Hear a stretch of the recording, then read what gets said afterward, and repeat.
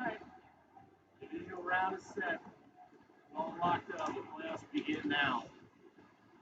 We were due for a stinker. Yeah, that one was pretty much a turd fest last night down in Pittsburgh. Aaron Rodgers played like it.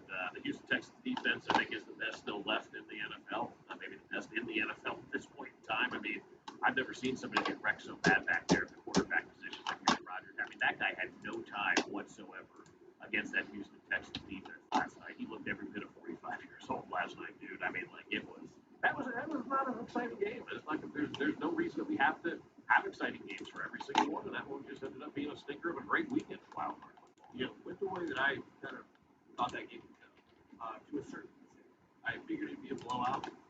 It was 30-6. Houston wins. 2 touchdowns helped that. That was a perfect matchup for Houston. That was an aged-out quarterback with a defensive line that is the best in the game. Bone ass men. I mean, at one point, Aaron Rodgers got sacked and nobody just fell down. He just dropped. Will Anderson got credit for the sack. The bigger picture is 2 things.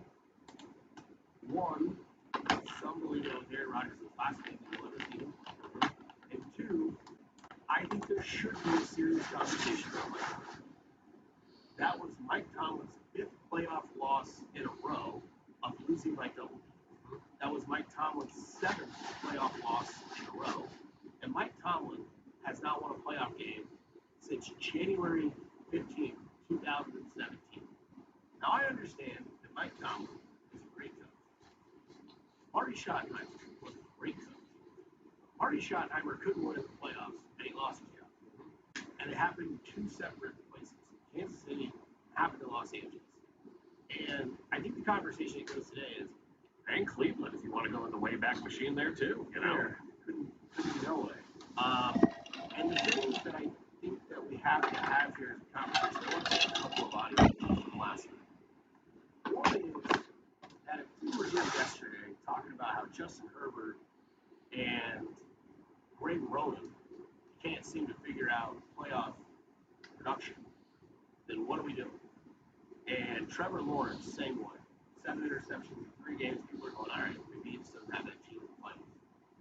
Like, why is Mike Tomlin not helping that standard? And I understand that he's had multiple in a row of winning seasons. But 5 consecutive double-digit losses in the playoffs has to have some sort of standing. Not winning a playoff game since January 15, 2017. Like, Mahomes' rookie season is the last time they won a playoff. Like, where does that stand? Yeah, No matter who you are. Yeah, it's tough. I mean, it really is. It's hard to look at that and say, boy, he deserves, you know, to continue to move through, to continue to get these great opportunities. And I always go back to it. Just the coaching pool isn't that great, but that's also no reason to not make a change, right? Like, if you feel that the time has come to move on in Pittsburgh, then you move on. I really honestly think that if it's time to move on in Pittsburgh, it's going to be Mike Tomlin's call. I just don't believe that they're going to fire him. Mike Tomlin out. There's rumors out there. Florio was talking about it, and of course, he stirred the pot a little bit. But he said, you know, he believes Mike Tomlin has a TV offer in his back pocket if they decide to, you know, take it at the end of the season when it's all said and done. And, you know, I started to think a little differently. You know, with Matt Ryan moving down to Atlanta and that seat coming open on the CBS network, I mean, Mike Tomlin would be great on television. But I also think Mike Tomlin is great for the NFL. That is true. You know, potentially do that. And so I just think right now, maybe you move him in and replace Tony Romo with Mike Tomlin. I mean, you know, a lot of people are talking about Tony Romo, you know, being bad these days. I mean, Mike Tomlin and Jim Nantz, that would be one hell of a conversation. But, you know, I think also, too, what you have to take into account when it comes to Mike Tomlin is that the quarterback situation just hasn't been in existence since, Ben Roethlisberger left. And I can't remember anymore now what Ben Roethlisberger's last game was. What was that, like 2020, 2021? Probably. What? It was that wild card game, yeah. Yeah, so was that 21, somewhere in that range, right around the COVID era, you know? So I think it's been quite some time since he's had a quarterback there, in Pittsburgh. And I mean, Mason Rudolph finished the game last night. Aaron Rodgers, a shell of himself, whoever the hell it was last year, Fields, and Russell Wilson and stuff like that. And even years prior to that, like they never solved that quarterback situation. And I think we all know how important it is to have a quarterback. And quarterback, they still win 9, 10, 11 games every single year. And then they get to the postseason and they're just not good enough from a talent standpoint to go out there and compete. And so if I'm the Pittsburgh Steelers right now and I'm thinking to myself, what changes need to be made? Obviously, we need a quarterback, but I don't know. Is the general manager the right guy? Like, is it Omar Khan? Is he still the general manager in Pittsburgh? I don't even know, but it seems like we all want to go right to the coach because everybody knows who Mike Tomlin is. He's been there for so long. How about taking an inventory of that roster and realizing that maybe Mike Tomlin is overachieving with a lot of these guys that the Pittsburgh Steelers are giving him in which to work? And it really does start with the quarterback position. I mean, if you're looking at the quarterbacks from, this postseason, how high up on the list was Aaron Rodgers at this time, right, at 40-some years old? And so I tend to take a step back and go, is Mike Tomlin given a real opportunity to even have success, or is he taking a lot of subpar quarterbacks and turning them into guys and teams that are winning 10, 11 games a year? Maybe he's working magic with the roster he's given. I can understand a certain amount of support for Tomlin where it's like, hey, it's the playoffs. As long as we can win our division or get in the playoffs, it's anybody's dance when it gets to that point. Mm-hmm. It's not been his dance at all. No. Like 5 double-digit losses. You're getting blown out every time you make the playoffs. The quarterback situation, I would assume with Mike Tomlin's tenure there, he has say over it all. He wanted Aaron Rodgers. Well, yeah, because he had nothing beforehand, right? Yeah. And I would assume that Russell Wilson going to Pittsburgh, he had to have some say in that. Just like with the offensive coordinator, I know it's not Mahomes' final call, but Mahomes has done enough in this league and shown enough in Kansas City that he does have some sort of say in who comes in to be a voice in that huddle with him and Andy Reid when they call the plays. I totally believe that. So I think there should be some accountability on Mike Tomlin for that. Yeah, you can talk about the draft. I mean, they missed on Mason Rudolph. That was who was supposed to come and replace Ben Roethlisberger. What about Kenny Pickett, too, right? Didn't they draft him and miss on him, right? He was drafted by Pittsburgh, right? Then traded to Philadelphia, right? Correct. That's right. Yeah. And I, again, like, I understand, but maybe that's just part of the system that's not working. And you could say, well, Dusty, it's working because they're making the playoffs. I mean, they won the AFC North this year by default. Mm-hmm. Joe Burrow didn't play. Lamar Jackson didn't play. Cleveland is Cleveland. And Pittsburgh got in with a 10-7 record and then just got absolutely boat raced by Houston last night. And this was Aaron Rodgers kind of on the whole situation with today's NFL. I mean, this league has changed a lot in my 21 years. When you hear a conversation about the Mike Tomlins of the world, Matt LaFleur's of the world. Those are just two that kind of I played for. And when I first got in the league, there wouldn't be conversation about whether those guys were on the hot seat. But the way that the league is covered now and the way that there's snap decisions and the validity given to the Twitter experts and all the experts on TV now who make it seem like they know what the hell they're talking about. To me, that's an absolute joke. And for either of those two guys to be on the hot seat is really apropos of where we're at as a society and a league, because obviously Matt's done a lot of great things in Green Bay, and we had a lot of success. Mike T has had more success than damn near anybody in the league. For the last 19, 20 years. And more than that, though, when you have the right guy and the culture is right, you don't think about making a change. But there's a lot of pressure that comes from the outside, and obviously that sways decisions from time to time, but it's not how I would do things and not how the league used to be.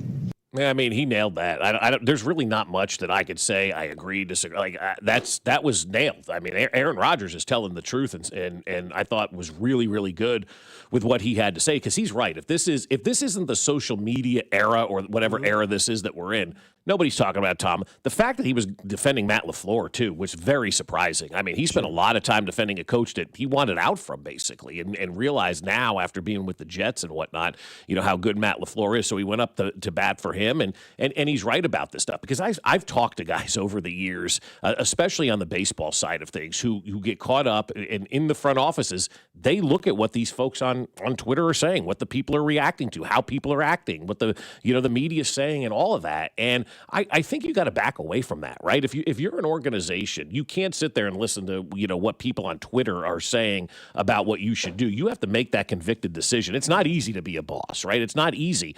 And if you're the owner of the Steelers and you truly believe that Mike Tomlin is the best guy for your organization, then you stay wedded to that, and you stand up to that, and you show everybody why you believe Mike Tomlin is the best coach for your organization. And then you go out and you get them some help. Yeah, they have swung and missed on the quarterback type of stuff big time. But, I mean, when you don't draft your own quarterback, guys, it's really hard. Look at all these teams that are still left in the playoffs. Buffalo has Josh Allen, right?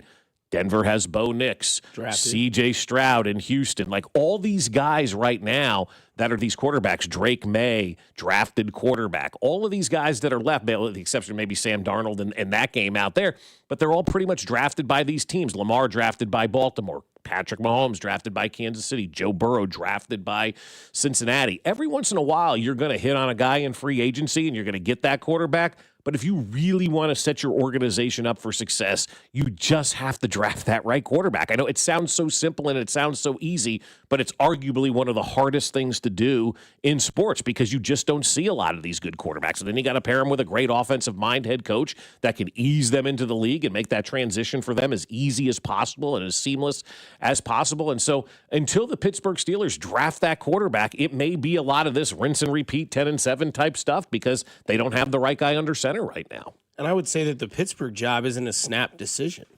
No. I would give some sort of credit to that with Green Bay, because I think LaFleur is still their guy, and he's the one we found out he's not on the hot seat, so it lets me know that Aaron Rodgers is reading the outside sources and listening to those people. But Tomlin's not a snap decision. That is not a playoff win since 2017. Like, that's been almost 10 years. Mm-hmm. Like, it's like the same thing with Harbaugh. They're like, oh, snap decisions. Like, no, he was there for 18 years. Yeah. And it won 4 playoff games. Says he won a Super Bowl. Like, you have to produce when it matters. If these athletes have to produce, so do you. Mm-hmm. And that's just, and I don't know, that's just the way I look at it. I think that sometimes you get stuck in purgatory and it's not where you need to be. And if that's how Pittsburgh wants to do it, and they just want to have a chance to be in the playoffs, and that's fine. If they want to listen to Aaron Rodgers talk the way he does, like this. I kind of want something other to eat. Mm-hmm. You got any biscuits for sale in there? What you got in there is good to eat. Fried potatoes? How much you want for them? I reckon I'll have me some of the bacon. So maybe that's, him sticking up for his guys, because him and Tomlin had a really great relationship. Mm-hmm. But again, like, 5 consecutive playoff games of getting beat by double digits, not have won in a game in a playoff in 7 years, can be a cool guy, but sometimes you got to get out of that and you got to go figure something out, because to your point, Sam Darnold, not drafted. He's worked in 2 different places. Mm-hmm. Matthew Stafford, not drafted by the Rams. He's worked in 2 different places. Like, they've changed the system and went and got a guy that they can actually use. Mm-hmm. And it hasn't been that guy for the for the Steelers in the last 9 years. Yeah, and really, who are the quarterbacks that have been available that they could have gotten to? I always go back to that. Now, in the draft, that's a different story, but like a free agent-wise type thing, guys just don't reach the free agent market normally that are any good. The Sam Darnold one is an anomaly in all of this, right? Like Sam Darnold was bad as a quarterback in the NFL. A lot of times those guys never recover to be something good. I think Sam Darnold is more of an anomaly than anything. And so, I think what the Pittsburgh Steelers are doing, most organizations, you ask Cleveland, you ask Cincinnati, you ask anybody for that matter who doesn't win, Arizona,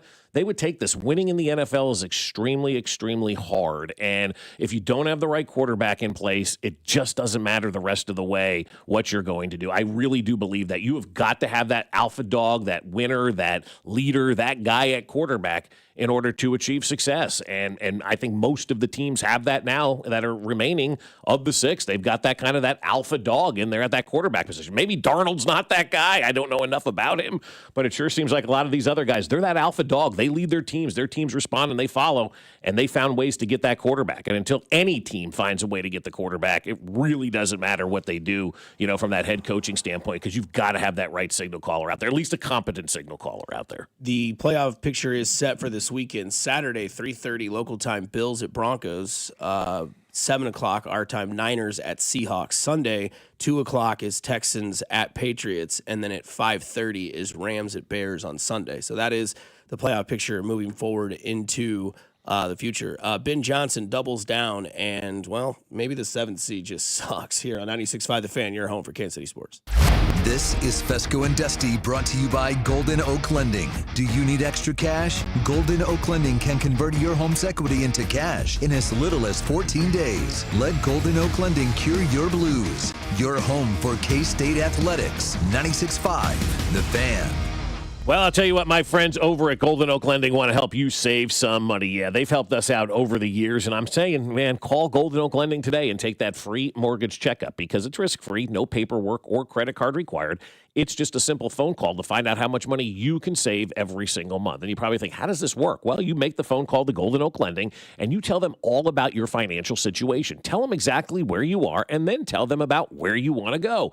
Golden Oak Lending will get to work to try to find a mortgage that's better than the one that you're in right now. And while they have rates that are lowered to 4.50%, sometimes, hey, you're in a good spot. Golden Oak will let you know that as well. They're never going to put you in a mortgage that isn't better than the one that you currently have. And the average cash out customer with Golden Oak Lending saves over $1,100 per month. So you need to refinance now. And when you do, you'll skip 2 months of your mortgage payment, and you won't have to make a mortgage payment until the NCAA tournament's here. So call and take that free mortgage checkup today. It's risk-free. There's no paperwork or credit card required. Just a phone call. 913-890-GOLD. That's 913-890-GOLD, and let Golden Oak Lending cure your blues. Guys and ladies, get real about your health this new year with Synergen X and Low T Center.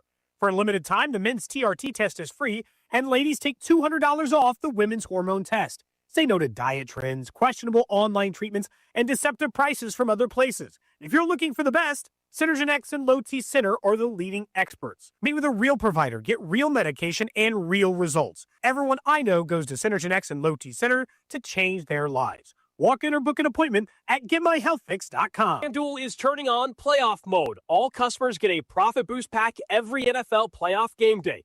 Each game day during the divisional round, you'll find a pack loaded with multiple profit boosts waiting for you in the app. More boosts means more ways to level up your playoff bets. You pick the matchups you believe in, take your shot on an upset, or build out a parlay that fits the moment. The Bills are underdogs on the road in Denver. The 49ers are massive 7-point dogs at Seattle. Then you can apply your profit boost and go after even bigger payouts while the playoffs keep rolling. So visit FanDuel.com/local and grab your profit boost pack every NFL playoff game day. That's FanDuel.com/local. FanDuel Sportsbook's the official sportsbook of 96.5 The Fan. 21 and present in Missouri. Opt-in required. Bonus issued as non-withdrawable profit boost tokens. Restrictions apply, including any token expiration and max wager amount. See terms at sportsbook.fanduel.com. Gambling problem? Call 1-800-GAMBLER. I can't believe how spotless my floors look after using the Swiffer Power Mop. No more dragging around a heavy mop and messy bucket. Now I get the same deep clean without all the work. Thanks to the powerful solution and scrubbing pad of the Swiffer Power Mop, dirt and grime don't stand a chance, and I don't break a sweat. Mic drop. Mop drop. Swiffer Power Mop. Swiffer Power Mop. A smarter way to mop. Try it or your money back. Well, good morning, kiddo. I love that you're home from college. I've missed you. Still taking your Nature-Made vitamins? Every day. A multivitamin and a probiotic.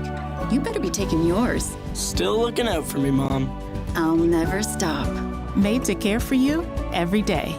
Nature-Made, the #1 pharmacist-recommended vitamin and supplement brand.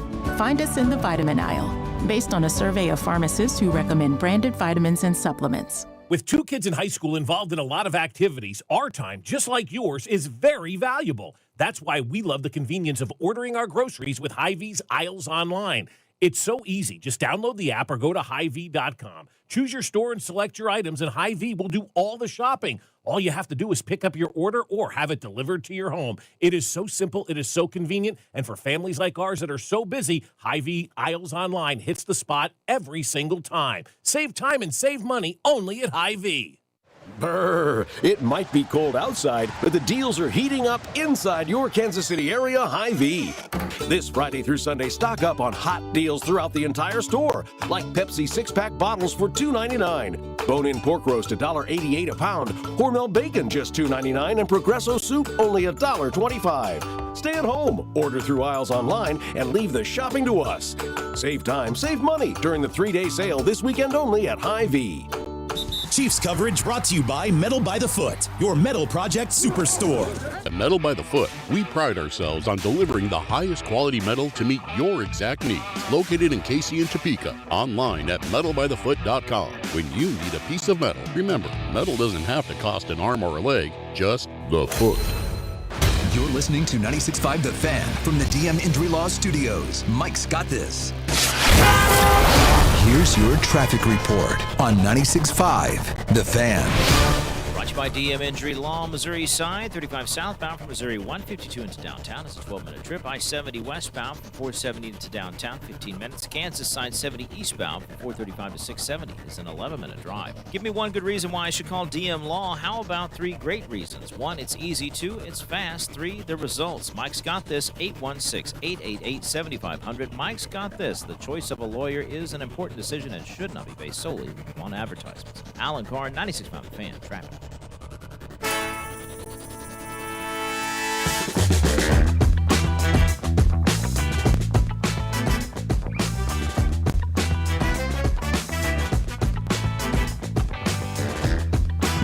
Rolling along on a Tuesday here on 96.5 The Fan. Nathan, Bob, and myself, Dusty Likens, with you today. Final game of the wild card weekend ended last night, 30-6 is the final score of that game with the Packers, with the Steelers losing to Houston. Houston now will play New England. That game should be pretty good. That'll be a fun one. Yeah, I think so. Great defense going up against Drake May. We'll see what that kid's really about, right? I mean, if you're looking at the games of the weekend, the NFC games don't do a whole lot for me, but damn, the AFC games look really enticing. Denver, Seattle, San Fran doesn't do it for you? Nope, not at all. No interest in that game. Never have been interested in the NFC West at all. It's just my thing, right? Don't care. Those teams have always been like just teams for me. So play the Chiefs twice in the Super Bowl, the NFC West. I know. It doesn't do anything for me. Don't care. The NFC West is like that useless division that just, they're there. That's right. They do just nothing for me, right? Not trying to pull one on you, but did you see all the records in the NFC West this year? Oh, yeah. It's the best division in football. Yeah, it doesn't matter. It will always be one of those divisions where none of the teams are that appealing, right? Like best player in football plays there. San Francisco, to me, has just always kind of been there. That's fine. The Cardinals stink. The Rams, I'll never like the Rams. And Seattle is, they're way out. That's just not my division. You can say all you want about it. I don't care for that division. It's just not interesting to me in any stretch of the matter. So I think the AFC games are great, though, this weekend. I love Denver and Buffalo. I think it's great. It's a great time for Josh Allen to say, hey, I own the AFC, and let's see what he can do. And it's a great time for Bo Nix to say, no, you don't. I'm a really good quarterback. I know people are doubting me. So I think that's a really fun matchup. And then New England going against this Houston defense. My goodness, guys. I think it's going to be outstanding. I'm looking forward to that and really seeing what Drake May is all about, because I'm kind of on the MVP train for Drake May right now. But if he goes in there and doesn't play well against this defense, then a lot of the noise that the people were saying, like, oh, they haven't played any good teams and all this kind of stuff, maybe that rises up to the top a little bit. But I'm really excited about watching those two AFC games. And then the late game, obviously, the Bears and Rams should be a pretty good game, as well, just to kind of see that atmosphere in Chicago. But, man, I love the AFC games this week. They're fantastic. Yeah, I find them both equally entertaining. I don't know which one I think is going to be more entertaining, because you have the rivalry with San Fran and Seattle, and then you had Dwan Jennings' press conference where he did the Bart Scott, can't wait, right? And they just played this game not too long ago. Seattle was victorious. Didn't they play twice? Didn't they have a game, an off week, and a game, like one of those things like we saw at the end of the year with a lot of teams this year? And, yeah, I mean, and then, to say about Bo Nix, you could say the same thing about Sam Darnold because everyone kept throwing like, can Sam Darnold win a game that matters? Can Sam Darnold win? Last year it fizzled out for Minnesota, and then this year he gets the 1 seed, and now he'll get to host San Francisco, who goes in beat up and doubted, and it's like, can Christian McCaffrey carry this team to the NFC Championship game? And then can they get some help on the way with Fred Warner? What's Brock Purdy's legacy look like? And he continue to be a playoff quarterback? For some say in the playoffs he's better than Herbert and Trevor Lawrence and these guys that can't do it. Obviously the Caleb Williams versus Matthew Stafford, right? Can Caleb Williams show that, it was more than just the Packers, right? Because we always give the Bills the non-benefit of the doubt. You beat the Chiefs in the regular season, that's your Super Bowl. Right. Was that Chicago Super Bowl? Can they move on? Because Ben Johnson, of course, obviously a lot of people said that it was unprofessional the way that he was in the locker room. I want to say something real fast on that, right? So we're saying Ben Johnson's unprofessional, yet the woman who said something nice to Liam Cohen is unprofessional as well. Yeah, it's, what do you say, 6 in one hand, half a dozen in the other, right? It just depends on which side of the atmosphere you want to be on. It's bizarre to me. So you wonder why coaches normally take the, tough week, got to get him next week, go look at the film. You wonder why they're so buttoned up. Right. You know what I mean? Yeah, they're polished by their PR because of stuff like this. That, right. Again, and I think it's fine because Ben Johnson doubled down in his press conference yesterday and said, no, they're the rival. They're the Packers, and there needs to be that hatred of rival in sports. And he couldn't be more accurate because I talked about it yesterday, and we'll talk about it more as the week goes on. There's a lot of people, I believe, in Kansas City that have no interest, unlike you, in Buffalo and Denver because they're like a diehard Chiefs fan. They don't want to see either team win. They don't want to see any team play football. They're just like, I hate those teams. That's awesome. And now I don't think it's awesome that you're not watching. I think that you're lying by saying you're not watching because you'll either be at somebody's house or you'll be scrolling through your TV and be like, I don't really know if I want to watch this college basketball game. What am I doing? Put this game on. Oh, Denver's losing 14-0. Nice. Sweet. Oh, but it's Buffalo. But again, that's where that roots from, right? Like that's why. Who is Kansas City rooting for in this game? I'm rooting for Buffalo. I am never, ever, ever, ever, ever in my life rooting for Denver one iota of anything. Yeah, I'm rooting for Buffalo as well. And I wasn't rooting for them against Jacksonville, but I am rooting for them against Denver, right? I wanted to see Jacksonville. I wanted to see Buffalo get knocked out. Of course we did. It's Josh Allen, and right? I'm not rooting for Buffalo because I like Buffalo. I'm rooting for Buffalo because I don't like Denver that much. Right. And I want so badly...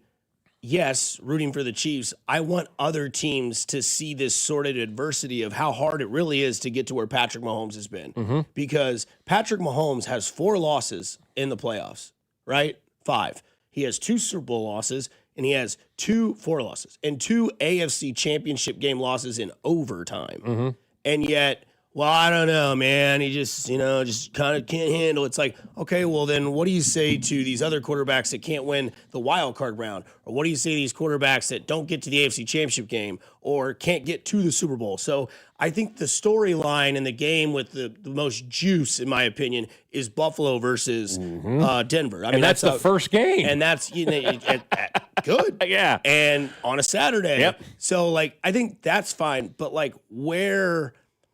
rivalries in sports are great, and I always give, Parkins a lot of credit for this because he coined this saying that we should have more hate in sports and more love in the world. No doubt about it, because that's where fun goes, right? Like you watch live streams of people that watch games, and there's a guy that's in there that's a Philly fan, and there's a guy that's in there that's a San Fran fan, and you, for some reason, start losing interest in the game itself and start making interest in the way these guys are blank talking each other, right? Like, there's no better rivalry back in the mid-'90s than KU and Missouri. Yeah. And how fun was it to be in a room with a Missouri fan if you're a KU fan or vice versa. That was you're awesome. a Mizzou fan, they're a KU fan. And you just get to go back and forth, and the game becomes bigger than the game itself.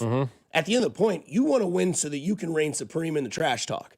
And if you're going to take an organization and try to make them one of the best versions of themselves in the history of this organization, the Chicago Bears, you've got to find the things that are easy sells, right? If you're a salesman and you go to somebody and you're trying to sell a radio show and you're like, you know what? These guys have been number 1 for 7 straight books. And you're like, well, what does that mean? It means that no matter what in that time slot, they are number 1, which means people are listening. That's an immediate sell and a sales pitch. Like going, okay, people are listening. It means they're going to hear my ads, right? There you go. If you're Ben Johnson and you want to get the belief of the locker room and build this organization with the Bears, it starts with where it starts. F the Packers, dude. Let them know that you're all in.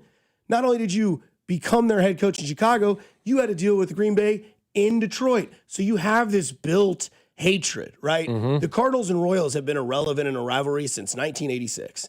But you know what? My buddy who lives in St. Louis, for some reason, always knows where to find me before the first pitch of the Royals and Cardinals series. Why? Because that hatred is there. I'd give the guy the shirt off my back. But when the Royals and Cardinals play, I want to knock his teeth out. Because we know how to push those buttons. And when you can push those buttons successfully within your franchise, like Ben Johnson has done with this Bears team, that gives you reason to believe the head of the guard and to say, okay, this guy is who we're going to follow. This guy's like us. They're young kids. There's vets. There's all these. But Bears players have one thing in common. They don't like the Packers. And if your coach bleeds that believes in you and it believes in the coach. And I think it's okay to have that hatred in sports because it creates it. And if you don't like it, you're soft. And that's the way it is. Like, yeah, I understand that at the end of the show, we say, hey, go do nice things. That's in the real world. But in the sports world, I don't want to see Denver. I want to see Josh Allen throw 9 touchdowns for 550 yards against Denver and beat them 56-0.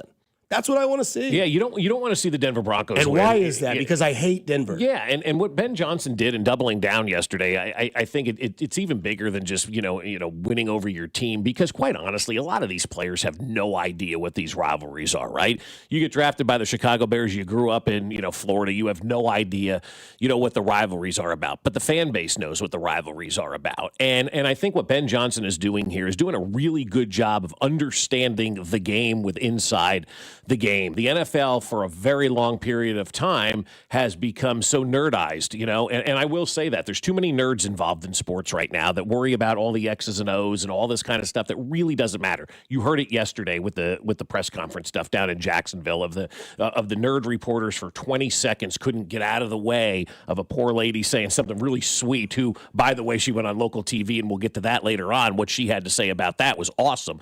But you also have to understand the game within the game. And part of the game is showmanship, man. This isn't, have football team will come sell tickets. You've got to win, and you've got to be very entertaining as well. There is that aspect of the game. It's an entertainment industry. And Ben Johnson right there, when he's talking about the Green Bay Packers and how much he hates them, he resonates with his entire fan base. He's got that entire city now eating out of his hand. And you know what he did? He bought himself ears. He really did. Like, if they take a step back next year or whatever it is, nobody can be calling for his head because that guy's now one of us. He hates the effing Packers like we do. The other cool thing that came out of this whole story yesterday with him is that, over the offseason, the owner died of the Bears, right? Mm-hmm. Virginia McCaskey passed away, a little old lady, right? 100 and some years old, or maybe not even quite that age yet.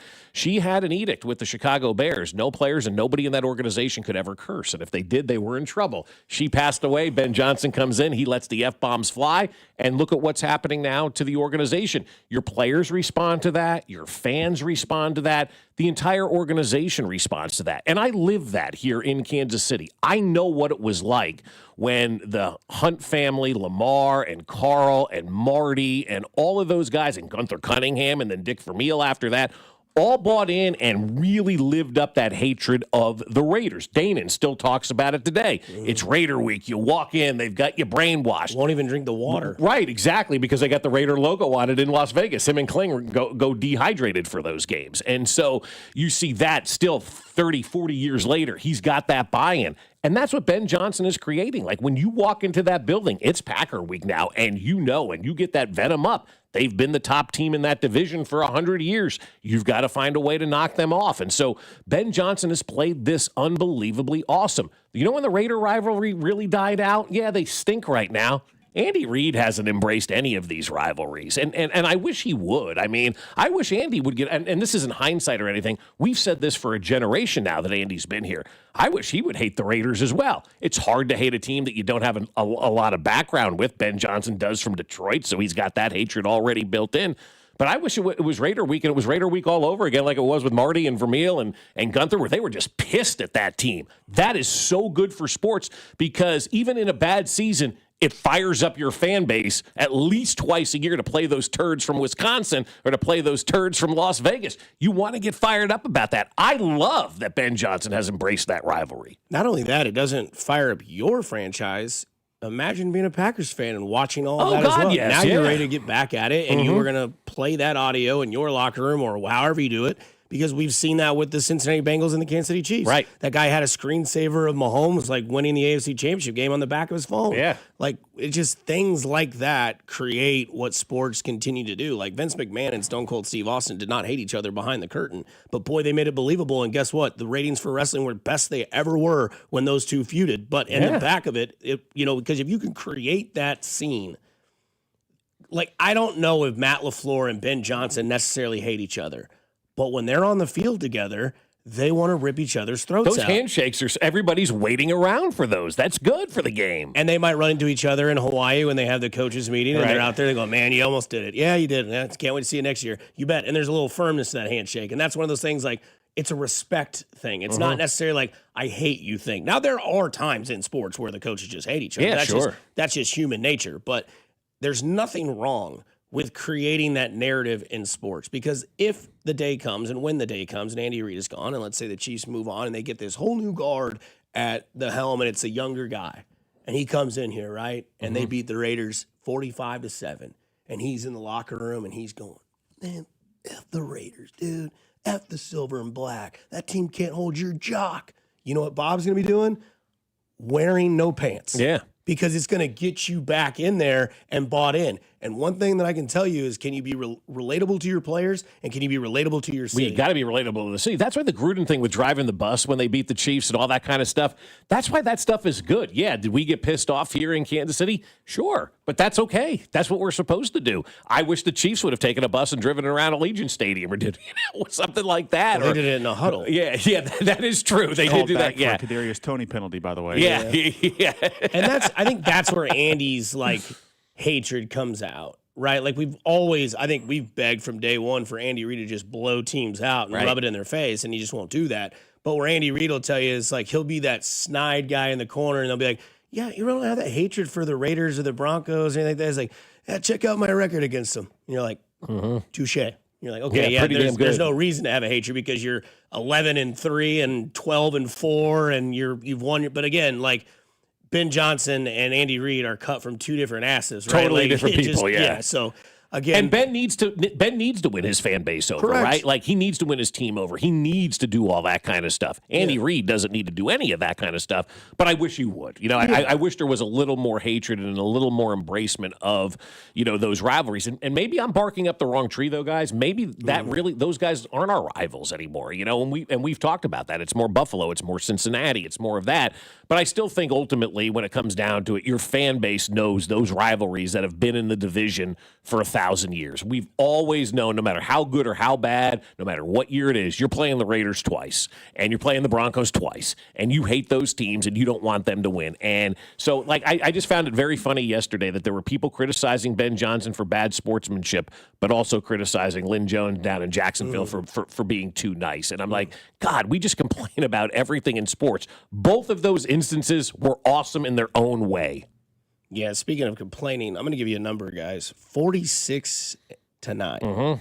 That was a combined score of the 7 versus 2 seed. Or I'm sorry, that was just that was not the combined score of the 7-2 seed because the Bears played the Packers were the 2 seed. But I'm looking at these games, looking at the AFC side of things when it comes to the New England Patriots beat the Chargers 16-3, and then obviously the Packers lose to the Bears 31-7. Some bad calculation. I was looking at the New England and or the Texans Steelers game. Yeah. But this comes from Andrew Siciliano. This is the 6th year, the 14-team field at the NFL playoffs. The 7th How many seed, years? Sixth year. That's right. The 7th seed is now 1-10 on Wild Card Weekend. Yeah. That's kind of the way it goes, I guess, when you expand the bracket, right? Like, how many times has a 16 seed beat a 1 seed? I think we've seen it once, right? That's kind of the thing, because like you're just it's one, tough to win on the road. 2, the 2 seeds could be Kansas City in the past. They could be the Buffalo Bills in the past. They could be these teams that basically are a 1 game away from being a 1 seed. It's just never going to be a record that's going to be caught up to. And the 7th seed is just always going to be seen as like the ass team. Now, Green Bay, the Bears, that was good because rivalry, and the way the NFC West was stacked when the seedings came out. But in the AFC, it seems to be this way all the time with the 7 seed. Yeah, but you know what? Also, too, people are like, "Oh, we didn't need to expand the playoffs because the 7 seed doesn't win." No, I mean, other than last night's game, every game has been pretty decent, in the postseason this year. And so I look at it and say, did we need to expand the postseason from a competitive standpoint? Maybe. From a money standpoint, definitely. From a TV inventory standpoint, there's no question because you've added 2 wild card games that we haven't had in the past. But I think everybody wins in this situation, right? You get an extra game, the NFL gets the extra inventory, and then the best teams still move on, Dusty. And that's what we want. We talk about the NCAA tournament a lot, right? Mm-hmm. And we love, the upsets are all good. And then the second weekend comes, and you have like VCU versus Old Dominion, and you're like, where the hell did UCLA and Duke go, right? Oh, you were excited. They got knocked out last week. So the NFL is giving us the opportunity to have more playoff games, but they're also giving us the opportunity to still, and I don't even know who that 1-7 seed was that ended up advancing, but you still give them the opportunity to have playoff games that are extra for the fans, and also the best team still is moving on 99% of the time. Somebody asked in the thread that was in, what's the result of the 2 seed in the following round? I don't know if this is an accurate thing, but it says, more importantly, what is the 2 seeds record in the next round since the change? Yeah. That bye week was super valuable for, but curious as to the exact results. Someone did respond and say 5-4. So almost 500 in the next round when the 2 seed goes on to play either whatever seed is the next lowest, because obviously if you're the 6 seed, you play the 1. Right. But no, I mean, this is what we wanted. We wanted more teams in. We wanted a shot, but it's not giving us the result that we thought we'd want, because sometimes the writing's on the wall. It's like, hey, you want more playoff football teams? Okay, you'll get it, but you might be disappointed with the result. But hey, you're getting, it's like, which one do you want? Do you want a week off of football with 2 teams, or do you want everybody to kind of have a shot with that 7 seed to get in? I thought I was going to hate this setup of the playoffs because 7's such a weird number, right? But I actually like it. I like the way that they kept the regular season intact to make every game meaningful in the regular season, to get that number 1 seed and to get that bye. And the games, for the most part, have been pretty good in the playoffs. And so I kind of like where the NFL is right now. They did need to expand. Everybody else has got 8 teams from each conference in there. So it was time to expand. And yes, they will expand to 8 teams eventually in the AFC and the NFC. But I like where the NFL is right now with the playoffs. It's not like when you watch the NBA or even Major League Baseball or the hockey, because of the series, there's so many games. In the NFL, there's so few games. Having an extra 2 games on a Saturday and a Sunday in the first weekend is a great thing for all of us, I think. The 7 seed that you're looking for that beat the 2 seed, the Green Bay Packers beat the Dallas Cowboys 48-32 in a wild card game in the 2024 NFL season. Okay. That was the Jordan Love game, Yeah. right?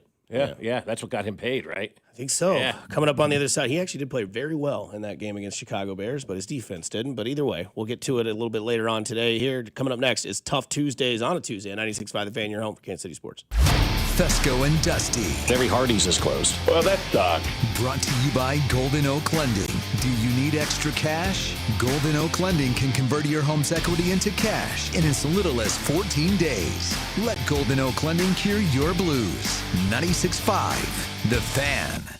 Hi, this is Toby Tobin along with Jason Goodenkoff from Lewisburg Ford in Lewisburg, Kansas. Hi, Jason. Hello, Toby. Let's talk about the buying experience at Lewisburg Ford. It's the best anywhere. Just ask all our customers, Toby. It is hands down the best experience you can have buying a new car. We have the no-hassle Toby Tobin price that we've had for over 45 years now. Nobody else can say that. We've been saving Kansas City thousands and thousands of dollars for a lot of years. I have been buying Ford cars and trucks from Lewisburg Ford for over 30 years, and I know personally this is the best place to buy a Ford car or truck.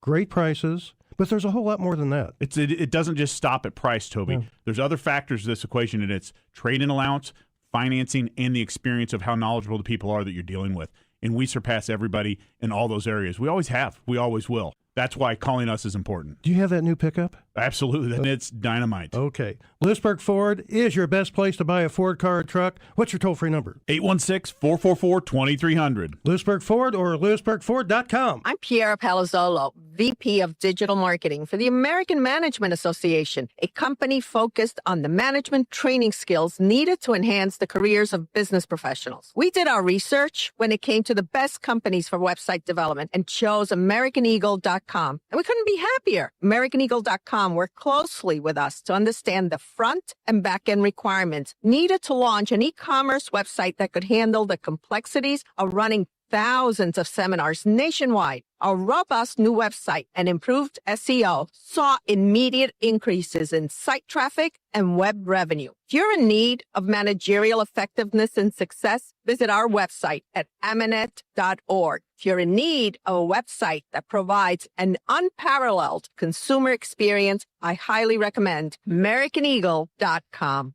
Transform your business today.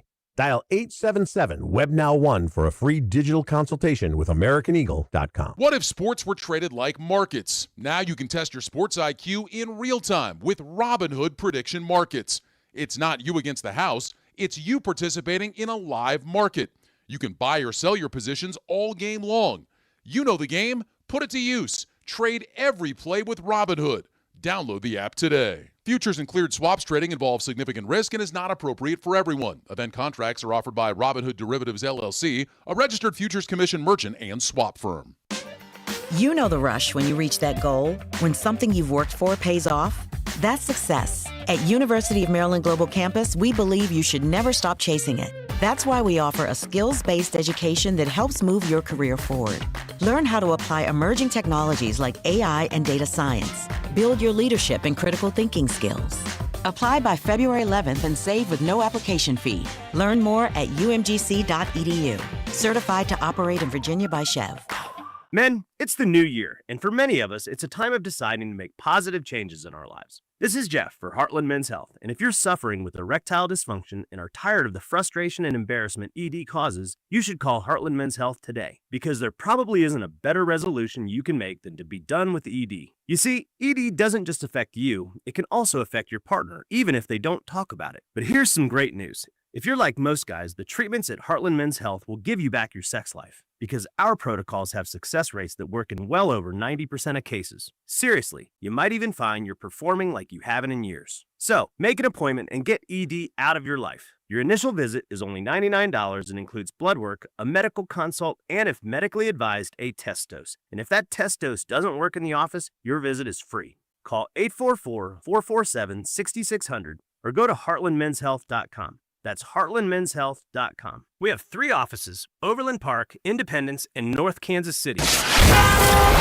Here's your traffic report on 96.5 The Fan. Brought to you by DM Injury Law, Missouri sign in Belton, 49 northbound, getting heavy at Missouri 58, 71 northbound, so rolling from 87th to Gregory Lee Summit, US 50 westbound sluggish from 3rd to 470. Give me one good reason why I should call DM Law. How about 3 great reasons? 1, it's easy. 2, it's fast. 3, the results. Mike's got this. 816-888-7500. Mike's got this. The choice of a lawyer is an important decision and should not be based solely upon advertisements. Alan Carr, 96.5 The Fan, traffic.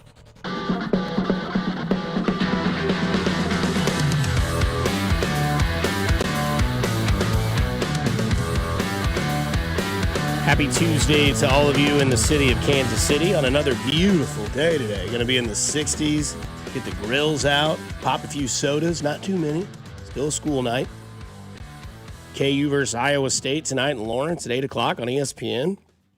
No Fran Fraschilla doing the game. Thank God. Is that a new thing this year, or is that just tonight thing? I just saw it was tonight. I just saw they were saying that Jay Billis and Dan Schulman were on the call, which is obviously a huge game in Lawrence and one that, KU probably needs to find a way to win. We'll talk more about that. Dusty had a great topic about, what that game means and everything moving forward, for the University of Kansas. But that is a huge game tonight. I think Bill Self's like 12-2 in Allen Fieldhouse against teams ranked in the top 5. So it's been an incredible run, over there and whatnot. But, Iowa State's the number 2 team in the nation right now. Kansas out of the top 25. My brother-in-law texted me yesterday. He goes, Kansas out of the top 25? I'm like, I feel like that's more common now than it has been in the past 25, 40 years or so up there in Lawrence. I think the game has changed so much. And so I feel like they were out of the top 25 last year, maybe. I don't know. At times. Yeah. Hadn't been easy for Bill the last few years. We'll dive into that a little bit later because I heard a little bit of it from Alex. He's down bad, man. The Chiefs didn't do well. It was his birthday yesterday. Did Cody say happy birthday to him? He better. He said, guys, it's Alex's birthday today. Yeah. And then, the Jayhawks, his alum, having a tough stretch. Well, this is something that, honestly, Dusty, dates back to 2008, and that's the deep tease that we'll give for that Bill Self conversation. Okay. But it is a tough Tuesday, so you guys have some names on the docket. You guys get a tough Tuesday candidate for somebody out there today? Well, I'm going to start with myself. I'm having a tough Tuesday. Oh, boy. Stub your toe this morning? No, worse. I blew a muscle yesterday lifting. I can't walk upstairs. How'd you get in here today? Very slow. I did not take the elevator. Probably should. I was doing lunges. So it's the and we hammy? had no, it's right here, right above my knee. Right there. Oh no! Oh yeah, it's brutal, and so it is a lot. I heard a pop. I'm not gonna lie, and I'm like, oh god. And then as soon as I sat down, could not get back up. So I'm sitting there on the bench like a, I don't even know what, like a turtle on its back trying to get up, and everybody's looking at you like you did some kind of exercise. I'm like, yeah. So I finally got up, and I'm like, oh, this is not good. Walked around the track, tried to run, that wasn't happening. But I will say, no, it's much better today than it was yesterday, but you called Anselmo and got some stuff. I went to Gemini, actually, the AI, and said I got this going on, and they diagnosed that thing and told me exactly what was wrong, and I'm like, yeah, they've nailed it. So I just got to rest it, basically, is what it is. And so I've that's my first old man injury, pulling a muscle in my quad doing lunges with 10-pound dumbbells, and I even went down on the weight because I'm like, I'm going to go down on the weight a little bit today. Boom. There it goes. So I'm having a tough Tuesday, but obviously Aaron Rodgers and Mike Tomlin are having a tough Tuesday as well in Pittsburgh. Is Aaron Rodgers going to retire, and is Mike Tomlin going to make that jump to TV? Because last night just wasn't a great night for either of those guys. This was Troy Aikman on Aaron Rodgers last night. Well, I think we are watching Aaron Rodgers this last game, and what we saw of Phillip Rivers this year when he came out and decided to come out of retirement and play for the Colts. Who knows what next year might bring? He might be willing to come in at some point if a team needs a quarterback. I doubt that will happen. I don't imagine he's going to say he wants to come back and sign with the Steelers again or with another team. So Aaron Rodgers' last pass he throws is to the opposing team for a touchdown. You love to see it. Nathan, you got a tough Tuesday? Did we think that Aaron Rodgers would leave without another dig at the media, though? I mean, he was right. I agree with him, as we talked about earlier. But we got one more out of him. Well, I don't know if that was necessarily a dig at the media as much as it was a dig at social media. I kind of want something other day. Well, he dug at social media and also the studio experts or something like that. But my Tough Tuesday is along the same lines. If you watch that Monday Night Football game and you like offense, this Tough Tuesday is for you. Yeah. So, Bob, I don't know if this double down, you hurt your knee. The offense was terrible last night. Yeah, it's just a really tough Tuesday for you. But the only, I think, 2 of the 3 touchdowns in this game were defensive by the Texans. And one was a ball that C.J. Stroud threw well behind Christian Kirk. That was a nice play by him. I mean, just a brutal game offensively. Texans, they run away with that one, but C.J. Stroud had a couple of terrible turnovers, an awful pick, a fumble that he should have got rid of the ball on sooner. I think this Texans defense is legit, but they have some things to figure out offensively if they want to win another game this week. Well, it's amazing, too, that you bring that up because the C.J. Stroud performance last night is left something to be desired. I mean, that thing was awful last night. And if he doesn't have a defense out there that's playing against a mannequin at quarterback, I mean, it's just – I mean, my God, there's no way Houston wins that game with the way that C.J. Stroud played last night. If he plays like that, even close to that level this weekend against New England, I don't know that his defense can bail him out at that point in time. That's the other thing, too, is the Tomlin thing last night. I mean, they gave you 3 turnovers. Yeah. And Houston started almost every drive from their own 20 to 25-yard line, and you just couldn't do any. I think they were 0 of 7 on third down conversion in the first start half. the game. It was awful. And every third down conversion was 8 or more yards. I mean, it was a brutal performance last night. Yeah, it was terrible. It was But again, brutal performance or great performance by Houston too, because I think sometimes on a defense. Yeah, that's what I'm saying from a defensive standpoint. Sometimes we get so caught up in this guy stunk and this team stunk. How about the 11 other guys that are paid to kick your ass? Because that defense by Houston, that was the first time in a while where I watched the game and went, oh my God, this is double men versus, boys. It was, they just had their way with that offensive line and that offense of the Pittsburgh Steelers. That defense was unfreaking believable last night. That's, as you go into the offseason, get me 5 defensive linemen that can get after the quarterback, Yeah, sure. You just got to pick, in the top 3 picks for 3 years straight. Yeah. Which they didn't do, but Will Anderson was a top 3 pick. CJ Right. Stroud, obviously a top 5 pick. I believe in Kansas City for fact of the matter. Yeah, 2 and 3. Mhm. 2 and 3 that year. Back to back. And then what? Anthony Richardson went like 4 or 5. What's he doing? We were with the Will Levis fall was the biggest story of that first That's round. right. Yeah, what a time. So they went Will Anderson and C.J. Stroud back-to-back picks. I don't remember number that. 1 went Bryce Young. Right. And then C.J. Stroud, Will Anderson. How did they get the top They two? traded. It was after the Stroud pick too, which is Oh, weird. that's right, that like they had Cleveland just turned the pick, pick right, in. I yeah. think it was Cleveland or Arizona or somebody like that. They traded was up the from like Deshaun. 11. It was the Deshaun trade. Yeah, it had to have been the Deshaun trade, wasn't it? And then they must have finished that year to get that. Oh, they vote. used the Cleveland pick to move up. Yeah, I see Yeah, what you're saying. yeah. Yes, that's right. And so, but it was like they just picked their franchise quarterback, and then immediately a trade's announced. They're up again. It's And like, they what took are they the doing? best defensive Will player out of Anderson. Alabama. Now look at him. I mean, Yeah. think about that. You got your quarterback for the next 30 years. You got your best defensive player for the next 30 years, all in 15 minutes in Kansas City. Like, if the Texans go on and form some sort of dynasty, that should be the title of it. 15 minutes in Kansas City, because those 2 picks have dramatically changed this organization. And you can see that, right? What 2 picks have dramatically changed our organization? Travis Kelce and Patrick Mahomes, right? I don't want to speak this into existence. Imagine a world, if you're a Houston fan, where they go through Kansas City to get to a Super Bowl at some point. That's Right. it becomes kind of poetic. They had Yeah. a chance last year with those guys, but they were probably too early.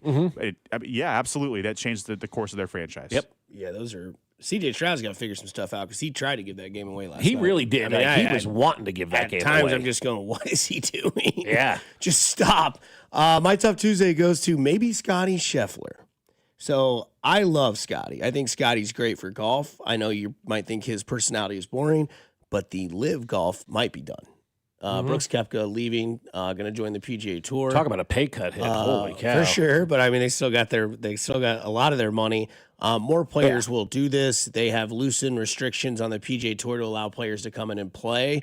And before it was just like if you had won that major, you can come play it. Obviously, like if you're the Masters, you always get to play the Masters. If you're, that's why we have to see Patrick Reed's.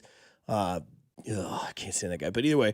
I think this could mean something for Scotty Scheffler on a Tuesday because now the playing field will be he has expanded. Tuesdays too? Well, good for Yeah, him. because I mean, this is where like a lot of people that are nerds like me in golf have said, yeah, Scotty Scheffler, what he's doing is fantastic. It's unmatched. It's the greatest few seasons in a row we've seen since Tiger was taking the tour by storm. And now Scotty Scheffler is starting to be that guy where it's like if the tournament's happening and he's got a 3-shot lead going to Sunday, it's probably over. If he's down by 2 or 3, you're going to see his name at the top, flirting for the winner at the end of this tournament. Now more players will start to come back and play on the PGA Tour. Talented players, I would think, will come back and play on the PGA Tour, and that could make things a little tougher for Scotty Scheffler to continue this dominance. Now, he could ball this up, throw it in my face, and say, it doesn't matter who plays, I'm in my zone, and nobody's touching me right now on the tour because I have the most accuracy when it comes to fairways. I have the best wedge game in the sport, and from the bunker inside, 15 feet, I can put it anywhere near the pin to give myself a manageable birdie putt often more times than not. But I am interested to see with the talent expanding to the PGA Tour coming back and live kind of dying out and these players finally figuring out that the PGA Tour is much more fun and the PGA maybe starting to listen to the people and make things a little bit less stupid.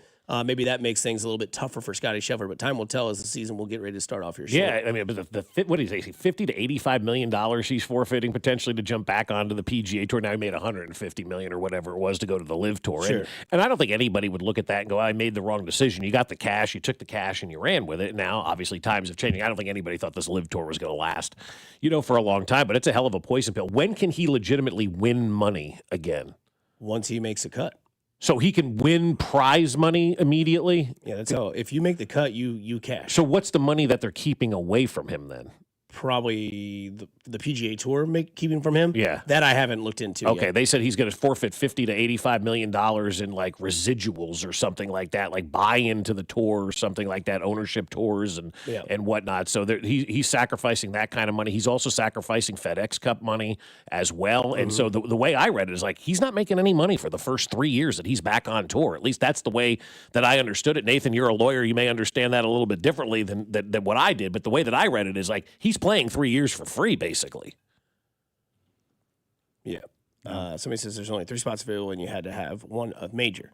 They really only want Koepka, Ron, and DeChambeau. That's 3 guys that could go in there and compete with Scotty Scheffler. I don't know. We'll see what happens. Somebody says, I saw he can't earn any bonus money from the FedEx Cup. Yeah, that too. And as well as, general fund money from the PGA. Yeah. I mean, the FedEx Cup is one thing. And then there's 3 years where he has to forfeit a bunch of other cash as well to go back onto the PGA Tour. It's really a lot of money that this guy is giving up to go back and play. But, I mean, it's still the right decision to do. Sometimes we see something and react in a way that we should probably just calm down. That was Colin Cowherd yesterday on The Herd. We'll play his audio next here on 96.5 The Fan, your home for Kansas City Sports. This is voice of the Wildcats, Wyatt Thompson, and you're listening to Fescoe and Dusty on your home for K-State Athletics, 96.5 The Fan. Brought to you by Golden Oak Lending. Do you need extra cash? Golden Oak Lending can convert your home's equity into cash in as little as 14 days. Let Golden Oak Lending cure your blues. Well, I'll tell you what, my friends over at Park & Go are ready for you. That's right. They are ready to help you get the best experience you ever had from airport parking. I got a message from a friend of mine last week who parked at Park & Go for the first time. He goes, I'll never park anywhere else again. This is unbelievable. The experience has been fantastic. I said, I told you for about the last 5-6 years how awesome the folks at Park & Go really are. You make your reservation easy at bookparkandgo.com or with their app, and then you prepay to save money. And that way it's all taken care of, and you're ready to go. Here's the other thing that's cool about Park & Go. Every spot is covered parking, so no matter what time of year you're traveling, your car is always covered in their covered parking spots. And the minute you get there, that van will meet you and take you right to the airport terminal. You're there in no time at all. And when you get back after a long trip, you just want to go home, the folks at Park & Go are waiting for you right outside the airport terminal. Grab your bags, jump on the bus, and it's right back to the trunk of your car. So do what we did and join their frequent parker program and earn points towards free parking. Reserve your spot today at bookparkandgo.com. The best deals in parking. Bookparkandgo.com. Park & Go, family owned and operated. Blue Creek Wagyu is here to prove there's never been a better time to follow through with your resolution to eat better. Heart-healthy, low-cholesterol, authentic American, full-blooded Wagyu steaks and beef will help you hit all your goals this year. Booth Creek has 2 convenient locations at 95th and Knoll and 135th and Metcalf, where they sample mouth-watering Wagyu every day, and their beef experts will lead you to the perfect cut. Crafted for exceptional beginnings. Join the Booth Creek Revolution at boothcreekwagyu.com.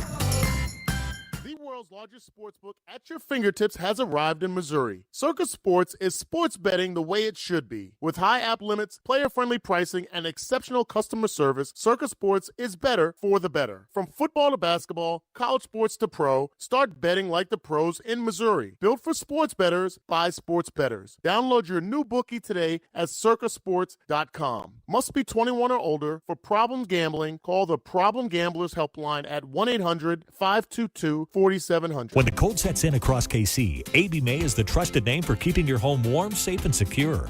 From furnace repairs to system replacements, we deliver reliable solutions and unmatched care and professionalism. Whether it's a sudden breakdown or routine maintenance, AB May is here to help. Trusted by generations of Kansas City homeowners, we're committed to doing things the right way every time. Call AB May at 913-732-9993 or visit us at abmay.com. Call your serviceman from AB May. You like saving money, right? We all do. That's why Allstate just lowered the price of car insurance. Not, but wait, there's a catch. Lower. Actually lower. So if you're shopping around or just want to see how much you could save, check Allstate first for a new lower auto rate that could save you hundreds. You're in good hands with Allstate. Not available in every state. Only applicable for new auto insurance business. Rates will vary by several factors, including how you purchase the policy. Potential savings vary. Allstate North American Insurance Company and Affiliates, Northbrook, Illinois. Welcome back to Winter Hack Radio, the place for clever hacks to survive the season. Icy driveway? Well, try spreading sand or birdseed to help with traction. Snowy puppy paws? Well, grab a whisk, brush it off, done. Catch COVID-19? Well, just get... Actually, there's no hack for COVID-19. But if you test positive, prescription medications for COVID exist. Ask your doctor if they're right for you. Visit PfizerForAll.com to learn more. Sponsored by Pfizer. Anthony Plumbing, Heating, Cooling, and Electric. Visit AnthonyPHC.com today. For 75 years, Kansas City families have trusted Anthony for comfort, safety, and dependable service. Thank you for trusting us with your house keys. Anthony, in your home for 75 years. Here's your traffic report on 96.5 The Fan. Missouri side 71 northbound, still rolling from 87th up to Gregory. Past that, a couple more slow spots up past 63rd. 29 southbound, still rolling from Parvin down towards the Bond Bridge. Alan Carr, 96.5 The Fan. Traffic. Be sure to follow us on Instagram at TheFan965 for behind-the-scenes videos like MVP Monday, Chiefs Take Tuesday, and Best Bets. This is your home for Kansas City sports. 96.5 The Fan, KFNZ, FM and AM, HD1 and HD2, Kansas City, an Odyssey sports station.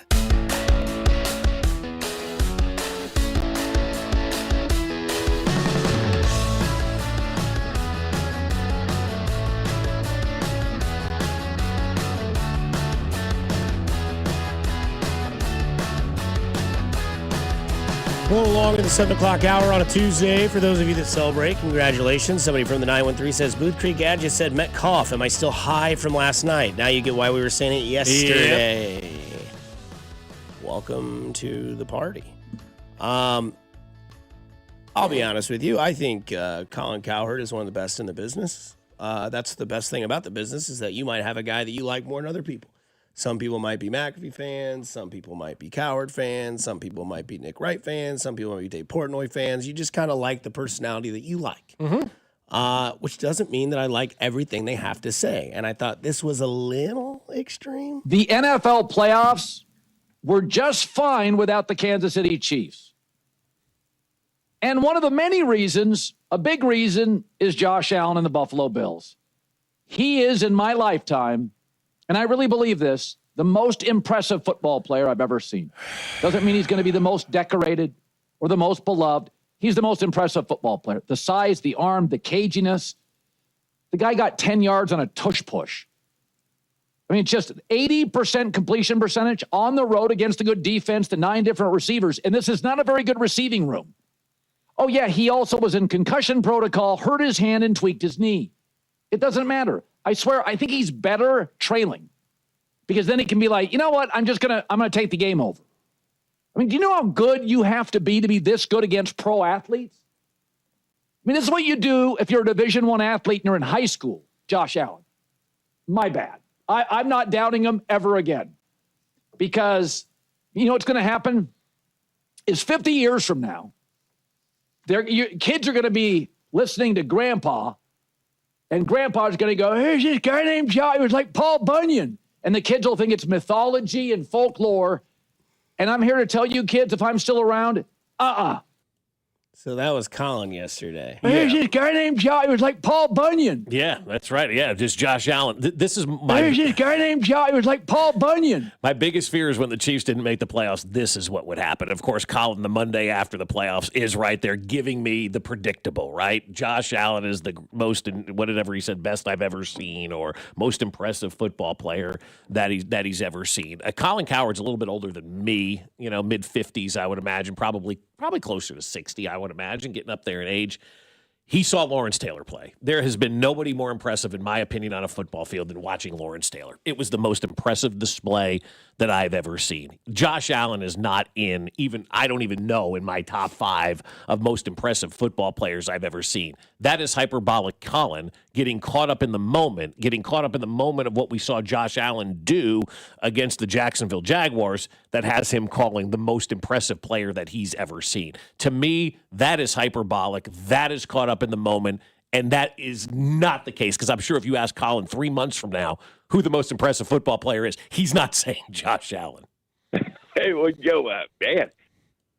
Because that sounds similar It's to... exactly what Colin sounds like. Yeah. There's this guy named Josh. It was like Paul Bunyan. Yeah. now we're comparing Josh Allen to Paul Bunyan, a man who is 0-4 against Patrick Mahomes in the postseason, who has not won an AFC championship game, not been to a Super Bowl yet, but by all means, let's call him the most impressive football player I've ever seen. And Colin has been watching football since probably the late 1970s, early 1980s, and we're here, and that's the statement he's making based on what Josh Allen has done. I disagree. I heard it in games over the weekend, and I can't remember which one it was. It may have even been Romo that said it. You don't see any other player in the NFL making plays like Josh Allen. And I'm like, Oh, my God. I'm so tired of the narrative, and I don't know why we have to anoint Josh Allen. He is a great football player, and if he doesn't get the rings, he will be remembered less than he should be. I'm with Colin on that. He's not better when he's trailing. First of all, he's got an 8-6 playoff record. I don't think that indicates that you're better when you're behind. You're about 50-50. You're about average. We did this last week with the quarterback wins. We build him up in case he loses. We give him all the preemptive excuses. Then when he wins, he's great. I don't all of a sudden think he's great because he beat Trevor Lawrence, a guy who blew a 27-0 playoff lead or was down 27-0 in the playoffs and then lost to Chad Henne the next week and then threw a pick on the first play, an awful throw, after Josh Allen scored with too much time. We're giving him credit for a tush push where the guard picked him up and carried him for 10 yards. That's really what we're doing. Yeah. I mean, Josh Allen's a great quarterback. He doesn't need all this stuff. So I think just like maybe his shortcomings have hurt him, I think this narrative hurts him too. We baby him. Why don't we just sit back and enjoy him? He is a great football player. He had a great game on Sunday. We have to do this greatest of all time, most special of all time thing. After Most beating impressive football player he's ever seen. After beating Jacksonville, really? Right. Okay. He is an impressive player. He's not the most impressive. I would say that Christian McCaffrey was more impressive in the first round of the playoffs this year than Josh Allen. Oh, yeah, he was. And Josh Allen was great. He was good. He had 3 total touchdowns. He threw 1 interception. He got sacked 1 time, didn't throw any interceptions, made that play on first down to like a 35-yard pass. Yeah. He was great. Are we calling Puka the greatest receiver talent of all time after his performance? Like, why do we do this with Josh Allen? Because. And I will say this, and this is because of Chiefs fatigue. Yeah. Because Mahomes ruins it. Just like Jordan ruined it for a lot of people in the NBA. Just like Tiger ruined it for a lot of people in the PGA Tour. There were a lot of great golfers when Tiger Woods was going through 97 to 2002. But it didn't matter because you couldn't win like Tiger won. But you're still considered good. And when Mahomes was in his run, there's a lot of good quarterbacks that he's beaten. Yeah. Burrow, Lamar, Josh Allen. Multiple times. All these guys. And it gets overshadowed because they don't get to, like Charles Barkley's career is always towered and shadowed by Michael Jordan. But there's no disagreement that Charles Barkley was a great basketball player.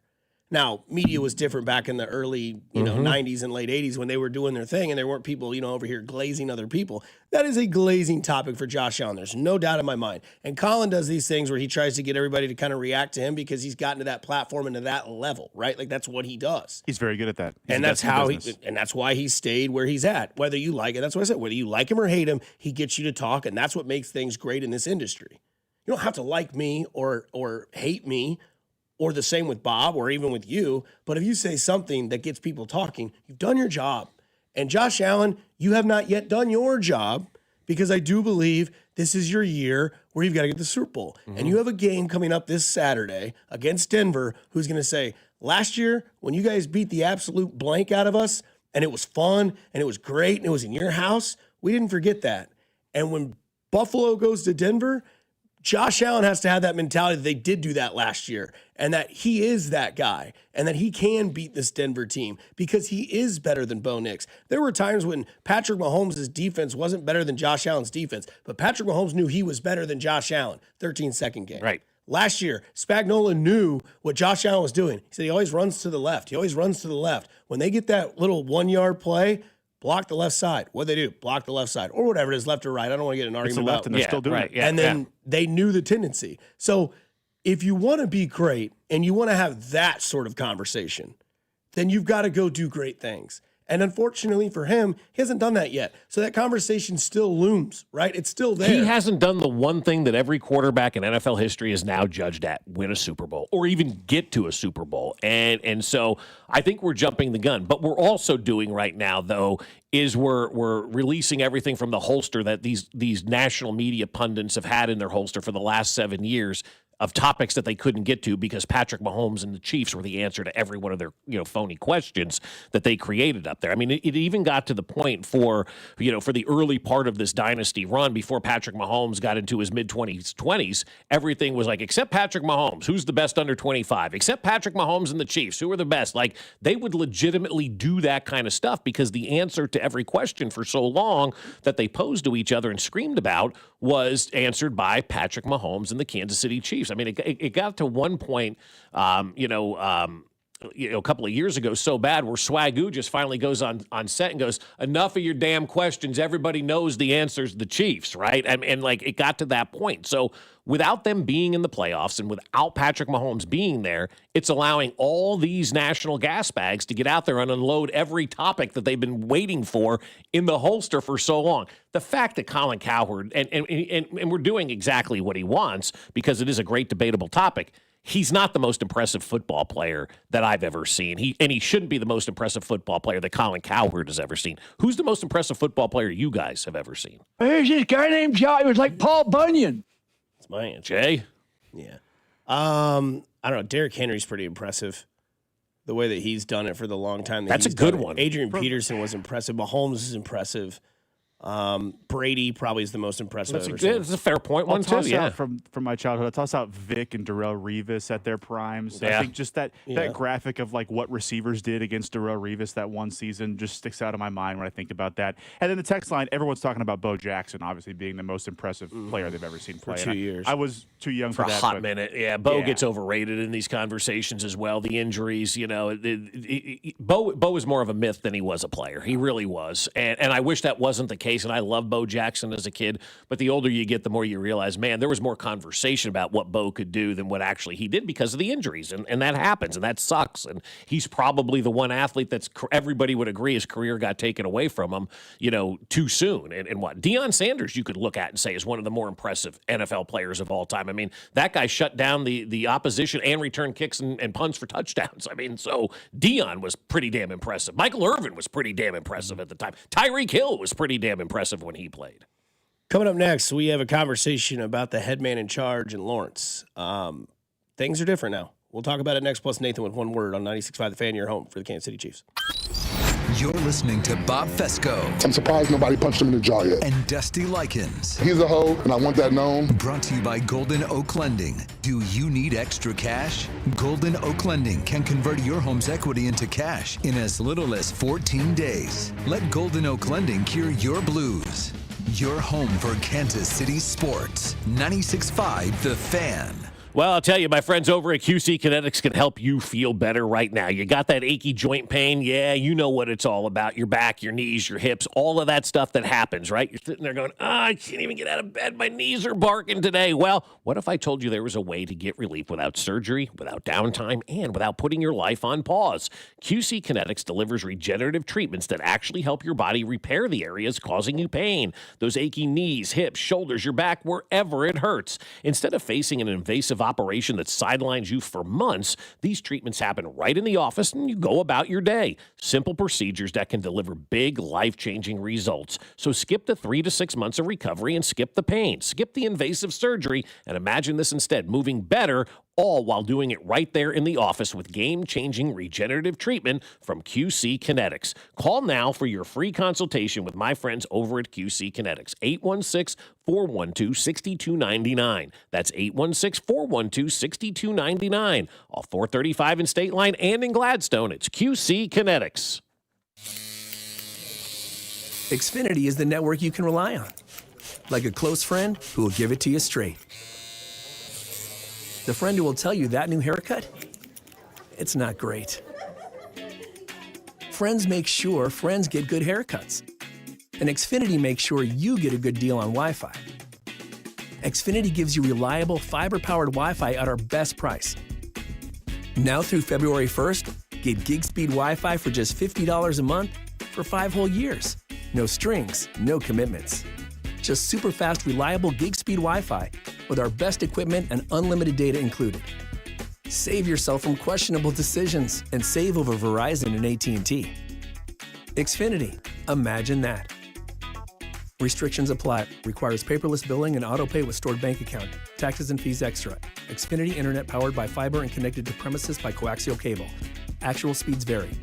I'm worth more. I'm worth a little more. I'm worth a lot more. You are worth more, and your car is worth more at GiveMeTheVin.com. Sell us your car. GiveMeTheVin.com. So easy you can do it in your underwear. Having unexpected car trouble or just in a car accident? Call Jay Southland Tow Service, 816-779-4600. 4869 or southlandtow.com. Use the tow service trusted by most local police departments. They can do it all. Be in the know and call Jay's Southland Tow. Welcome back to Winter Hack Radio, the place for clever hacks to survive the season. Icy driveway? Well, try spreading sand or birdseed to help with traction. Snowy puppy paws? Well, grab a whisk, brush it off, done. Catch COVID-19? Well, just get... Actually, there's no hack for COVID-19. But if you test positive, prescription medications for COVID exist. Ask your doctor if they're right for you. Visit PfizerForAll.com to learn more. Sponsored by Pfizer. Too many tools, too much stress, and way too many bills. Odoo replaces it all. One connected platform for every part of your business, so you can work faster, smarter, and for less. Odoo, the only software you'll ever need. Try it free today at odoo.com. That's ODOO.com.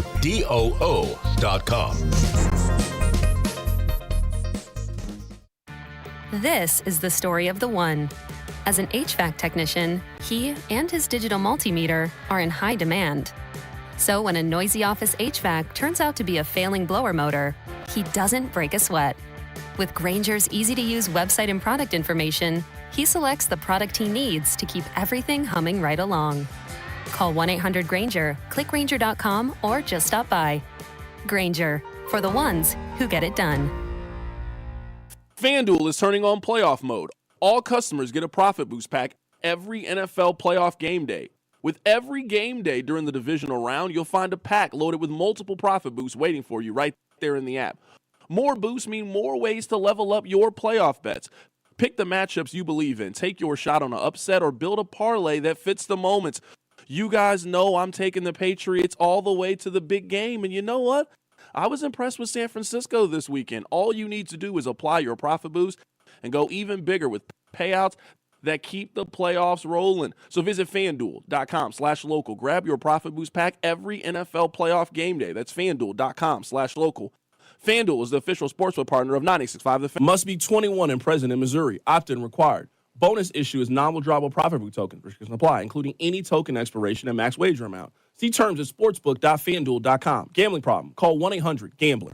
You're listening to 96.5 The Fan from the DM Injury Law Studios. Mike's got this. Here's your traffic report on 96.5 The Fan.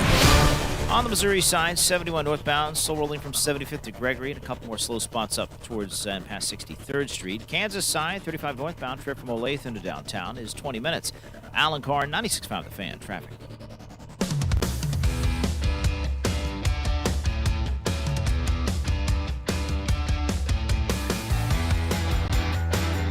Diving right into it here in the nuts and bolts of the 7 o'clock hour here on 96.5 The Fan. Nathan, Bob, Dusty with you this morning.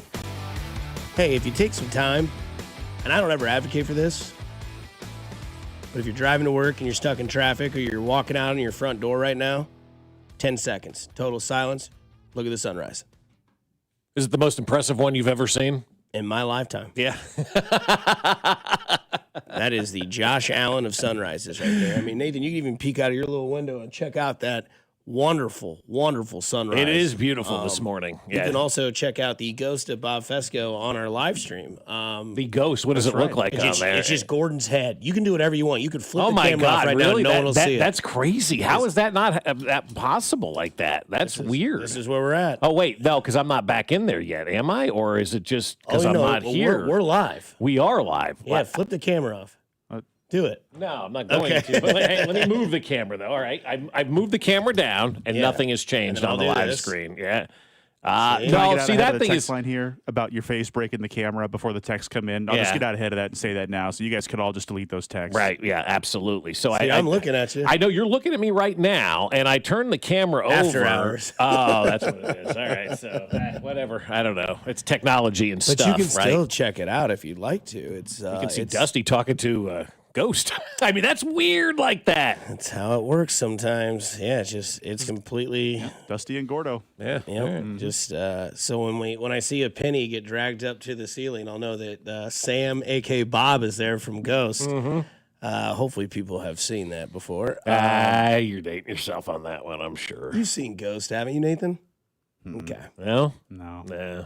Whoopi Goldberg and Demi Moore. Familiar with those Patrick people? Swayze. Yes, I recognize the name. Never seen Ghost. Never seen Ghost. Yeah, you should. They sing a great song. And when a man loves a woman, and they're making like wood projects, they're whittling wood in nude. A lot of inaccuracy there, but somewhat close. Pottery is what they're making. Okay. And the song is "Oh My Darling." Oh, it's two great songs. I'm Yeah. not sure who to believe about which one's actually in the movie. For your touch. Simon Cowell's favorite song of all time. Someone says, Is it really? I didn't know that. Anytime someone would do that on American Idol, he'd say, "Oh, great, this is my favorite song of all time." And you just ruined it. Yeah. Because it Unchained Melody, Righteous Brothers, man. Yeah. Let's go. Someone says, "I just told my kids to check the sunrise on our way to school. They did not care." No, they don't care. Good for you, man. I love you. They don't care about anything we say as parents ever. There is, excuse me, there is a saying that it is darkest before the dawn, right? Mm-hmm. I don't know how dark it's getting in Lawrence. Now, I heard... You want to shut that mic off if you're going to slam that drink next time? About that. with a... It's the end of the coffee right there. That was like a Zima commercial from the 90s. I mean, that was fantastic. They're rattling the glass, Yeah, my bad. slamming Cut wine. it. It's there in the audio. Yeah, that was What are you drinking over there? Coffee. Just coffee. But it had ice in it. You have iced yeah, just coffee? cold brew. Okay, cold Heck brew. yeah. Did you make it at home? Oh, yeah. What do you use for your cold brew? We're going to geek out this here for Uncle a second. Buck? Yeah. Oh man, I don't know what it's just a bottle of cold brew I bought at the store. Oh, I'm a drinking bottle of today. it. You're not brewing it It's yourself. not Gotcha. the Starbucks brand. I forget the brand, but yeah, it's just Okay. one of those every morning. All right. Very good. Big game in Lawrence tonight. Huge Number game. 2, Iowa State comes to Lawrence. Mm-hmm. I don't know how much clout I have in this conversation because I don't dip, dive, duck, dodge, and dip into KU athletics a lot like some people do. I kind of watch their games. I'll watch tonight. I saw that they took TCU into overtime. They lose to West Virginia. They've lost to Central Florida. Maybe this is a hot take, as we just gave Colin Cowherd his hot take medicine. Has the game passed Bill Self? No. Because normally, if you have the success that he's had, you are on house money for as long as you'd like to have. But since this NIL and transfer portal has happened, now, again, I'm not going to say that, Bill Self's health scare was an issue. I think Alex was talking a little bit about how that's kind of changed a little bit of stuff too as well. Yeah. Like he said, it's kind of made him not as much of a red ass as the narrative I got from Alex yesterday, that he's kind of softened his temper a little bit. He's not as many, and he looks great, right? He looks really a lot good. better Yeah. than he used to. Yeah. I'm looking at him on TV right now. He looks thin. Which Looks is good. weird Yeah. that he's lined up again. But this is a game in which KU now ranked 27th in the nation out of the top 25. Iowa State number 2. And I thought yesterday in Bill's press conference, he goes, you still got to let these kids know it's a game, but it's not the game. Right. Like it's not that big of a, it is a game that's big. It's massive. It's in Lawrence. It's tonight. the next one. It's ESPN. But again, it seems to me that in the last 5 years or so, Kansas doesn't have that sort of Kansas vibe anymore. And the Big 12 is better. The best team in the Big 12 this year and the best team in the nation is Arizona. The second best team in the Big 12 and the second best team in the nation is Iowa State. BYU is in the top 10, right? We're talking about Nebraska, who's not in the Big 12, but they're in the Big 10. They're a top 10 team, right? And it seems like certain coaches have figured this new wave out in both sports, college football, college basketball, because I saw Kleinman said yesterday part of the NIL barriers in the structure of college football has what led him to retirement because he just can't compete and there's things that aren't fixed and I's not dotted and T's not crossed. Manhattan Mercury had that story a week ago. I'm surprised it took so long for that story to pick up from a national standpoint because what he had to say was everything that everybody in college sports believes. And I'm wondering if that's part of the reason why when you look at this sort of thing with Bill Self in Kansas, that maybe this is that sort of wave that is moving out with the tide. That is, yeah, everyone now can do what you've been doing. Like, there's no doubt in my mind that Kansas was getting around loopholes. Obviously, the Adidas situation that happened, there were things that were going on.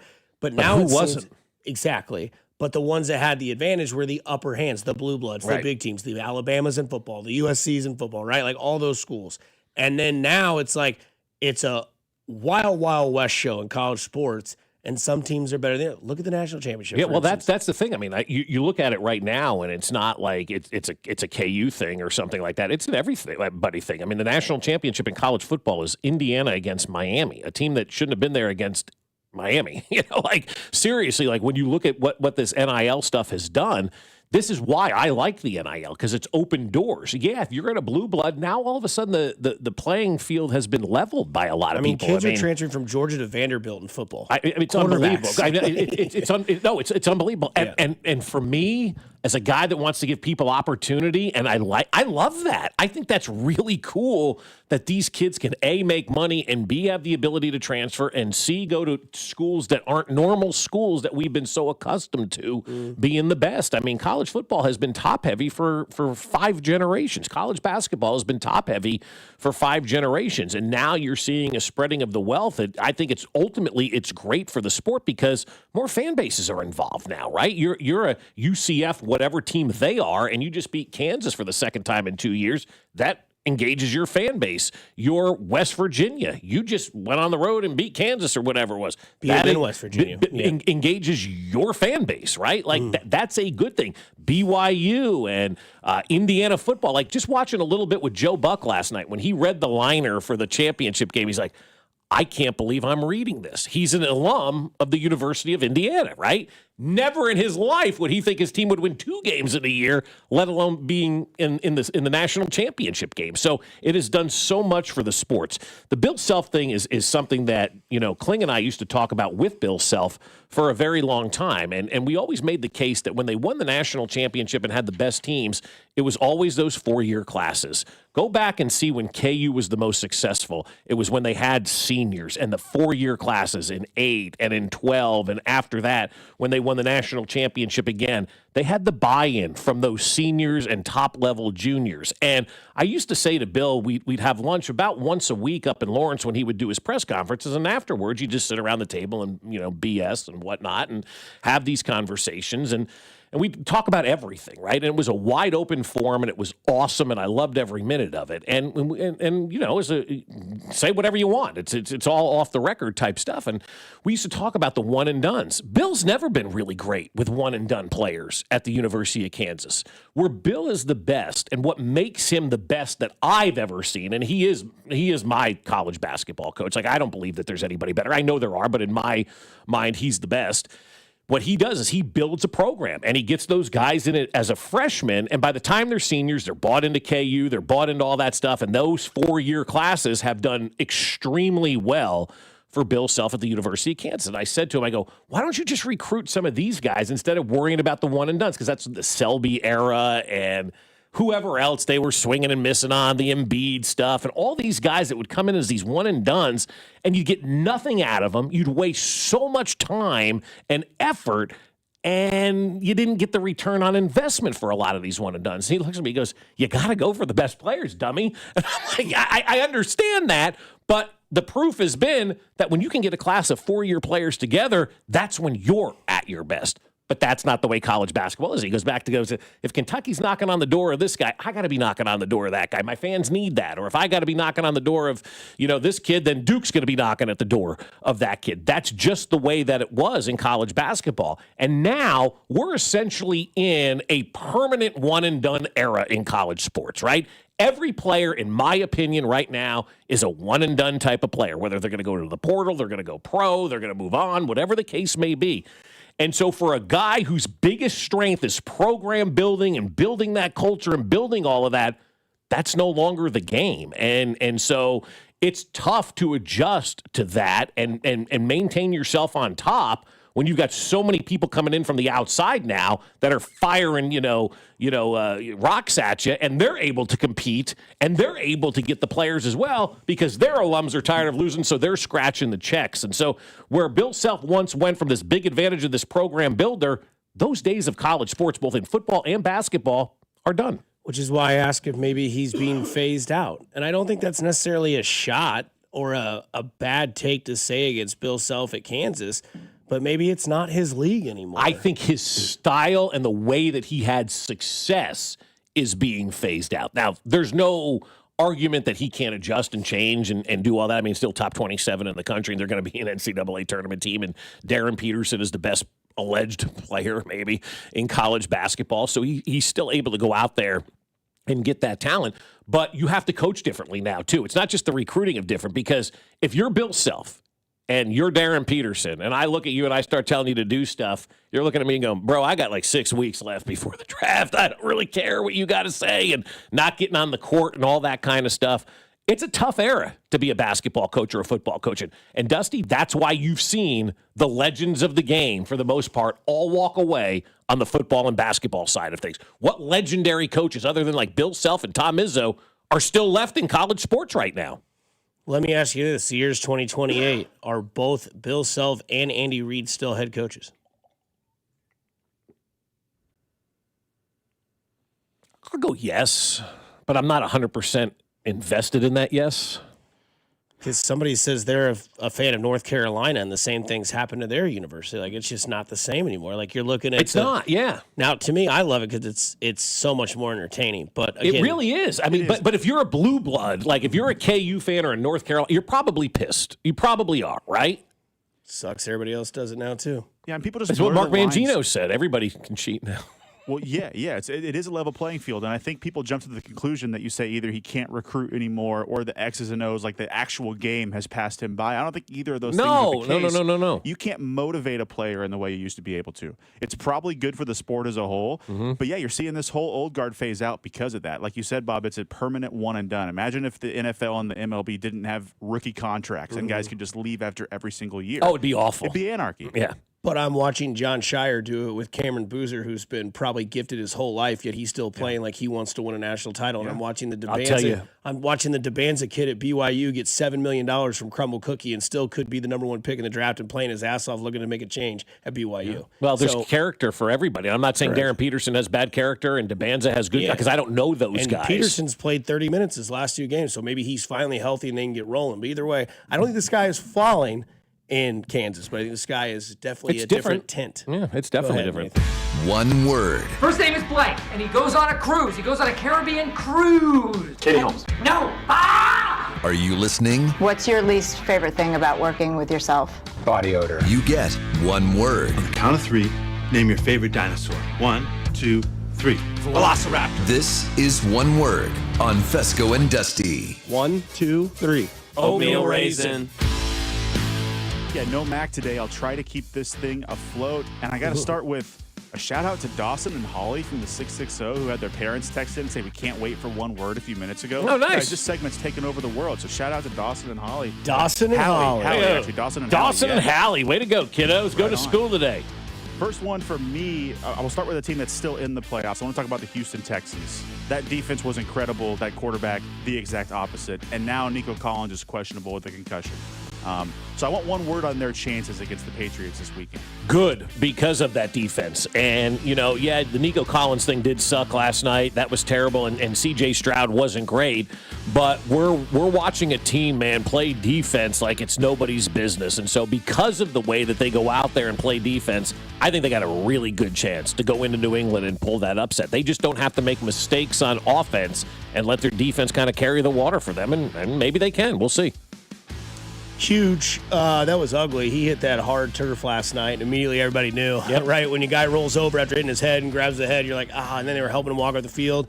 Hurts their chances. The defense is great, but if C.J. Stroud goes out there, New England's defense is no slouch either. Well, Christian Gonzalez may not be playing this weekend now, too. That's big. And this is, if you're a football guy, this is a Jay Binkley horny matchup. D'Amico Ryans, Mike Vrabel. Which guy would you rather play for? I can't answer that question. That's a great one. I don't know the answer to that either. I would say D'Amico because he was kind of, my first love, if you will. But I've always loved Vrabel too. Like I did love Vrabel in 2012 or something like that when he was like. That's a great one. I don't know. I play for. The answer is yes. Yeah, You're not going to go wrong. I don't think you have to be big to be horny for this one. Right. This is the matchup that maybe the casual fans the least excited for. I can't wait for this. Vrabel's one. out there It's my favorite matchup of headbutting the his week. players, getting bloody lips. Oh, and God, yeah. D'Amico's out there in pregame warm-ups, dapping up everybody like the Key and Peele skit, and then goes up to Tommy Townsend. Hello, sir. Guys, one word on the future of Aaron Rodgers following the debacle collapse. It's none of those things. It was a predictable loss, but one word of the future of Aaron Rodgers. Quick. I hope this is a quick decision by Aaron Rodgers, and it isn't something that, holds the league hostage all off season long, and we're rolling into, July wondering whether or not Aaron Rodgers is going to show up I again. hate to burst your bubble, Bob. It's Yeah. I thought you were looking down like there was some news on that. No, Okay. you know who we're talking about. It's going to be drawn out. but also if I'm the Steelers, I'm like, look, man, you got to make a decision here quick because we need to go out and figure out what we're going to do as well. I can tell you he'll make a real quick decision depending on what they do with Tomlin. So I think Tomlin would be my one word because what they do and what the situation is with Mike Tomlin will very clearly indicate, I believe, what Aaron Rodgers, especially what he said in that press conference where he had LaFleur and Tomlin's back and nobody in the media, even though he does a lot of media. Yeah, that leads perfectly into the next one I had is we heard murmurs of all these teams that could lose in the wild card round that could move on from their head coaches. The Bills are the only one that won, so they don't have that question right now. But as of now, Packers say they want to extend Matt LaFleur. Rodgers is thumping for Mike Tomlin. We've heard nothing about Sirianni in Philadelphia. So one word on all these wild card losers running it back with their head coaches. Patient. Because we saw a lot of firings on Tuesday and Wednesday last week. It felt like it wasn't all on Monday. Later in the week, stuff started to trickle out a little bit. The Eagles situation, to me, is probably the most dire right now. I don't know if that's like we move A.J. Brown and then everybody's okay again, or if you got to move on Nick Sirianni. I mean, the man did take this team to 2 playoffs or 2 Super Bowls and won one, and people act like, Nick Sirianni's done nothing there in Philadelphia, but still, that's the beast of Philadelphia. But I mean, I think it's patient right now. I think we'll see, more information maybe trickle out today and whatnot. I love, though, the fact that Matt LaFleur has spun this thing like, well, if you don't extend me, you need to get rid of me, and made it all about them having to make a move. That's brilliant by them. Yeah.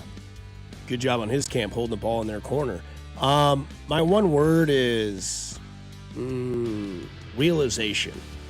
The realization is that there are 7 vacancies already open, and if there are 2 more to be made, that's 9. There's already a quarter of the league without a head coach.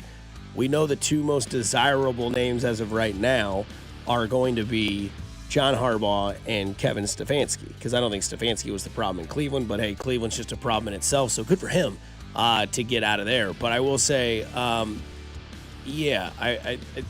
realization that these people might be like, yeah, it's quick to think, oh, we're going to fire a head coach. And then it's like, well, if not him, then who? Because I think that if I'm Dan Campbell, I'm making sure Mike McDaniels doesn't go anywhere because I don't want to control my offense and lose my job because I can't find a competent leader. Go find the guy that the organization wants, the fan bases want, and let him control your offense. But yeah, my one word would be realization. One more quick one for you here. It was announced yesterday the Falcons completed an interview with John Harbaugh. Then he's also completed extensive phone calls with, well, pretty much every team that has an opening. The Browns, Titans, Raiders, Cardinals. I don't know why he's casting such a wide net. I kind of figured we had the leaders in the clubhouse of where he would go. So one word on where John Harbaugh is going to land. Prediction time. I'm going to say, what's the word that I'm trying to come up with here for this? Brilliant for Harbaugh. He's just going to sit back. The Giants showed up at his house yesterday. Did an interview with him there. He, like you mentioned, he's been on the phone with all these other people. I think the Giants are the only one that had a true in-person interview with Harbaugh, but he made him come to his crib in Baltimore, which fantastic. You want me, come find me. Type of thing. I think you have to do your due diligence if you're Harbaugh. Talk to every team that's open. Tell the Raiders and the Cardinals and the Browns, thank you very much. When you're ready to be adults, maybe we'll have a conversation in 20 years. But other than that, you got to tell them no at some point. But the Harbaugh courting is going to be awesome, I think. Where's he going? I think he ends up with the Giants. Okay. I do. I think that ends up being the best situation. It came out yesterday that it was between the Giants and the Falcons right now. I don't know what the Falcons offer that could be better than what the Giants have in place. In New York, it's closer to where he is. It's a better, franchise, premier franchise, if you will, in the NFL. It's New York, and the league may make Harbaugh go to New York to try to fix that situation. But that's kind of where. That's 2 in a week. I know. That's kind of where I see him ending up. I think it's the most prestigious, if you will, jobs. Camera down, microphone down. But no, there we go. Sure. I don't know. Yeah. I think where he goes is, I think it's fine that he's checking out his options, right? Like if you have an interview with a job and they're like, hey, it's yours, but, give it a couple weeks and then a couple other places call you and they want to talk to you. You never know what you might find if you go check something out. So just some news in from Jordan Schultz. The Titans will be interviewing former head coach Brian Daboll for their head coach open vacancy on Friday. They've interviewed like 13 to 15 people for that job. That's his first known NFL head coaching interview. So. Or offensive coordinator interview, I think, at this point. Coming up next, what is your skill set? We'll ask the text line because we found it from Uber Facts. Feels a lot like after hours when you do the out of left field question. We'll do it next here on 96.5 The Fan. How's your mic? You're listening to Fescoe and Dusty, brought to you by Golden Oak Lending. Do you need extra cash? Golden Oak Lending can convert your home's equity into cash in as little as 14 days. Let Golden Oak Lending cure your blues. Your home for Kansas City sports. 96.5 The Fan. Guys, ladies, you made your New Year's resolution to get back in shape. What happens next? You want to see those results over at Synergen X and Low T Center. And for a limited time, the men's TRT test is free, and ladies take $200 off the women's hormone test. So say no to diet trends, questionable online treatments, and find out what Synergen X and Low T Center can do to change your life. If you've been suffering from the symptoms of low testosterone, such as constant tiredness, lack of focus, or just feeling off, Synergen X and Low T Center can help you meet with a real provider, not a chat bot on a website, and get real pricing. Not a surprise when the bill comes from a website. So get your real results because Synergen X and Low T Center can provide those for you. Everyone I know goes to Synergen X and Low T Center to change their lives, and you can do the same. Walk in or book an appointment at getmyhealthfix.com. That's getmyhealthfix.com, and you'll be happy that you've finally taken the steps to begin changing your life. Well, I'll tell you what, my friends over at Underdog are ready for the next round of the postseason, and it is good because the football playoffs are here, and Underdog is the best place to get in on all of that gridiron action. And you can make entries and win money right now in Missouri. And playing on Underdog is simple. Just choose if your favorite players will go higher or lower on stats like rushing yards, receptions, and more. And get them right, you could win up to 5,000 times your cash. And right now, there's a lot going on in the sports world. Big college basketball tonight. You got college basketball all weekend long, football all weekend long. Do yourself a favor. Combine selections from multiple sports into one entry and see what you can do. That's how I love playing on the Underdog app. So what are you waiting for? Download the app today. Use promo code BOB to score $75 in bonus entries when you play your first $5 with promo code BOB. Underdog. Make plays, win money. Must be 18 and over and present in Missouri. Terms apply. See assets.underdogfantasy.com/web/play and get terms. _DFS_.html for details. Concerned with your play? Call 1-800-GAMBLER or visit www.ncpgambling.org. At Uline, they know firsthand the road to success is an uphill climb. Uline started in the family basement and through hard work is now North America's most trusted shipping and industrial supplier. They get what it means to have the support of reliable, hardworking partners. So they keep 41,000 items ready to ship. Whether your company is still in a basement office or expanding cross-country, Uline will be there on your road to success. Visit uline.com. It all comes down to this, folks. Yep, the entire season is on the line. But my throat has officially thrown in the towel. Sounds like you need Vicks VapoCool drops. They're max strength and vaporize sore throat pain. Whoa! These VapoCool drops hit fast. Speaking of fast, did you just see that play? Yeah, he vaporized that ball. That pun should have come with a penalty. Vaporize sore throat pain with Vicks VapoCool drops. Use as directed. What if your instincts could pay off? With Robinhood Prediction Markets, you could put your knowledge to work on the events that matter to you. Prediction Markets isn't just sports. It's the Fed rate decision, your favorite award show, and so much more beyond the playing field.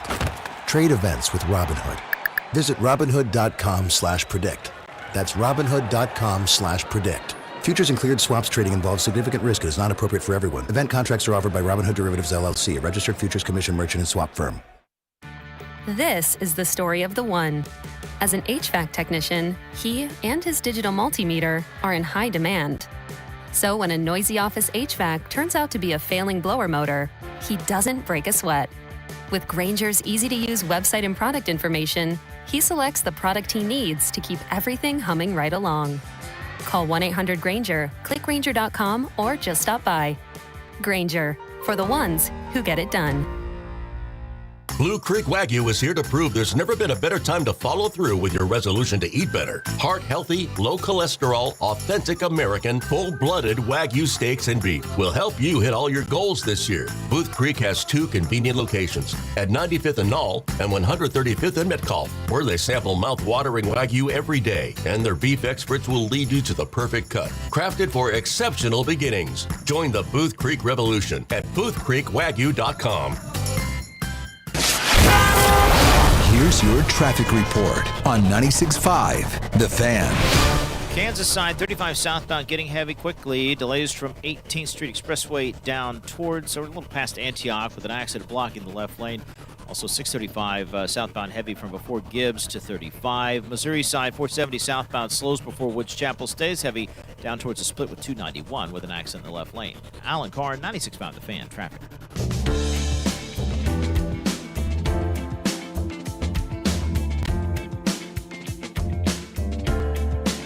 Somebody says when the Bills lose this weekend, they'll have an opening for Harbaugh in Buffalo. Bills 1.5 underdogs in Denver.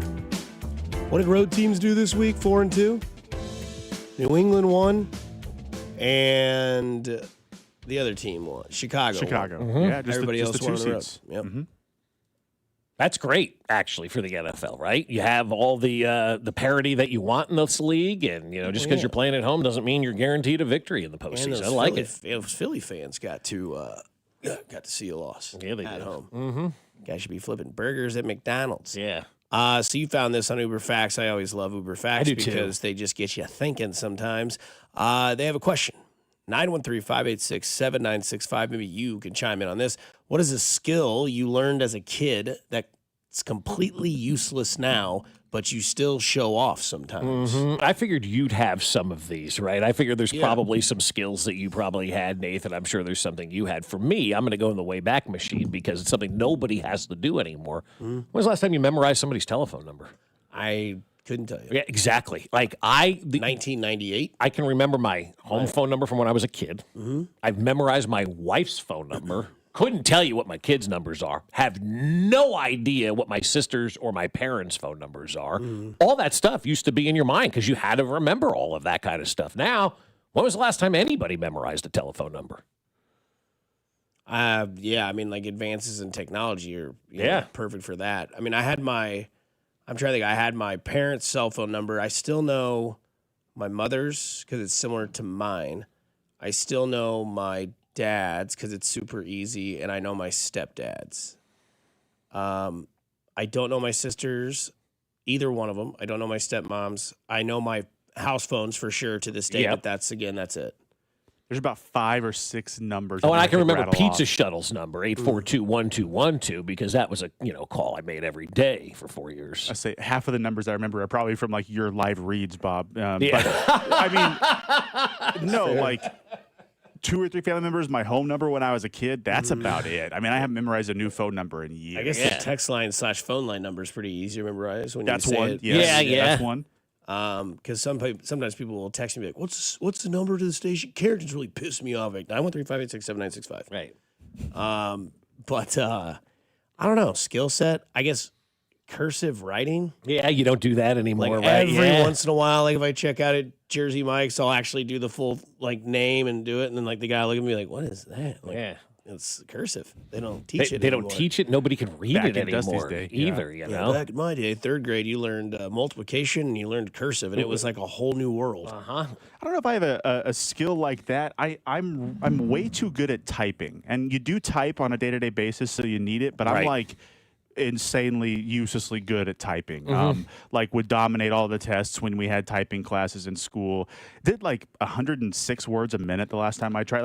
Insanely stupidly good at typing. Should be a report, the people in the courtroom. I don't know what you call them. Stenographer. Stenographer. Says yes. the lawyer. That person in the courtroom. I'd be much better. Well, they don't use those anymore. You're on the record virtually most of the time, and they record you. But no, I think I'd be much more useful in that role than doing anything else I currently do. I don't know why I'm so good at typing. Yeah, it was one of those classes that I took in high school, and my parents like, "You got to take this class." I'm like, "No, I'm not." I'm so glad I did. It's the best class I ever took. Like I'm still using it today, 35 years later. Yeah, sure. That's the way to put it. Yeah, the most applicable class ever is typing. Yeah, you use it all the time.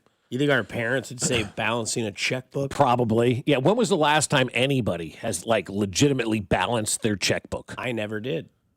Because I always just hit the receipt at the ATM and would look at the number and be like, okay, don't spend any more money. Yeah, the last time I even heard about balancing a checkbook was the couple of months before our wedding. They made us take some stupid class, this what a waste of time that was. It was about 18 years ago this week because it was when the Giants beat the Cowboys in the playoffs. And I told my wife, I said, don't worry about the playoffs this year. The Giants aren't going to be any good. And that was 2008. They ended up winning the damn Super Bowl. So I know what I'm talking about, right?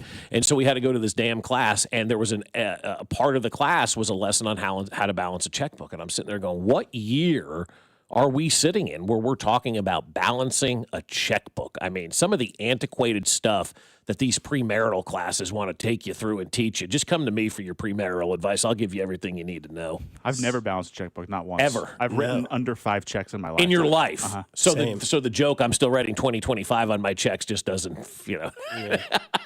No. I mean, I think I wrote 4 checks in college, and it was for rent, and that was it. Hey, we had to write checks. That's how we paid for everything. Everybody was just writing checks back in the day. Somebody says they know Mike's got this number by the top of their head. Memorizing the station number is a lot easier now that Kling retired. You'd be lucky to catch the middle 3 numbers when he'd read it off. There's a method to his madness. Yeah, shotgunning a surge. That's disgusting. Somebody says they know states and state capitals in alphabetical order. Oh, that's really cool. I know that. I can do the capitals and states, but I couldn't do it in alphabetical order. That's awesome. I couldn't do the capitals. No way. I could name probably half the state capitals and not in order. Someone says 911 is the only number they have that they have memorized. That's a good one. I used to know how to yo-yo. I don't know if I could still do the around. I could do. Oh, that's cool. I could do walk the dog. I could do rock the cradle, which I think has a different meaning at some point. And I could do around the world. And that was it, because those perfect salesmen that would come in and sell those Major Saver cards. They'd be like, if you sell 5, just 5, you'll get this Fireball yo-yo. Yeah, Boy, I was down the street. Major Saver cards with Lunar Bowl and Pizza Shop on the back. If you're the top seller in your class, you get a pizza party. Ooh. Yeah. And then everybody's Major Saver card stayed right where it always stayed. On the refrigerator. Nobody ever uses those things, ever. Well, if we buy 1 burger tonight, somebody says you have to know J.G. Whitworth's number. Yeah. 877 cash now. Yeah. 877 cash now. And also the Empire Today flooring. 800-588-2300. Call Empire today. The Dewey Decimal System at the library. That's another good one that doesn't matter anymore. Yeah, that's a scam. Say the states in alphabetical order is another one.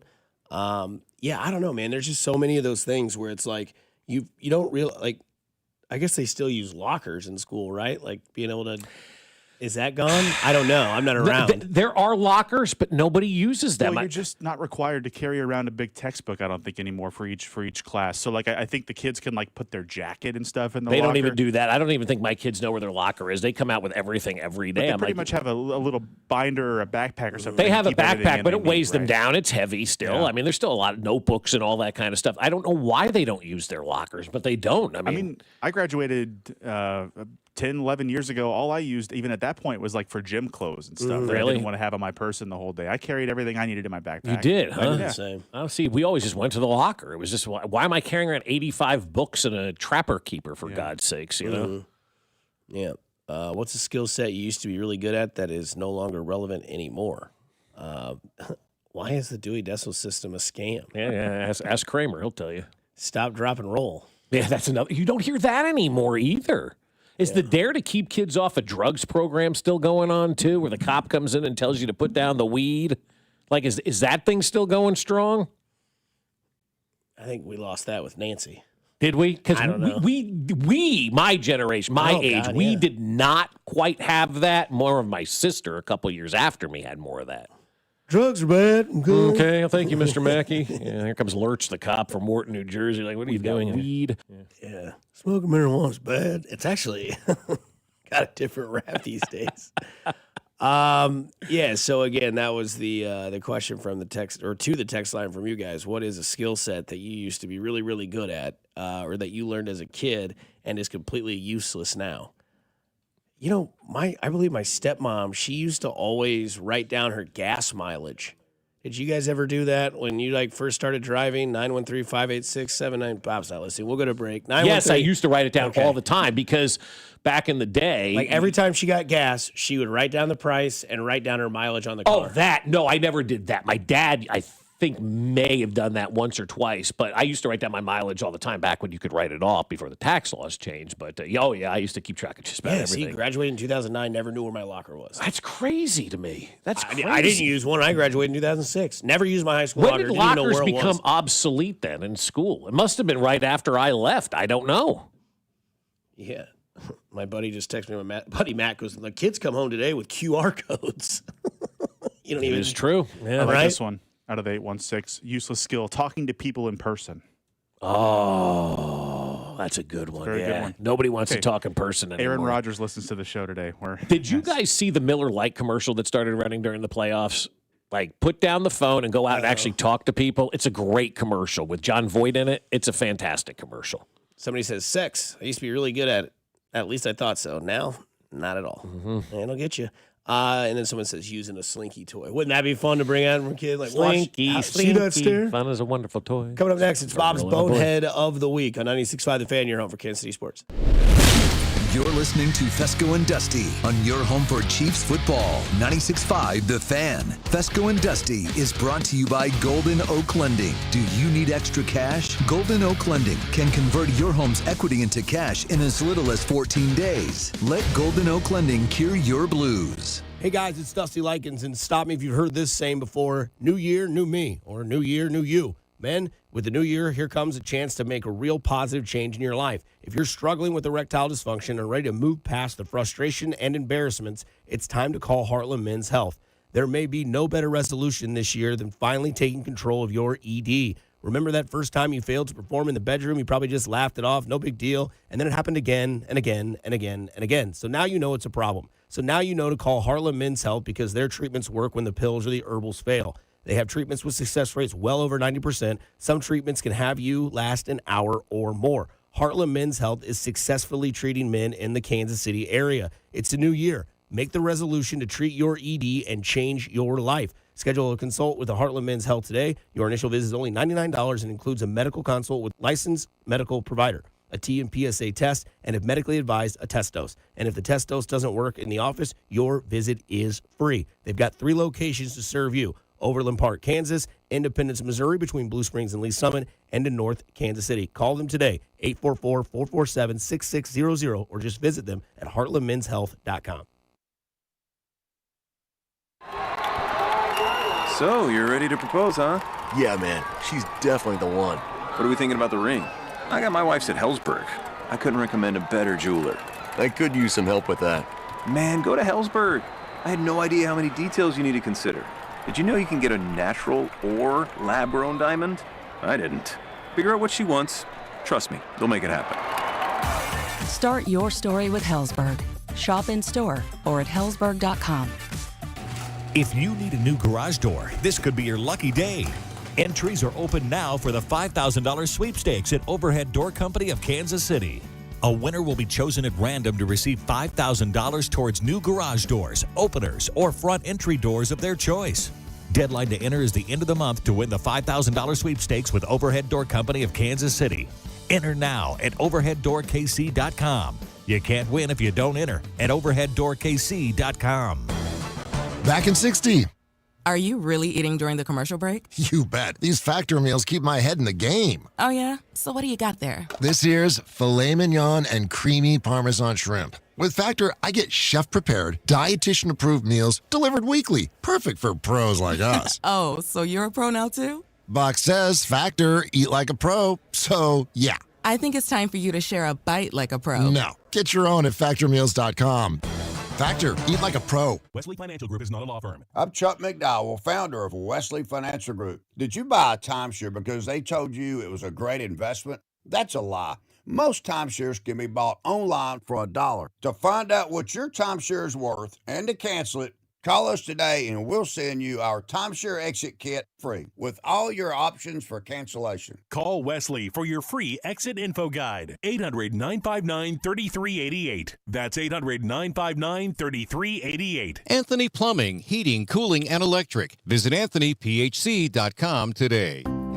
Plumbing problem? Anthony makes repairs simple and stress-free. Right now, save $75 on any plumbing repair. Schedule today at AnthonyPHCE.com. Here's your traffic report on 96.5 The Fan. 70 southbound heavy from Lakewood down towards the 291 split with an accident in the left lane. Kansas side 35 southbound prom at Antioch has cleared, delays unwinding, but still heavy from Mission. 635 southbound slow from before Gibbs down to 35. Alan Carr, 96.5 The Fan. Traffic. This is your home for Kansas City sports. 96.5 The Fan, KFNC FM and AM, HD1 and HD2 Kansas City, an Odyssey sports station. Bob's Boneheads. You're an idiot. You don't know what you're talking about.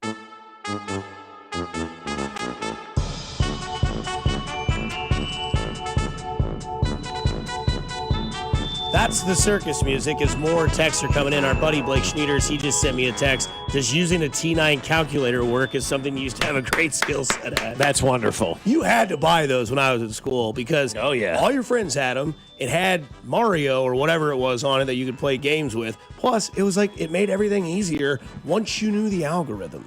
Like once you knew how to use it. Oh, yeah. I mean, it was, you were plugging in equations and then being like, and then they do the whole double standard. Now show your work. Well, come over here, Mrs. Anderson, and I'll show you exactly what I just did. Nowadays, they're showing the teacher Chat GPT once they're done. Oh, yeah. Exactly. But, what's funny is, like, back in our day, the teachers always used to say you're never going to be carrying around a calculator in your pocket all the time. You don't have any idea what we're carrying around today, Miss Johnson. I'll tell you. You could solve world peace on those things. They were crazy. And to give more context to the QR code that my buddy Matt had sent me, he said the controversy is now with Major Saver cards because it's all digital. Okay. And parents are losing their minds over something they never used. You said parents, and I checked out. We want the card.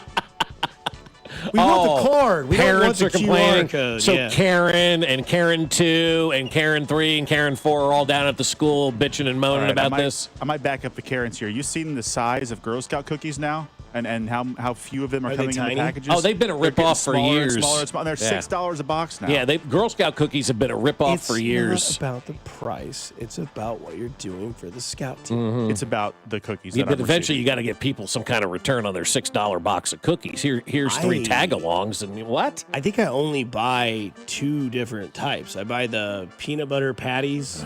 The other one, the chocolate with the peanut butter on top. Fantastic. Yeah. And then the lemonades. Oh, you don't buy the Thin Mints? I buy Not those anymore. I overdid the Thin Mints. Okay, so that's one thing you're never going back to. Yeah, I get you. It's like if as a kid you got pizza from one pizza place your whole life, you're probably not eating that pizza anymore. Like Thin Mints were always in the freezer and that silver wrapping, you just popped it open, boom, cold Thin Mint. But I say that and I'm contradicting because I do that with the peanut butter patties. Like, yeah, but that's not the Thin Mint. It's a different candy. It's different cookie. Yeah. That's fair. So you get burnt out on food. It happens all the time. I think 1 box of Thin Mints will be in my freezer every winter. I mean, that's going to happen. Talk to my stepmom. There's 2, and nobody touches them. It's like an alarm system. What's worse, moms complaining at the school or Twitter? I mean, it's 6 of one, half a dozen of another. Or complaining about somebody being nice to a coach who just got beat in dramatic fashion. Yeah, and that's my bonehead of the week. It's everybody who's complaining about Lynn Jones. And she was on television in Jacksonville yesterday, and she responds to kind of how everything went down.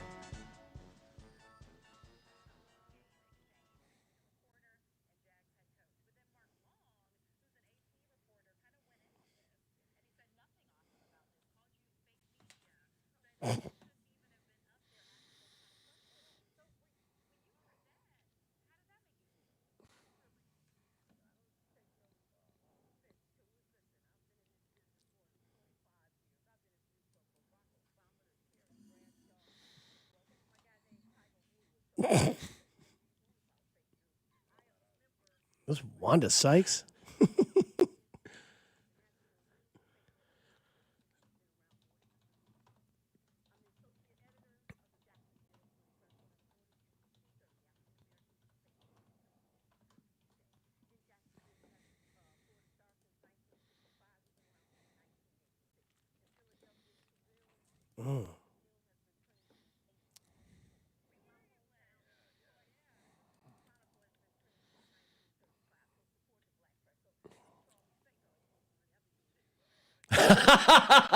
People know me. Let me tell you about my resume. I've interviewed Barack Obama, Terry Bradshaw, Tiger Woods. I guarantee you her resume of people that she interviewed is deeper than anybody that was in that room on Sunday night interviewing a football coach. This woman is awesome. She's fantastic. She's lovely. She's what this world needs. She talked more about going viral.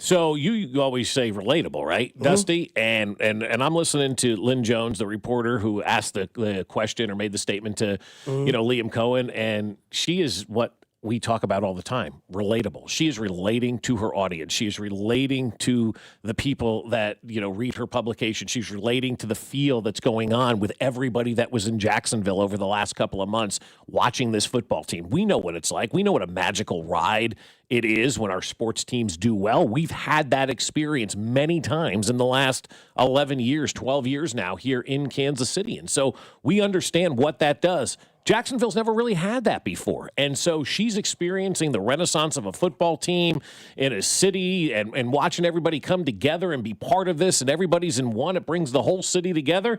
And she was sharing that with the coach because he did look down. Even my wife said to me yesterday, she goes, "Did you see the way his face changed and how much happier he looked after she said that to him as well?"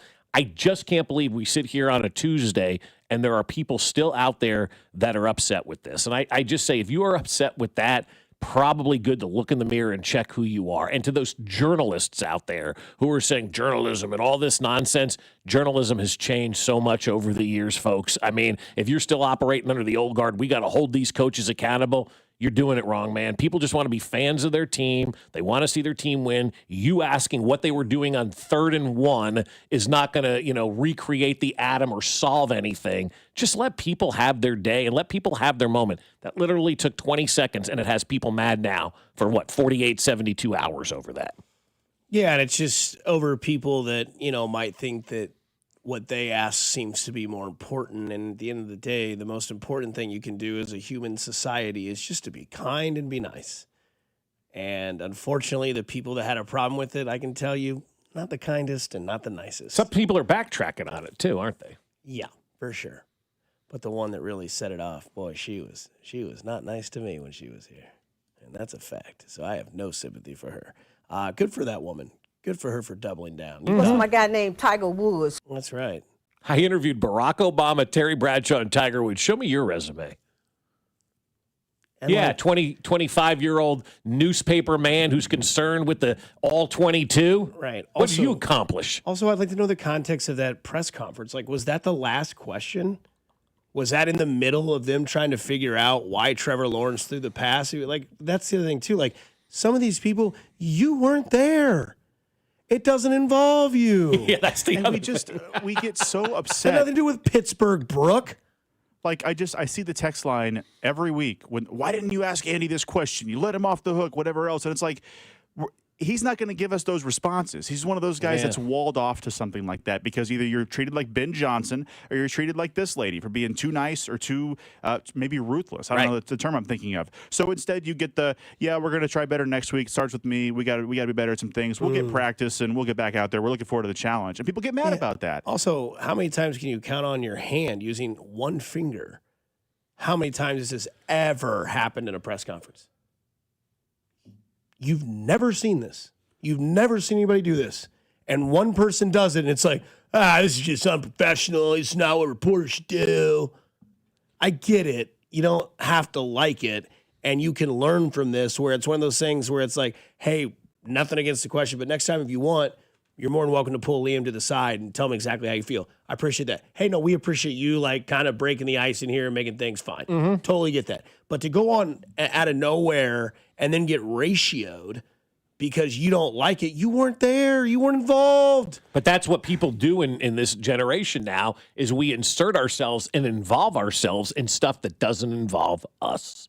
Yeah, go worry about commas, Brooke. Coming up on the other side, we'll rank some quarterbacks, and we'll talk about Justin Herbert and a fair stat to maybe pump the brakes here on 96.5 The Fan, your home for Kansas City sports. This is Fescoe and Dusty on your home for Royals baseball. 96.5 The Fan, brought to you by Golden Oak Lending. Do you need extra cash? Golden Oak Lending can convert your home's equity into cash in as little as 14 days. Let Golden Oak Lending cure your blues.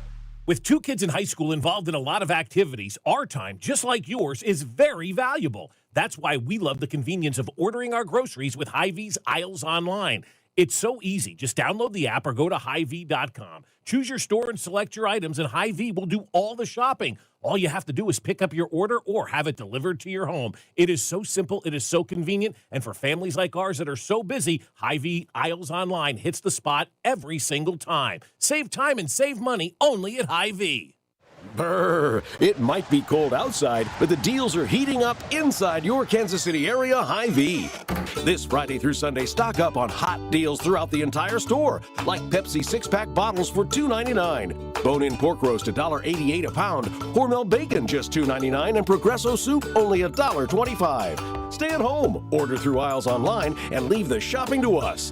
Save time, save money during the 3-day sale this weekend only at Hy-Vee.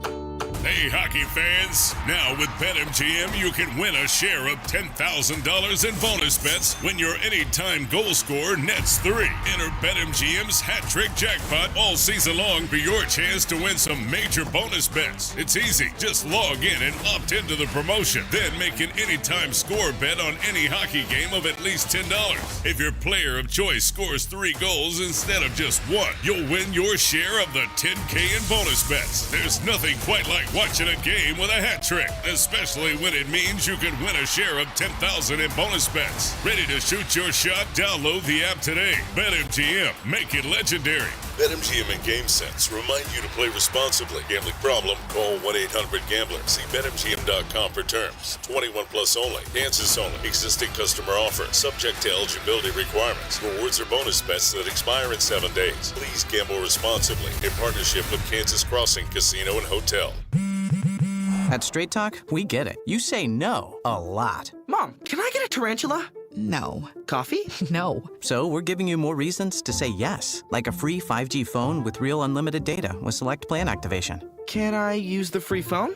Yes. See? Doesn't it feel good to say yes to more? Absolutely. Face tattoo? Absolutely not. Available at straighttalk.com and Walmart.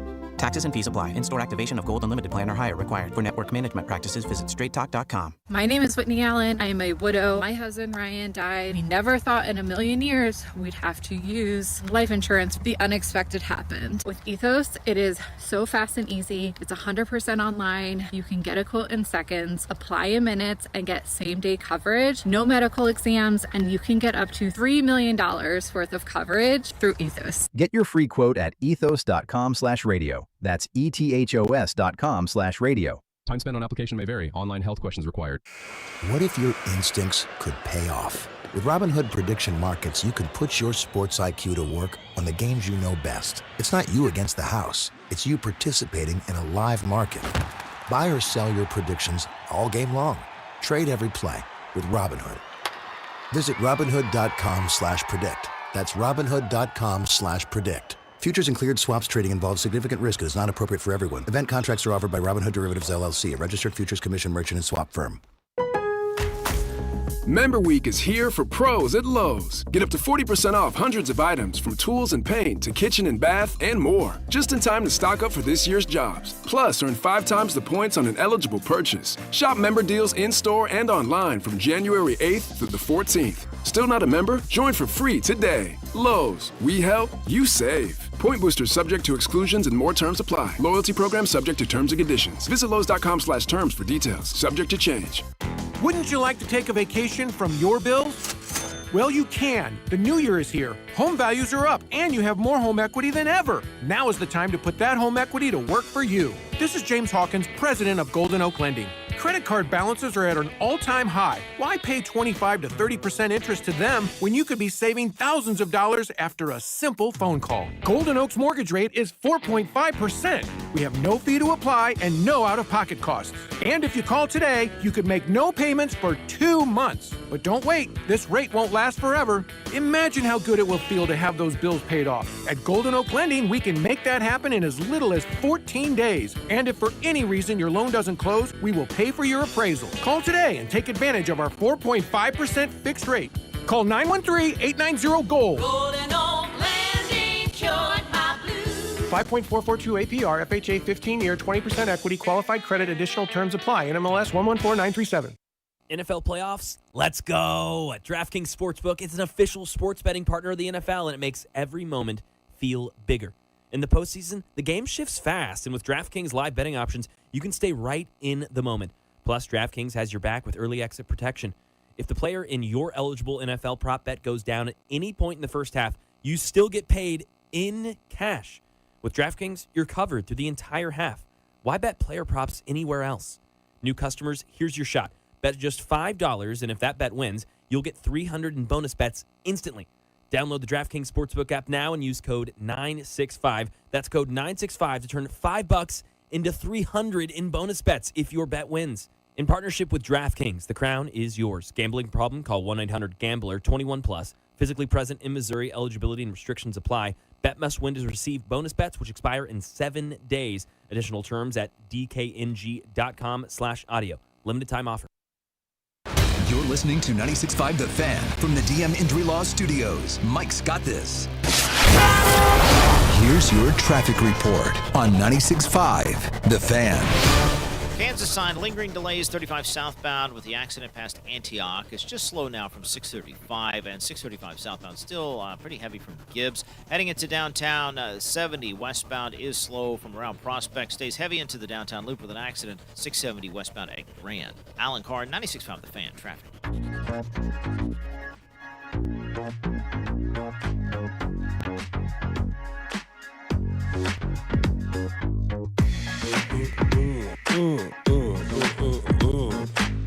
Stepfather Jeff said he also would write down mileage at the gas pump. Said his dad started before he did. Back before the fancy computers and cars, if your gas mileage went down, you'd know something was wrong with your car. That is true. I vaguely remember that kind of from my childhood right now. Speaking of my childhood, my dad is getting 30 miles to the gallon now. Yeah, my dad's watching today on the YouTube, and he sends me this text. He goes, I don't understand what's going on. He says, I can hear your voice, but I can't see you. And we've kind of been talking about that, for a little bit this morning, more off the air than on the air. So what we want you to do is go to our YouTube channel, 965, subscribe and like our YouTube page. But if anybody has any ideas about what's going on here and can share them with us, let us know, because it is perplexing that the camera's on. Everything, maybe it's foreshadowing, I don't know. Everything is being shown. No, there's no shadow. But me. You're just Alex Gordon's head with a Maloney's cup and a smokehouse barbecue sauce behind you. Yeah. Yep. Is a shadow even up there at all? There's nothing, right? No, you're like Kevin Bacon and Hollow Man. It's crazy. I don't understand how this is working. Nathan, I know you don't know either, right? Permanently replace you with a smokehouse ad. Just blow it up and put it in the seat and move on. Works just the same. Yeah. No, I have no idea what's going on. We had this problem the week before Christmas, and Spec, he swears that the camera just needed a break, so we gave it a break over the holidays. Sure, that's what it is. Yeah. Yeah, here we are. The microphone needed a break. New The Year's heating Eve and camera. air Well, the conditioning microphone needed just a decided it was break. taken off. Parking lot needed a break. Parking lots needed a break for about 5 years. A lot of stuff needs a break around here. The ceiling with the leaky roof, that needed a break as well, right? So this is really weird. Yeah. Mm-hmm. Yeah, no clue what's going on. At least they can hear you. Yeah. I picked a wrong day for my mustache to grow out. We could always choose to flip the camera around too, because Dusty's is working. But we do promote him as ruggedly handsome during the breaks. I have no idea where that came from. Yeah. What is the definition of ruggedly handsome? You look like the Marlboro Man, I guess, is what I would say, right? Like that's what I picture. Ruggedly handsome as the Marlboro Man. I just think about Spec sitting in there drafting that, just like hitting on you and Gold at the same time. Just like I don't know. I hope you're not uncomfortable. No, it's fine. Totally get it. Yeah. I mean, it's weird that you're there and you're not there. It's just gorgeous. Like, are my hands moving, or is there anything up here, down there, all over the place? Nothing, huh? You're like that Clint Eastwood ad from back in the day, just an empty chair. Sorry. It's sooner rather than later, baby. Yeah, the ghost of Bob Fescoe and Dusty Likens with Nathan as well.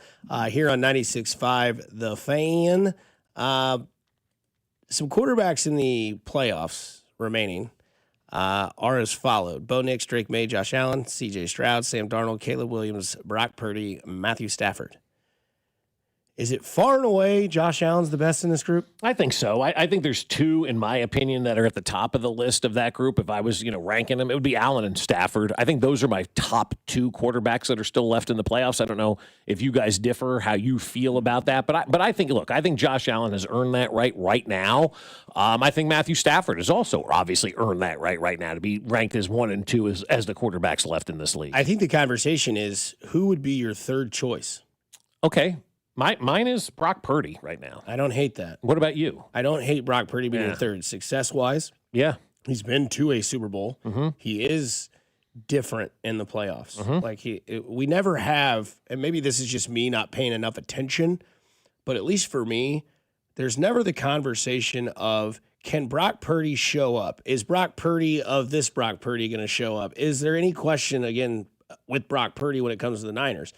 Now, speaking of overshadowing, I think a lot of the story with San Fran has leaned on the head coach, as it should merit that, because what he's done with what he's faced with, what is it, like the microbolics or whatever that the story was about the metal in the close to the stadium causing injury. We just saw George Kittle have some tequila with a torn Achilles tendon. Right. I don't blame him for that. But it is interesting when you look at the names on this list. And I think the question of who you would take at third, because the names on this list, again, are as followed. Bo Nix, Drake May, Josh Allen, C.J. Stroud, Matthew Stafford, Brock Purdy, Caleb Williams, Sam Darnold. There's a lot of unknown on this list, and three of the unknowns fall in the category of Bo Nix, Drake May, and Caleb Williams. Bo Nix has played one playoff game and got bounced early against Josh Allen. It wasn't their year last year. It was a good year for Denver, but we all knew it wasn't their year. Now you're the 1 seed. Let's see what you can do. Now you're playing your backyard. Your defense Buffalo is better. in 2. Exactly. Drake May seems to fit the part. He looked a little nervous in the pocket to start. Mahomes looked nervous in the first playoff game he played against the Patriots. In the second half, you're like, oh, there he is. That's the guy we thought we had.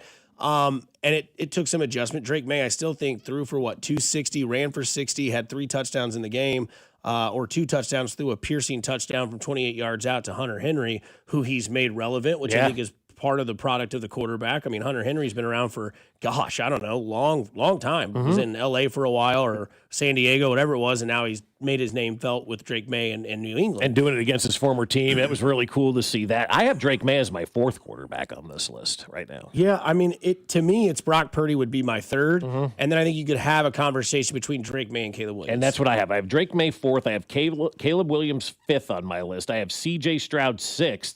and then I have Darnold and Bo Nix Really? tied for the Darnold that end. low? Yeah, I'm still it's playoff Sam Darnold. I mean, we saw it last year. It hasn't been good, in the past, obviously, with the one experience that he had. So I think the jury is still out on Sam Darnold. I think the jury, quite honestly, is still out on Bo Nix. I don't know what he's going to be like in the playoffs now. I think Bo Nix is about the 15th best quarterback left. I think he's atrocious. I don't think a team's won in spite of their quarterback more in recent memory than this Broncos team.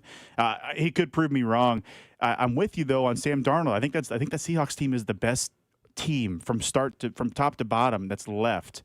I just don't know if I trust him to not go into his shell for 2 straight games. Yeah, it's tough to play under pressure, right? It's a different kind of experience playing in the postseason. Some people are able to do it, Patrick. Other people aren't able to do it. We've seen Josh Allen not be able to do it so far. Let me ask you a question. Fair or unfair, the same narrative for Bo Nix that it is for Sam Darnold? I think it's fair. Both won seats. Yeah. Right? Mm-hmm. Both took your team to that place that you need to be, to where everything runs through you and your home. Bo Nix, maybe a lot to prove due to the fact that there are people that say, well, he's just riding the coattails of a defense. They're kind of flukes. They, had to come back from 33-13 against the Giants and won. But again, that's all regular season stuff. So I put all that on hold. And we can have that judgment when the regular season starts. Yeah, coming back against the Giants is not the same as playing Buffalo this weekend. And I think there is I think there's more pressure on Bo Nix in this game than there is Josh Allen. I think there's more pressure on Matthew Stafford than there is Caleb Williams. I think Caleb Williams has won his pot, right? I think he's playing with house money at this point. They turned it around this year. He took fewer sacks. The accuracy is still a little bit confusing, but he made big plays and big moments against big teams. Like that regular season game that he ended in overtime against Green Bay, that was a perfect throw, great catch too from DJ Moore. Did it again against Green Bay on 4th and 8 to save their season, save that drive, and keep things going for Chicago. So he's kind of played with house money up to this point because of what he's done. I think that's a fair thing for Caleb. Now, he can continue to pad his legacy with the win over the Rams in this week's game and then move on to the NFC Championship game. And then all of a sudden it's like, okay, now you're having the conversation in the NFC is like Jaden Daniels or Caleb Williams, right? Like you would have that conversation. The same thing can be said about Sam Darnold and Bo Nix. Bo Nix, playoff football. Can you be the guy that can get your team to the next step? Can you get to the AFC Championship game in Denver the first time since, 2015? Yeah. And Sam Darnold, same thing. You've won big games, right? You've won big games in this season. You got your team the 1 seed, but now the playoffs start and you play your rival in the San Francisco 49ers, and they're ready to play you, whether they're beat up or not.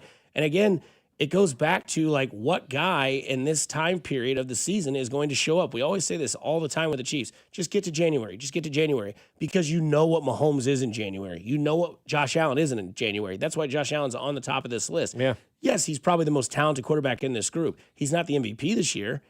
He's probably the 3rd best quarterback when it comes to the season this year. You'd probably go Mayer, Stafford, and then you would go Josh Allen. And I think when you look at Bo Nix and Sam Darnold in their respective games as the 1 seed hosting with a week off, it's like, okay, you played Buffalo before. You played San Francisco. You played them week 1, and you played them in like week 16.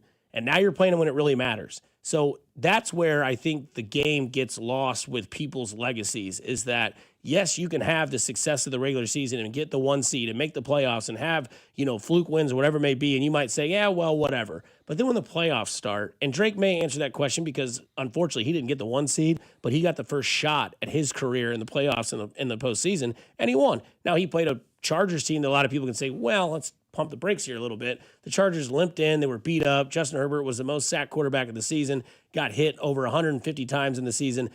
It was in New England. Okay, but they still won. And how many times have we seen that quarterback that had the great season get to the playoffs and then lose? Josh Allen did against Houston, right? In his first playoff game, lost. And so I think that there are things that can be made when it comes to this list. And maybe in 3 years from now, we're going, Caleb Williams went to the NC Championship game in back-to-back years and played in the Super Bowl, didn't win anything, but at least he got there. And it kind of gives me that realization that when we watch these games this weekend, Saturday and Sunday, and I don't really know which side of the day is better. Saturday for us because recreationally it's a lot more fun. Yeah, right. Yeah. Sunday kind of a school night, right? But I think that when you look at these games, I think there will be more pressure on the quarterbacks that are not the experienced ones, as opposed to the ones that are unexperienced because of that unexperience. Yeah, see, I only think there's one quarterback with pressure in the postseason. I think it's Josh Allen. I think he's the only quarterback that has any pressure to win right now. Matthew Stafford already has that Super Bowl win. Purdy's playing with a bunch of injured players and carrying these guys. I mean, he's done unbelievable. May is basically in his second season, and they're rebuilding New England. Not a lot of pressure there. Caleb's already won the game, that he needed to win. C.J. Stroud, it's Houston. There's not a lot of pressure down there by anybody. And then you have Sam Darnold, who, kind of is a vagabond quarterback, bounces from place to place to place, and Bo Nix, who is kind of on house money at this time as kind of that number one quarterback. So I think when you're talking about the pressure to win, there's only one person in this playoffs, well, two people, McDermott and Josh Allen, that have pressure. This is finally the time that they have. The door is wide open for these guys, right? It is wide open right now. If you would have told them at the beginning of the season, you're going to be the 6th seed, you're going to have to go on the road, and there's going to be no Mahomes, there's going to be no Joe Burrow there in your way, there's going to be no Lamar Jackson in your way, but you're the 6th seed and you still have to go on the road. Would you sign up for this right now? And I guarantee you Buffalo would have signed up for that on opening day, right? I think anybody probably would have signed up for that. Oh, the 6th seed, where are we going to have to go with no Mahomes, no Jackson, and no Burrow? Well, maybe Denver and beat Bo Nix, maybe, wherever, Vegas or wherever the case may be. So I think right now, and I, honest to God, I don't know, in my opinion, if there's been more pressure on a quarterback-coach combination in the playoffs that we've ever seen that is on Josh Allen and Sean McDermott right now, because there should be nobody standing in their way. They should go out there and take care of business with the team that they have, the quarterback they have, the experience that they have, and nobody standing in their way. I think this is the most pressure that I've ever seen in a playoff for a quarterback and a coach, because you may never have this opportunity again where everybody's fallen by the wayside, just like when KU in 08, they played an 11, they played a 9, they played an 8 seed. Everybody fell in their way, and they found a way to win a national championship. You've got to take advantage of that if you're Buffalo right now. Yeah, the comps that I keep seeing for Josh Allen this year is the Houston Rockets. Yeah, it's a great comp, yeah. When Jordan wasn't there, can you go get it done? Even though people might hate you for it and say it, be like, well, they won it when Jordan wasn't there. You still won it, right? Won it. Now, the reason I say Bo Nix and Sam Darnold is because if they do get beat, then what is their story? I mean, you're the 1 seed, you had the home field advantage, you had the week off, and yet you still got beat.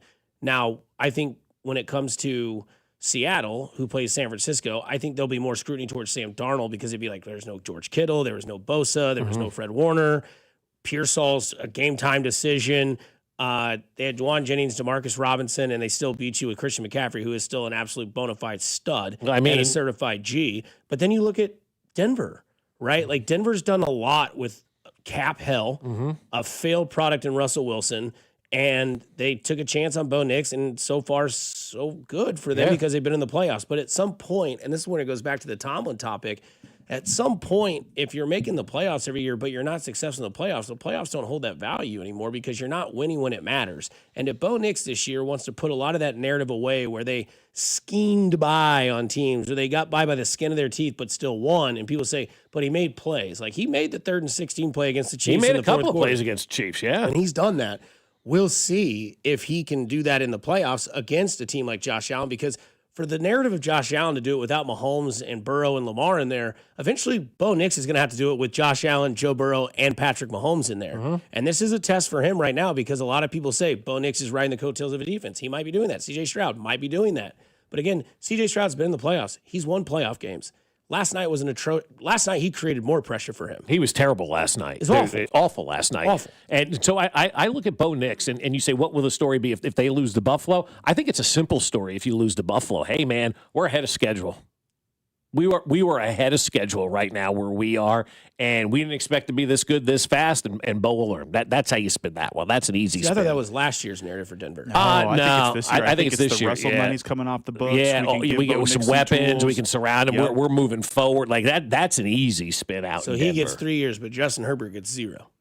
Oh, Justin Herbert's been been around since COVID. Yeah. Tyrod Taylor's lung was punctured in COVID, the COVID season. Yeah. Yeah, and Justin Herbert's played in 3 playoff games, and he's lost 3. Yeah. Bo Nix would be right behind him if he loses this Saturday. Yeah, he'd be You're 0-2, you know, You're right, in the postseason. I think that's the narrative in Denver, though. Maybe not, it's not the fair narrative. I think Denver is saying, hey, we're happy with where we are. That's where I'm coming from. I'm coming from, like, if you're Sean Payton, you're the Denver organization, and you're giving the post-mortem press conference on a Monday afternoon, you're sitting there going, hey, man, we're ahead of schedule. We feel really good about where we are. Great point by you, Nathan, too. All that, Russell Wilson money is coming off the books. We can get back to getting some weapons. We feel really good about where we are as an organization right now. And the Sam Darnold one, if he doesn't play well up there, yeah, I don't know what the spin is on that, because I think Dusty's right. With all the injuries that San Francisco's facing and what they have right now, Seattle should be a better team. They should get that win over them. And if they don't, and Sam Darnold has 3 interceptions in that game, then that's a conversation people are going to have to talk to Sam Darnold about. And maybe you say,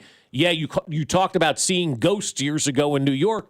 Maybe you're just not one of those players that can win when the pressure's the most. Yeah, and I'm with you, Dusty, on that being the more pressure between the two of those quarterbacks. I think Darnold would have the second most pressure out of any quarterback in the playoffs for me, but it still is behind Josh Allen.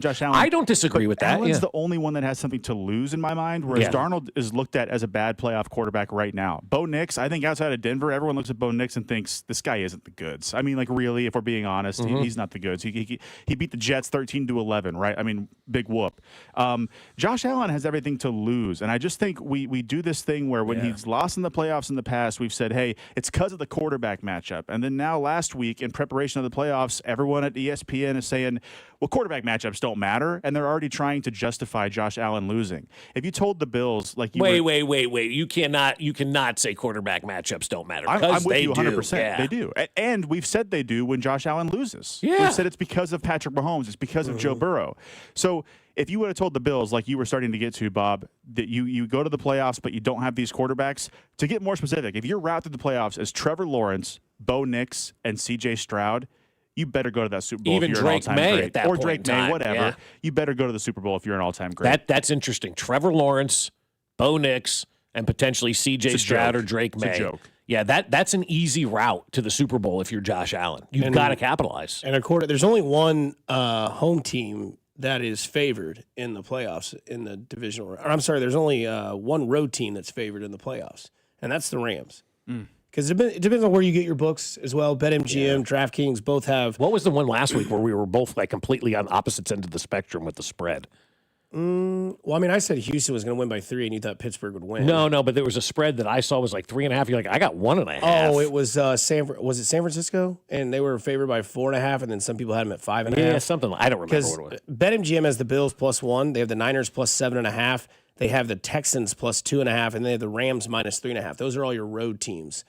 So no love for the Bears. And then if you go to like DraftKings as well, they have the Bills at +1.5. They have the Niners at +7.5. They have Houston at +3, and the Rams at -3.5. So only one home team is underdog, and that is the Bears, who play the last game of the weekend on Sunday at 5:30. At this point in time, the home team should be the favorite, right? That's kind of questionable that the Bears are the underdog in that one. That's interesting, yeah. Yeah, I'm sorry. The Denver Broncos are favored, so they're a home team. So yeah, the Bills 1.5 on the road is given. The Niners +7.5 on the road. Seattle 7.5 is just... That's a big number. Oh, I mean, you should hammer San Francisco 7.5. But again, all those injuries too, Rivalry game. I know. It's crazy. Every time we say this each week about San Francisco, that's why, look, I'm a Mike Tomlin apologist to the day I die.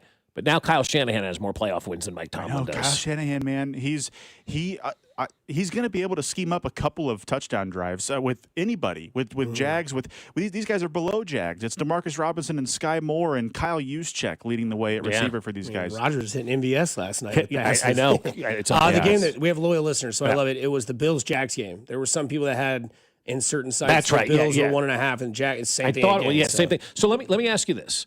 If we get through this weekend and Josh Allen wins and moves on, the pressure's even more next week on him because you're facing C.J. Stroud or Drake May. Now, you may have to go on the road and do it, but so what? You've played in New England a lot. Like, I just think each week that goes on, the pressure just continues to mount and mount and mount for Josh Allen. Like, he's got to get this one. And if he doesn't get it now, people will say, I guarantee you if they lose this game Monday morning, these people on ESPN screaming at each other will say, will Josh Allen ever win a Super Bowl? Bob's back on the live stream. He's got Alex Gordon on his left-hand shoulder. That doesn't make sense. Over his left shoulder. You can do that on Twitter, YouTube, Twitch, Facebook, all that sort of stuff. Like and subscribe, and you can see Bob in the picture now.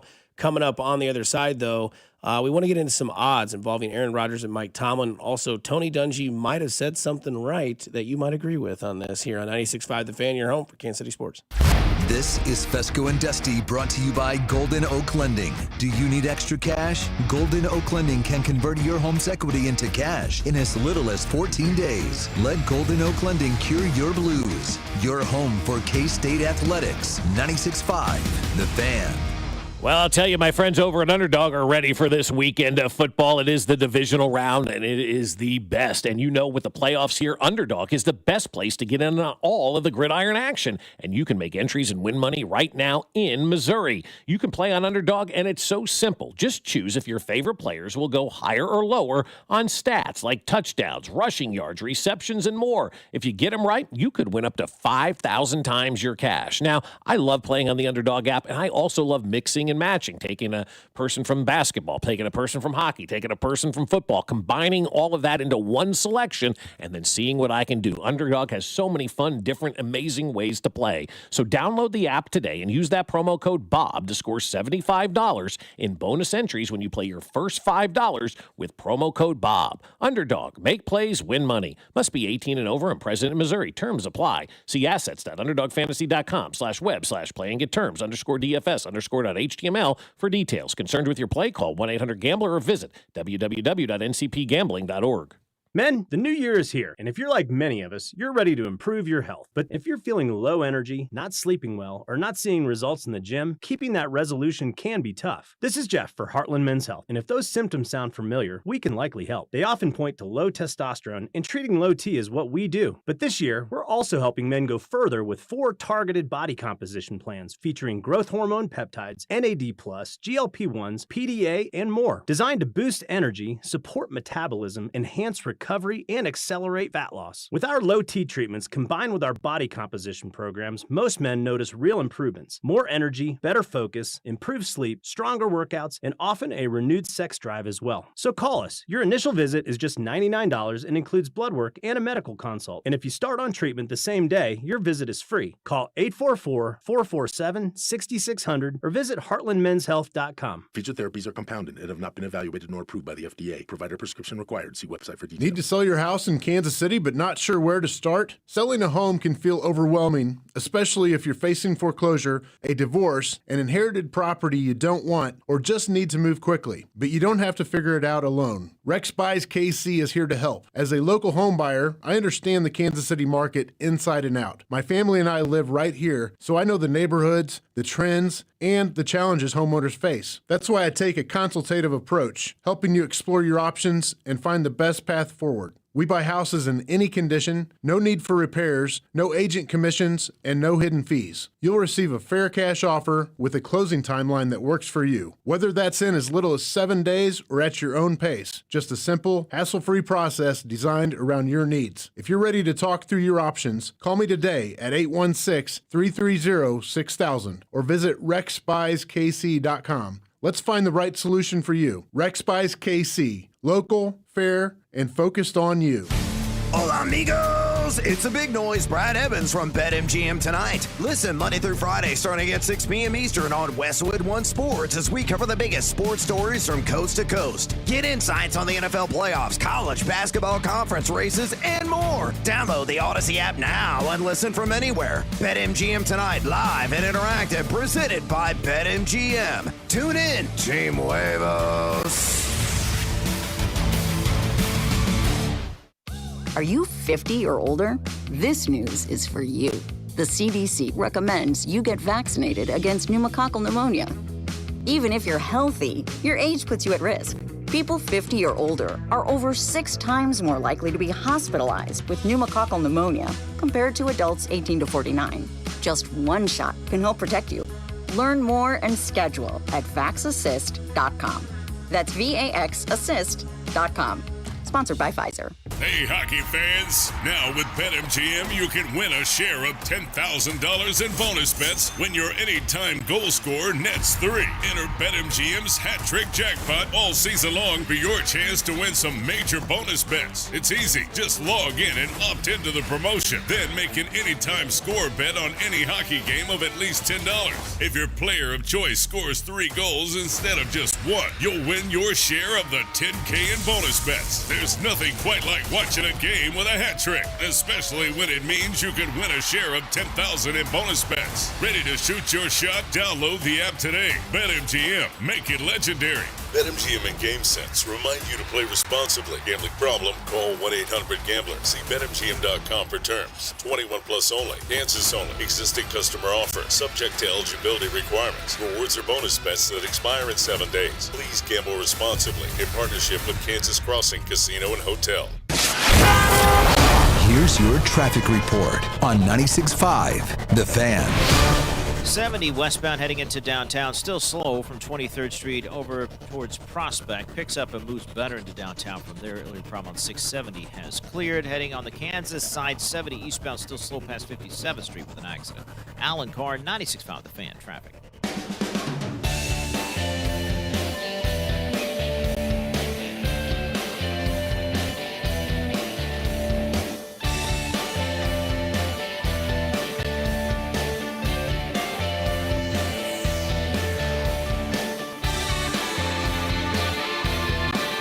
Diving right back into it in the 8 o'clock hour, there are some odds that came out, offshore odds, that is, so they're not on your sites that you guys spend way too much time on. I see all of you every night. Aaron Rodgers, where he will be in week 1 of the 2026 season, minus 150 offshore that he will not be playing / retired in the NFL. I think we can all agree to that. Because you know what he reminded me of last night? I know you guys don't play golf a lot, but every once in a while we'll play with a guy who thinks he's going to shoot a score that he's not capable of shooting. So every bad shot is, oh, God. Don't talk about yourself like that. I used to do that. I know what I am now. It is what it is. I'm not going to just go out there and break 90.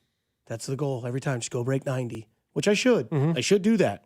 But if I slice a drive, it's okay. There's still 3 more shots to make a par. But some guys will go out there and every bad shot, club toss, or I'm going to break my club, or, explicit language. I'm like, dude, what are you trying to do out here? Are you trying to shoot an 81? Because you've never shot an 85 in your life. So stop trying to hold yourself to a standard. It's just going to make you frustrated. Last night, I don't know if you guys watched this in the detail that I did. It seemed like everything that didn't go right, Aaron Rodgers was, gosh. I feel like it's been that way for a while. It's been that way since he won the Super Bowl. Okay, it's been that way it for seemed a a little long egregious time last night, and I'm wondering if, maybe you're just not the guy you used to be. Well, anymore. yeah, he's not. So stop yeah. putting yourself to that standard. Plus, Daniil Hunter and whatever his face is, I can't think of it, but they were in your grill all night, dude. But again, that's what it reminded me of, is the guy that, or if you go play rec basketball and the guy's just like, I'm just having an off night, man. We trying to be Jordan? You ain't Jordan. You're not. You're the guy that the Monstars stole the energy from. You're decent. You're just not good anymore. You don't have that. Don't put yourself to that standard. Yeah, but athletes don't realize that. They're the last ones to know Men that they don't stink. understand that. Yeah, but the athlete is completely different. They'll never understand. Look at Tom Brady right now. He's doing those Pizza Hut commercials. He's really thinking he could go back out there and play. And Michael Jordan could probably go back out there and play. The greatest. But not to the standard that he could in 1997. Well, but they all believe that they can. I mean, that Michael Jordan video about the free throw and all that kind of stuff to make sure that he hit that free throw for that family and all that kind of stuff. And I swished it. Athletes have a drive that is just different than everybody else. That's why they're able to be at the top of the game. No matter what they're facing, no matter what the adversity is, they believe that they're going to go out there and they're going to win and they're going to beat you and they're going to take care of business. And they never let go of that. And that's what makes them special, right? That I realized a long time ago. I can't do this.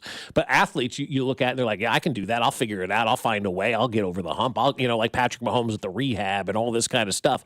They just figure out ways to do it, and they never feel like they're at the end of their line. And so for Aaron Rodgers, if he does walk away, and that seems to be the favorite at minus 150 right now, Do we ever hear from Aaron Rodgers again? Like, does he start holding court places? Does he start doing podcasts, TV shows? Is he on the NFL? Is he a big voice once he walks away? My answer is I hope not, and he's going to tell you no, and then he's going to be everywhere. Well, you could wish in one hand, crap in the other, and see which one fills up faster. It's Yeah. going to be there for him. Yeah, 100%. 100%. Let me ask you this, because Aikman had mentioned, I can play the audio a little bit later, but he had mentioned that maybe it'd be like a Phillip Rivers story.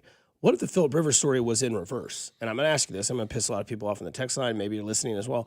Say Mahomes isn't ready by week 4. You know where this is going? Yeah, Aaron Rodgers, the first 4 weeks of the season. I don't hate that. I mean, look, I like the drama. I like the storyline. It's male gossip. It's what we do.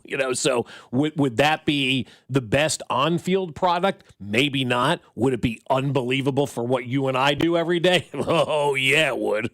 Hell yeah, it would. Could you imagine? Let's say Mahomes is ready by week 4.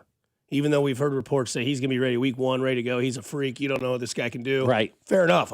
Prove me wrong, right? Like Colin Cowherd said, I'm done doubting. I'm all in on Josh Allen. I'm all in on the Patrick Mahomes. We've seen the ankle. We've seen the knee. We've seen the whatever. He's back, right? But let's say that first 3 weeks of the season, Chiefs come in, Aaron Rodgers, your quarterback. They go 3-0.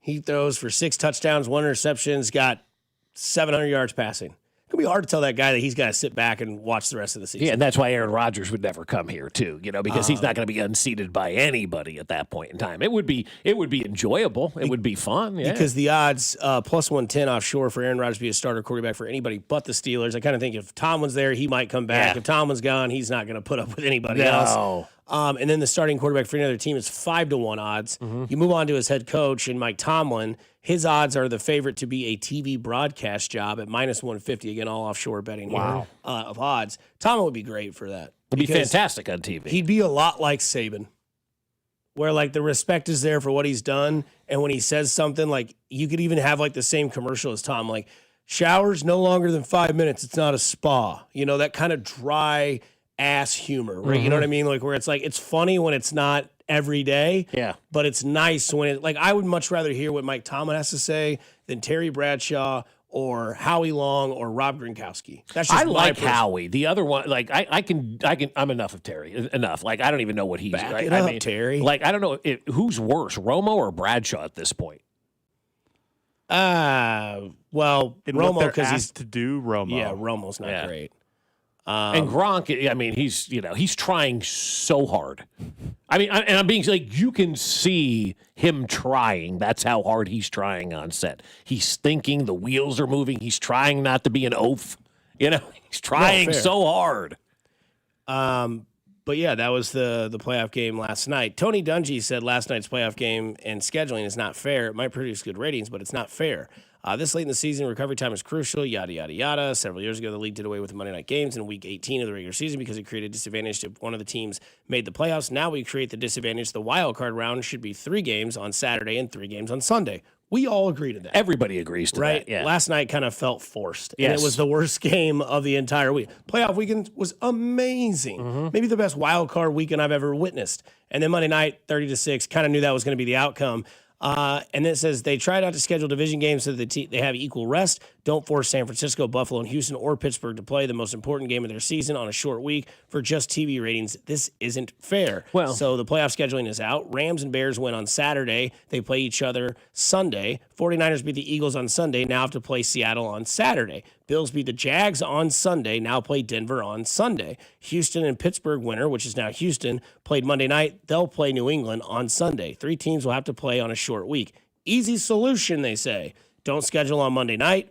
Put Rams, Bears on Saturday and Niners, Seahawks on Sunday. Still might have 1 team on a short week, but not 3. Yeah, well, I'll say, look, man, like for Tony Dungy, this is not fair. I don't buy into the word fair. I think that's a ridiculous word to use. And then to him to go in there and talk about, TV who pays his salary, by the way. He makes a lot of money off of being terrible and standing there and saying nothing. And I'm sure he's mad that Taylor Swift outright apologized to Clyde Edwards-Helaire and his wife for not being able to attend their wedding, called them personally and said, I'm sorry, I'm not going to be able to attend your wedding, but I'm sending Travis on the private jet anyway. I'm sure, he's mad about that. I would say this. We didn't need a Monday night game. You could have had 3 Saturday games. You could have had 3 Sunday games and alleviated, all of that. But I think he's missing the boat here. Stop saying things aren't fair and it's good for TV. TV drives the NFL, Tony. Like, I hate to tell you that. Nothing matters without the TV partners. Take the TV partners away, and you don't have a league. So the league is going to do what the TV partners want that are spending $1 billion each on televising NFL games. Sorry, Tony, that's the reality of it. Maybe you should try living in reality once. Is this too far of a jump to connect a few of these things that we've talked about here today? So complaining about the schedule, right? Complaining about Josh Allen's the quarterbacks he has to go through in the playoffs and go on the road. Yesterday we heard a lot about the refs in that Jags-Bills game when they couldn't spot a football to save their lives. This complaining about all these different things, I feel like in the past they all would have been just directed at the Chiefs. The schedule favors the Chiefs. Josh Allen lost because of the Chiefs. Oh, the refs favor the Chiefs. It's like they don't have a place to put their anger this year. Yeah, they don't. Yeah, they really don't. Yeah, so now reporters asking questions they don't like, scheduling, fairly and all this kind of stuff. Like, sports is dictated by TV. Every single sport is dictated by television. And if there was no television paying the freight, we wouldn't have these sports. No doubt about it. Coming up next, we're going to Start Bench Cut, brought to you by Jay's Southland Tow. Get in the know with Jay's Southland Tow. We'll do Start Bench Cut on the other side of the 9 o'clock hour here on 96.5 The Fan, your home for Kansas City Sports. Fescoe and Dusty. Every Hardee's is closed. Well, that sucks. Brought to you by Golden Oak Lending. Do you need extra cash? Golden Oak Lending can convert your home's equity into cash in as little as 14 days. Let Golden Oak Lending cure your blues. 96.5 The Fan. Well, I'll tell you what, my friends at QC Kinetics are ready for you to be able to move free, not suffer with all of that pain in your joints, right? You know what that pain is I'm talking about. The knees, the back, the elbows, it's all over. And you're thinking to yourself, I need relief. And I want to do it without surgery, without downtime, and without putting your life on pause. And you can do that with QC Kinetics because they deliver regenerative treatments that actually help your body repair the areas causing you pain. Those achy knees and hips and shoulders, your back, wherever it hurts. Instead of facing an invasive operation that sidelines you for months, these treatments happen right in the office and you go about your day. So skip the 3 to 6 months of recovery, skip the pain, and skip the invasive surgery. Imagine this instead. You're moving better, stronger, and planning the year you want with game-changing regenerative treatment from QC Kinetics. So call now and get that free consultation on the books. 816-412-6299. That's 816-412-6299. All 435 in State Line and in Gladstone. It's QC Kinetics. Guys and ladies, get real about your health this new year with Synergen X and Low T Center.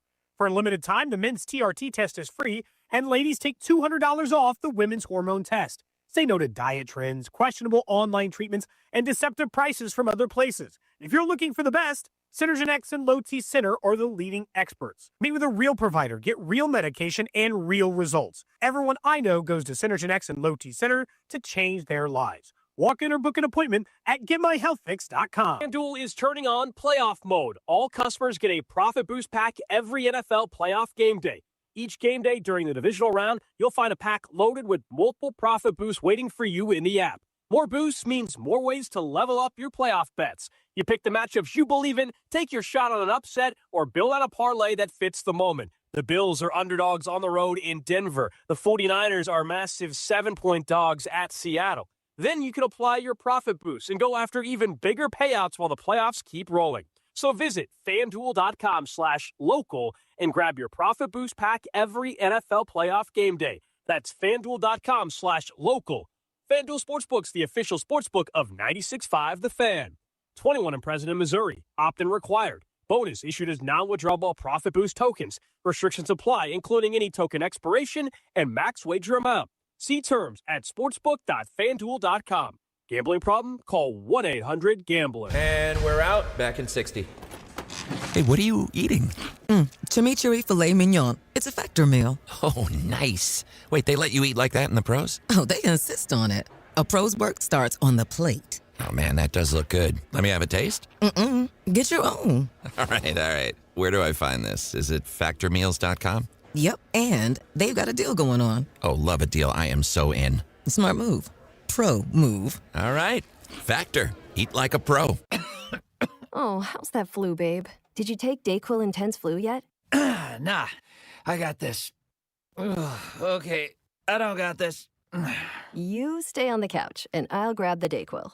Undo your flu symptoms with DayQuil Intense Flu. DayQuil Intense Flu provides powerful relief of your flu symptoms. I'm ready for that to-do list. Wow, you do got this. DayQuil Intense Flu. The daytime coughing, aching, fever, under your flu, medicine. Use as directed, keep out of reach of children. Chiefs coverage sponsored by Renner Garage Door. RENNER, forward and back. Hey, it's almost Andy Reid. Who knew a Halloween costume would change my life and lead me to Renner Garage Door? Renner's KC's go-to team for service, repair, and replacement. RENNER, RENNER. Here's your traffic report on 96.5 The Fan.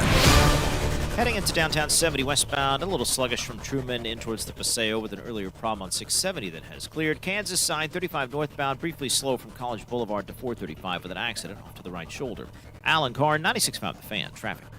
Hey Royals fans, it's Vern. I'll be broadcasting live from Royals Rally on Saturday, January 31st, starting at 9 a.m. as I sit down with the biggest names in the organization before they head off to spring training. This is your home for Royals baseball, 96.5 The Fan. 96.5 The Fan, KFNC FM and AM, HD1 and HD2 Kansas City, an Odyssey sports station. Here's Fescoe, Dusty, and Mac with this week's edition of Start, Bench, Cut. That's right. Start Bench Cut brought to you by Jay's Southland Tow. Get in the know with Jay's Southland Tow. Spec. Start Bench Cut. Obviously, you know the way the game works. You can send some into the text line if you'd like. Start Bench Cut, 913-586-7965. All right. Start Bench Cut. Who do you want to see win this weekend? New England, Chicago, Denver. I will start of those three. Well, Chicago, then New England, then Denver. I don't want Chicago, yeah, but I don't, yeah. Okay, if it's New England and Buffalo at the AFC Championship game, I'm not going to be thrilled whoever wins that game. I'd like to see them both. I'd prefer Houston to come out of the bracket. I don't want it to be Denver. I hate them. We talked about hate watching them earlier in the show today. I can't wait to do that. I'm cutting Denver. They're so far out of here. And then I guess by process of elimination, benching New England, starting Chicago. Yeah. What's better for Mahomes and the Chiefs' legacy moving forward? Allen gets a ring or New England is back on top? New England's back on top. Be fun, wouldn't it? New England being back on top is absolutely better for the conversation, All right. I think so. It's close. We'll do it again. Start Bench Cut. Who you'd rather see win, Bills, Seattle, or the Rams? I'll go Seattle, Bills, Rams. Wow, you really don't like the Rams. I don't like the Rams, no. It goes back to Flipper Anderson in 1988, catching a touchdown pass against the Giants in the NFC playoff game and running out of the tunnel into the end zone into the parking lot. I hate the Rams ever since 1988-89. I hold a grudge. Yeah. Go crap your pants again, kid. That was in like 5th grade. People never forget. That's right. I don't care really about either of those NFC West teams. They don't really do a whole lot for me. I enjoy the Seahawks team so much more, though. I'll start the Seahawks, but I'm benching the Rams and cutting the Bills. Okay. I'm going to add one that I don't have in there. Defenses that you'd start bench cut. Houston's, Seattle's, and then I will go to Houston, Seattle, and Denver. Houston. I would start Houston. I would bench Houston, and I would not cut Houston. I'd cut Seattle. I'd probably go Denver as number 2 though. I think I'm with you on Denver 2, Seattle 3. Seattle's so sneaky good though. They don't have the name recognition yet, but it's a good defense up there. Houston just clears the rest. It's not close. We go to play-by-play announcers. I kid. We go to color commentators. Start bench cut. Tony Romo, Troy Aikman, our boy, Greg Olson. Well, I'm starting Greg Olson. He's the best. I really enjoy him. His stock go up over the weekend? But his stock was already up. He got screwed with the whole, Tom Brady thing. It was like Greg Olson should be the number 1 analyst somewhere. So he should start. I'll bench Troy Aikman. I think Troy Aikman and Joe Buck are good. I really do. And then I'll cut Tony Romo at this point in time. I think Joe Buck is good. I can't stand Troy Aikman. He's my least favorite color commentator out of all the major networks. Bink and I talked about this last night about how the color. I'm not a fan of Collinsworth at this point. Not a fan of Romo, Herbstreit, and Michaels. Don't have that real connection yet. I think Olson's probably the second best in the game behind Brady, except he got he got Wally Pitt. You think Brady's doing a good job? I think Brady's the best color analyst right now. You do? Major networks. Wow. I do. Why? Tell me more. Tell me why. I think he's finally getting in his groove and able to connect the insight he has from playing into how the audience wants to hear it. Whereas at the start, he was just a robot. He was very formulaic. So, and also, I don't like any of the rest of the guys. So I'm putting him at number 1. I would start Greg Olson, though, even though he's one without a job. I think I'll bench Tony Romo and cut Troy Aikman. See, I think Tom Brady just does things that you wouldn't think are entertaining, but the way that he described throwing the ball in the wind last week, and I was like, that was huge. That was a big step forward, even though it was something so minute, but it gave you some sort of like, that's what I love when I hear things where I'm like, I never thought of that before. I would have never thought this. Like when you listen to Dana and Mitch, and Mitch is going to do his thing, but every once in a while, Dana will throw you something about like an out route or some sort of route. You're like, never thought about that. Even though you don't ever think about it, that's what to me makes those guys great is when they give you something to chew on. Well, that's what you want. You want somebody in that booth who's played the game, who sees it differently. That's why Tony Romo was really good at the beginning, because he knew what was going on. I mean, people ask all the time to players, you better get in your playbook. Somebody should say that to Tony Romo, because after that game that he had on Sunday, everybody is out to get Tony Romo right now. Nobody likes Tony Romo. And I don't know how many more years he has on that contract, but CBS may consider moving him somewhere else. A lot of start bench cuts coming on the text line. We'll get to those as well. We go to the weekend time slots. These are the 3 time slots I think that are the best. Saturday, 2:30. Saturday, 7 p.m. Sunday, 2 p.m. Right in that order. Just in that perfect order? Yep. That's not too early on Saturday. That's not too late on Saturday. 7 p.m. on Saturday is kind of the one where you're kind of, feeling yourself a little bit better. The night's kind of moved on. Yeah. And that's going to be a solid game on Saturday night. So, Sunday at 2 is good, too, because you don't have to worry about, maybe you want to sleep in a little bit. Maybe you want to get a little breakfast with the lady or, with the family. You got some time to kind of chill on Sunday. You can chill out a little bit. Yeah, but also, too, then it goes a little bit too late on Sunday night. Yeah, Sunday night it's a 6:30 kickoff at the Sunday night game, which is better than 7:15, 7:30. It is, yeah. So. I think it's 5:30 for us. So, but even still, it's I like it a little bit earlier, but that's just me being selfish, obviously. Today is National Chocolate-Covered Cherry Day, right? Better chocolate-covered item, cherry, peanut, or pretzels. I'm going to start the pretzel, I'll bench the peanut, and I'll cut the cherry. I can't do the cherry one. It's My mom too much. loved them, but it was like that weird liquid that came out that made me question myself. Yeah, what is like, this? what am I eating? Yeah. It's like, it's clear, it's sugary. I know it's probably just sugar, but something creepy. It's like the Cadbury egg. Not a chance. Oh, see, I'll eat those. Those are good. Oh, my gosh. Really? I'm not in the business of cutting the cherry. Candy yolk?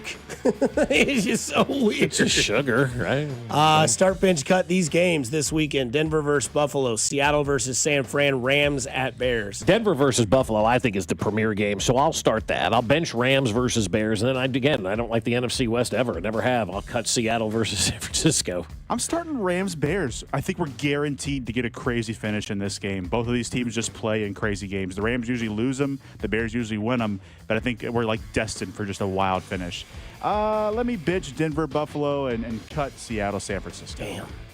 Nobody likes my Hawks. Back up for the Chiefs next year. Start bench cut. Aaron Rodgers, Kirk Cousins, Jameis Winston. I'm going to start Jameis. I'm going to start Jameis Winston. I will bench Kirk Cousins, and I'll cut Aaron Rodgers. I just think I've seen enough of Aaron. I think I would bench Rodgers and cut Cousins. Even though I don't want either of them, I want Jameis Winston for the play on the field, but also just, you talk about it being good for what we do.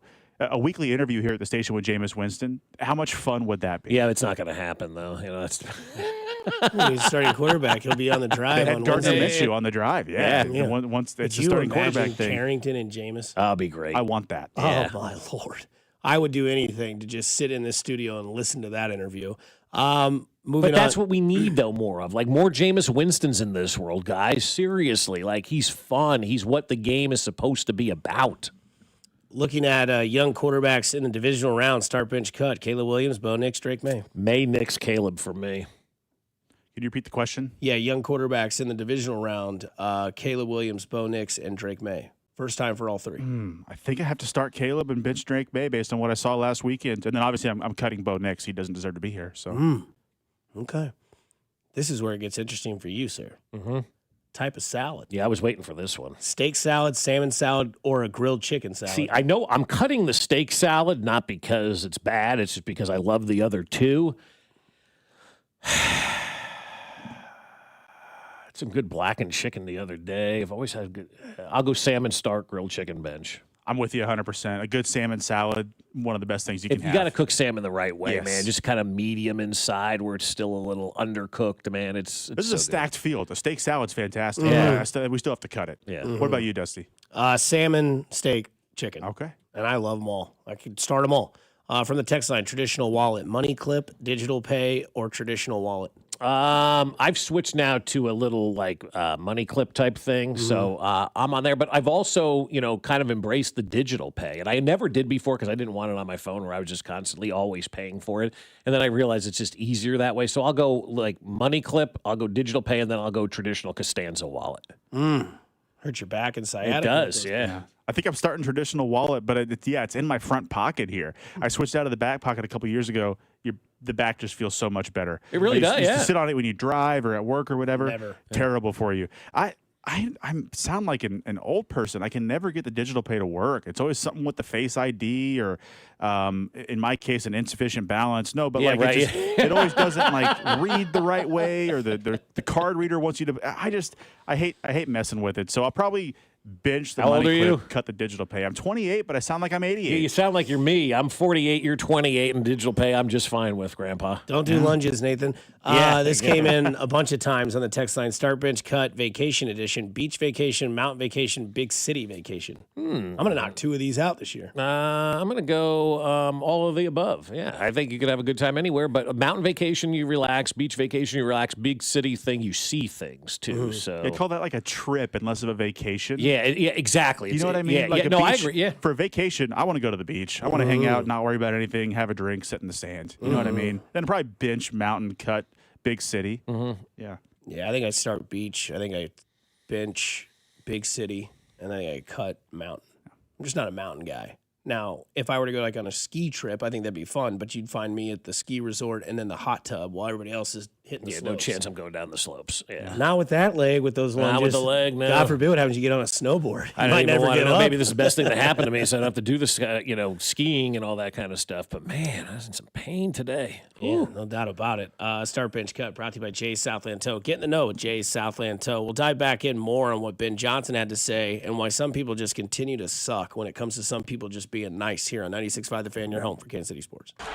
This is voice of the Wildcats, Wyatt Thompson, and you're listening to Fescoe and Dusty on your home for K-State Athletics, 96.5 The Fan. Brought to you by Golden Oak Lending. Do you need extra cash? Golden Oak Lending can convert your home's equity into cash in as little as 14 days. Let Golden Oak Lending cure your blues. Hey guys, it's Dusty Likens. Let me tell you about my friends over at GiveMeTheVin.com, because I'm sure you've got a car that you're trying to get rid of. Well, I can tell you how to do it easily with GiveMeTheVin.com, because they want to buy your car, whether it is your daily driver pickup truck, SUV, minivan, supercar, or exotic. So say goodbye to dealing with all those dealerships and private sale tire kickers and get a true buy offer for your car. GiveMeTheVin.com puts your car right on the money, providing you with a hassle-free online option to sell your car for more. It's as simple as going to GiveMeTheVin.com and entering your car's VIN number or license plate number. You'll get an offer on your car in minutes. That is way above any dealer quote. You can go to one of their pickup locations, or they'll even come to you. It's as easy and it's fast. GiveMeTheVin.com is America's best car buyer. Hit it, boys. Sell us your car. GiveMeTheVin.com. So easy you can do it in your underwear.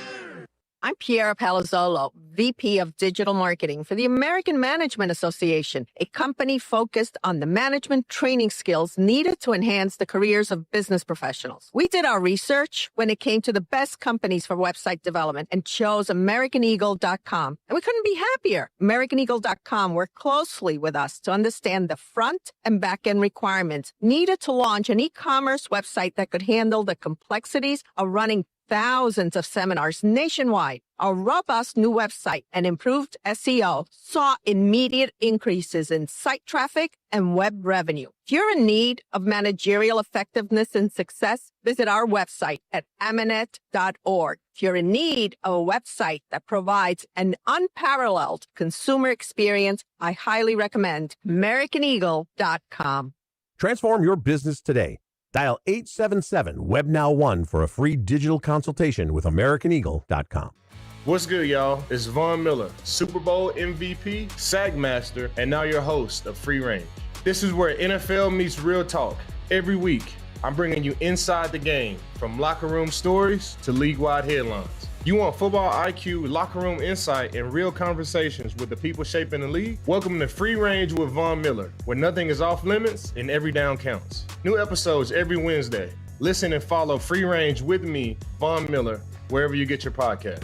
When winter's chill hits, trust Hamilton Plumbing, Heating, AC, and Rooter. For a limited time, get up to $2,000 in instant savings on a new HVAC system from Hamilton. Our pros offer expert installation, flexible financing, and energy-efficient options that can help lower your energy bills. Over 40 years experience and more than 8,000 five-star reviews are great reasons to trust Hamilton. But don't wait. This is a limited time offer. Visit callhamilton.com/radio for details, terms, and conditions. License number 2025-11121. At Kansas City Proton Institute, we're delivering the future of cancer care with state-of-the-art proton therapy right here in KC. If you have breast, head and neck, or brain cancer, proton therapy may be a better treatment than conventional radiation. Don't wait. Get your second opinion at Kansas City Proton Institute. Come see Kansas City's largest, most experienced, and most advanced proton therapy team. Learn more at kcpi.com. Kansas City Proton Institute, where you see the best in KC. Today, expect partly sunny skies with a chance of rain showers and a high of 62. Weather brought to you by Staples. 2026 is here, and at Staples, deals mean business. Like up to $100 off custom print orders. Head into the new year looking good for less. Staples. That was easy. Ends 1/31. You're listening to 96.5 The Fan from the DM Injury Law Studios. Mike's got this.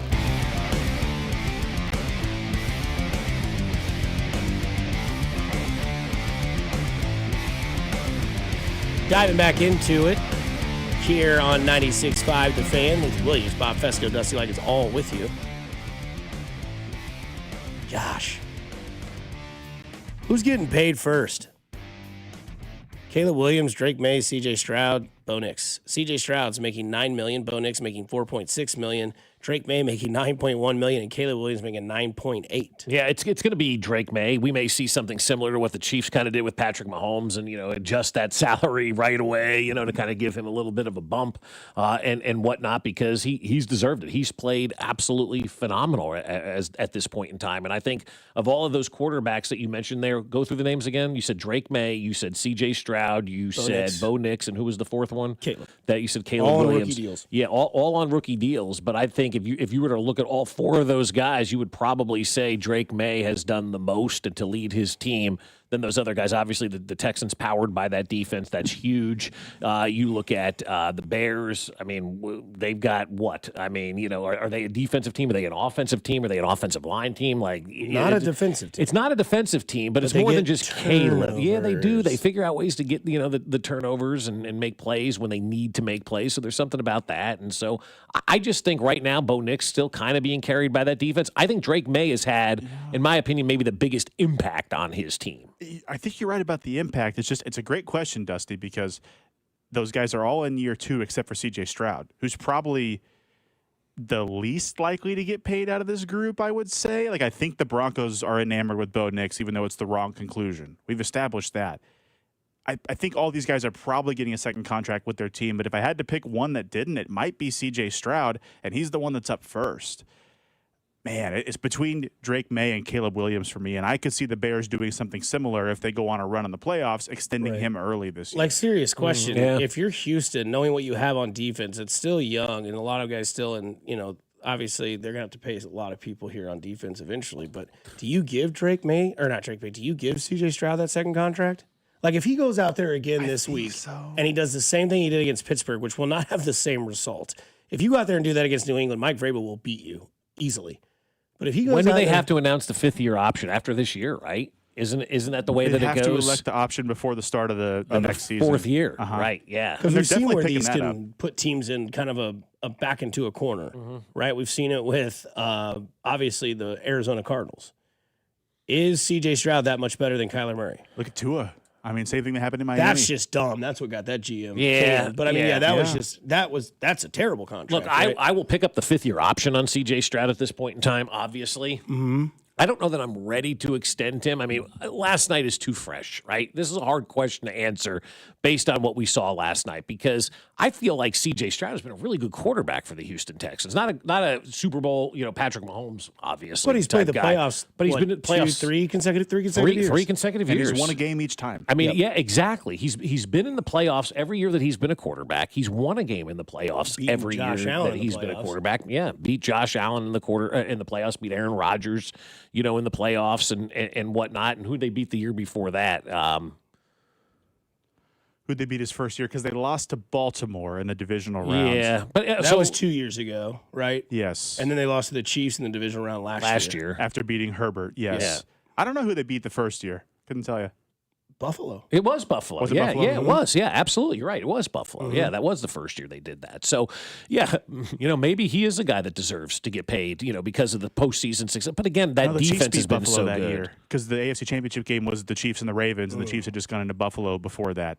I'm not sure who they played, but he's 3-2 in the playoffs right now. I mean, that's the pace Josh Allen's winning in the playoffs right. at, folks. And look, you can look at Patrick Mahomes and be like, okay, 17-4 in the postseason. That's Tom Brady same way. Take those two guys out of the equation and look at everybody else's postseason record. They're all right around or just below 500. There's not many that are well over 500 of like vested quarterbacks. You can find a 1-0 guy, and a Joe Flacco along the way, but they beat Cleveland in 2023 season. But in January of 2024, because that was when... Is that Flacco? Had to have been, because Yeah. that's when Cleveland almost had the number 1 seed going to the playoffs. Man, I don't remember that at all. Had to have been Flacco at that point. I only remember that Baker Mayfield Browns year where they went in and beat the Steelers. I don't remember that Houston game at all whatsoever. He beat Cleveland, then lost to Baltimore. He beat the Chargers, then lost to the Chiefs, and then he just beat the Pittsburgh Steelers. The 620 says Bo needs to get paid first because he's almost 40. That's fair. Good point. Good one. If you think C.J. Stroud can be the 11th best quarterback in the NFL, I think you pay him. If you don't think there's a step forward in his game after this year, I'm not sold. I mean, they did. He lost Tank Dell. They've gone through running backs like crazy. You took his left tackle away. I'm not shocked that you've seen worse quarterback play. Right. And he's had a lot of injuries too from sure weapons and whatnot. Because the thing is, would you pay him Brock Purdy money? Because Brock Purdy is the second highest paid quarterback in the playoffs right now, and that's at $53 million.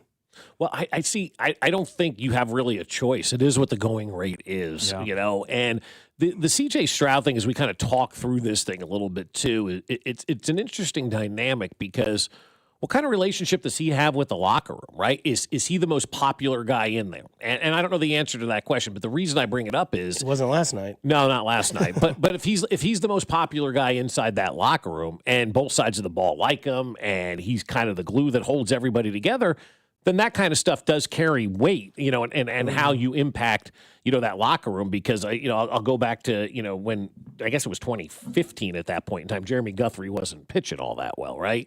And all the fans wanted Guthrie out of the rotation, get rid of Jeremy Guthrie, he stinks. And I remember having conversations with people in the Royals front office at the time, and I said, what about getting rid of Jeremy Guthrie? And they go, okay, fine, we'll get rid of Jeremy Guthrie. You go tell that clubhouse that we're getting rid of the glue and the guy that holds everybody together. They said, you look at these clubhouses and locker rooms, they're these living, breathing organizations where if you make one move of something, it has an impactful effect on everybody inside that locker room. And so from the naked eye, as we sit here and bloviate and talk about all this kind of stuff as we do, you have to wonder what's going on inside that locker room. And while we didn't like C.J. Stroud's performance last night, and I don't think anybody did, I don't think his dad's calling me, hey, that was great last night, son, way to go, right? Like nobody's doing that.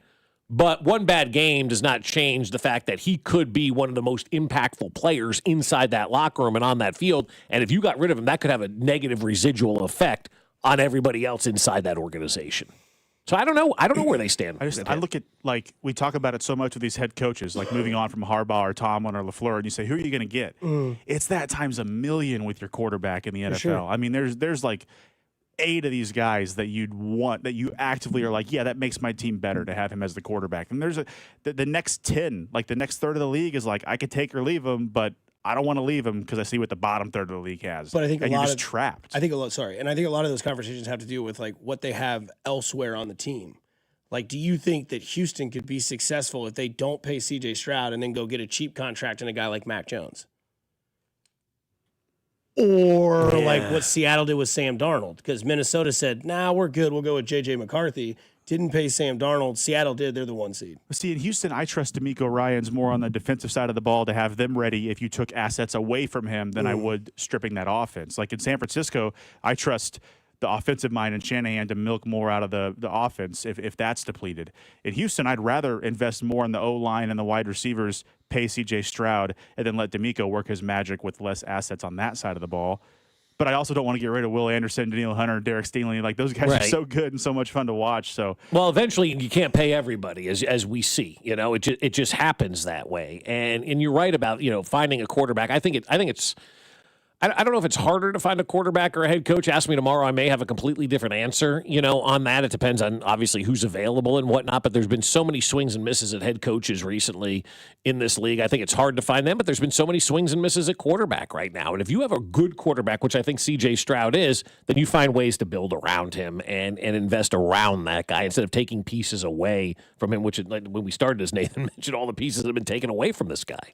And remember, they traded Laramie Tunsil at the beginning of this season, and we all thought, what's going to happen? And look at where they are. They're in the AFC divisional playoff game for the 3rd consecutive year. And a lot of people forget they started 0-3. Yep, and won 10 in a row. This is from Sunday. Sorry, this is from Saturday night.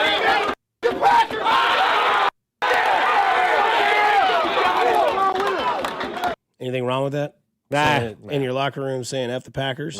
F them, right? Nope. Okay. Because, you know, that was your rivalry in the AFC North. That was everybody wanted that game. It's the longest running rivalry in the NFL. Yeah. And you got them. And when you got them when it mattered. Yeah. You beat them at home, dramatic comeback, the city on your back, the weather that decided not to show up for some reason. It was there, and then it just dissipated very quickly. And then you get scrutiny from people outside of the sport saying that's just unprofessional, right? Like Dick Vitale was not happy about it. And I don't care. Right. I'm with you. It doesn't matter what Dick Vitale has to say about this sort of thing. But I always say this about Dick Vitale. I love him, and I think he's the most important figure in the history of college basketball. But I think that take there shows you why he didn't last as a coach. And I think that this is something that is taken. I think that there are a lot of people that probably say, you know, you could have done it a better way. You don't have to use curse words. Well, this is a locker room, right? Like, we understand what that is. Like, you don't need to be that, you know, directive towards it. But again, this is a team that has always beaten you. And this is what makes sports great, is when you have these rivalries. Like, if Denver does go to a Super Bowl this year, it's going to eat at the core at every single individual that is at One Arrowhead Drive. And if it doesn't, then that person doesn't need to be a part of this franchise. There are people that are going to watch that game of the Bills versus the Denver Broncos, myself included, who would have never been a fanboy for Buffalo, that will be a fanboy this weekend for Buffalo, because I hate Denver that much. When I was a kid, they put Vaseline on their jerseys so the Chiefs couldn't tackle them. John Elway tried to get the crowd to be quiet because it was too loud. And that was stuff that was like, Elway did that on purpose because he hated Kansas City. So he knew where to go. Go to where the Chiefs drive, and that's their home crowd. And that's what built the hatred towards the Broncos. John Elway's never been a Richard to me. I've never met the guy. John Elway's never said anything bad to me personally, but I hate him. Why? Because he beat me, and he did it with swag, and he did it with the way that Elway did it. Minute 14 left in the game, Chiefs up 3. You were losing that game. Why? Because you knew John Elway was going to do it, and you hated him for it. You go back to the 70s and the 80s with the Raiders. Chiefs always got the flag for unsportsmanlike conduct because they were caught hitting the guy before the guy hit them first. And you hated it. The silver and black, everything involved with it, you hated it. Al Davis didn't like him. He didn't like Kansas City. You didn't like him. But it wasn't that they hated the community or they hated you personally. They hated your team. And that's what creates the rivalry in sports. And we need more of that. And Ben Johnson, you are fine and okay doing exactly what you did in that locker room, according to Dusty Ligens. And I know I don't matter, but don't worry about what other people say. It's unprofessional. The hell with them. Yeah, it's not unprofessional at all. It's understanding your fan base. Sports 101. It's understanding that you're in the business of entertaining, right? And that's what I think sometimes people in sports truly don't understand. And that's why when we talk rivalries, I always go back to Carl and Marty and the way that they handled the Raider rivalry, right? Like Carl was hired in December of 88, coming in from Philadelphia. Marty Schottenheimer was hired soon after, coming in from Cleveland. Neither of them had a connection to Kansas City, but they knew how much that this organization and the Kansas City Chiefs hated the Oakland Raiders or Los Angeles Raiders or wherever the hell they were at that point in time, right? They knew how much that Al Davis and Lamar Hunt didn't get along, at least in front of the scenes, right? Who knows what happens behind the scenes? But they knew what that rivalry was about from the 60s and 70s. And they came in here to Kansas City, a team that was going nowhere, an organization that was going nowhere, a fan base that didn't care. You're getting more people per night at a Royals game than you were getting Sundays at Chiefs games. And they came in, they go, well, what are we going to do? How do we fix this thing? And they realized, you know what? We got to put on a show here. And I really think Carl Peterson was one of the first in the NFL to make it about the event, right? Like there were games in the 90s and the early 2000s, like you felt like you had to be at Arrowhead. You had FOMO. It's one of the first FOMOs that you had if you weren't out there seeing what was going on. And they embraced the rivalries and they got people fired up about the rivalries and they brought the fan base back in because they resonated with the fan base and they got in bed with the fan base and they made it about, all right, the fans hate the Raiders, fine, we'll hate the Raiders too and we'll play this whole thing up. And they were so successful and the whole city had their back. It was all on board. And to this day, you hear from Dana and everybody that was around and played in those days how much they still hate the Raiders. That was showmanship. And Ben Johnson's taken a page out of what Marty and Carl did when they first came into Kansas City. All right, what are we going to do? All right, let's get people fired up. Let's talk smack on the Packers. Nobody likes the Packers, right? And I guarantee you all this is all pre-planned. All right, let's take shots at the Packers. Let's go out there and be negative. And Ben Johnson's like, yeah, I played in Detroit for a few years. I hate them guys anyway, so it's normal for me. And so you've resonated, you've connected, you've become one of your fans by treating the rivalry this way. And Ben Johnson has nobody to go in front of and stand before other than the city of Chicago and his team. And if somebody outside of Chicago doesn't like what Ben Johnson's saying, he should double bird them too, because that's what I want out of my football coach. And if I was on the fence on Ben Johnson, I am now fully in bed with Ben Johnson because of what he did in that press conference and that post-game meeting. And maybe that's a little bit of what Detroit missed this year. Yeah. Now, I know Detroit has Dan Campbell, and he's going to, bring it more than anybody else in that locker room. But again, he said, I'm not sorry for my Packers rant. And then people say, well, he was unprofessional with the handshake. Well, then go back. Because it seems like Ben Johnson's got a memory of an elephant. Because he can go back and watch LaFleur do the same handshake. And I'm sorry, but I'm a competitive prick myself. And if I play poker and somebody beats me on a river card and celebrates, you better believe if I get that opportunity, I'm going to do it too when it comes to my opportunity. Why shouldn't you? Like when we went to the Royals game and that guy hits a home run for the Yankees and the guy stands up in front of us and goes, that's my shortstop. Bobby Witt Jr. would hit a home run 2 innings later. And what did you do? Stood up and said, that's my shortstop. Well, you could take the kid out of New York, but you can't take the New York out of the But again, kid. like that's what makes. And the Packers will do that. But Bob didn't. And I can't wait. Bob didn't stand up and say, take that, fat ass. He stood up and said the same thing the guy said to us.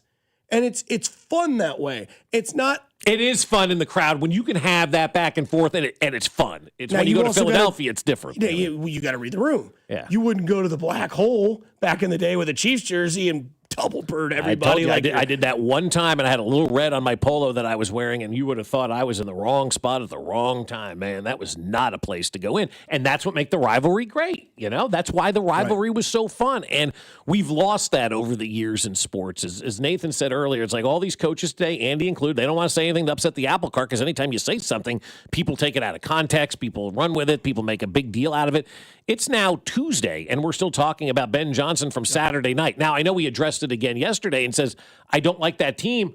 Why are people mad about that? That's good. That is healthy. That is normal. I know it's not 2026. We're all supposed to sit around and sing Kumbaya and make freaking s'mores, but I need more Ben Johnson and less of other stuff that's been in sports, man. I love the fact that he's up there doing that. That's great for him. And it's a little sour grapes to me compared to the rivalry when the safety from the Packers, Bullard, got in the locker room after the game and said they didn't do anything special. We were whooping them.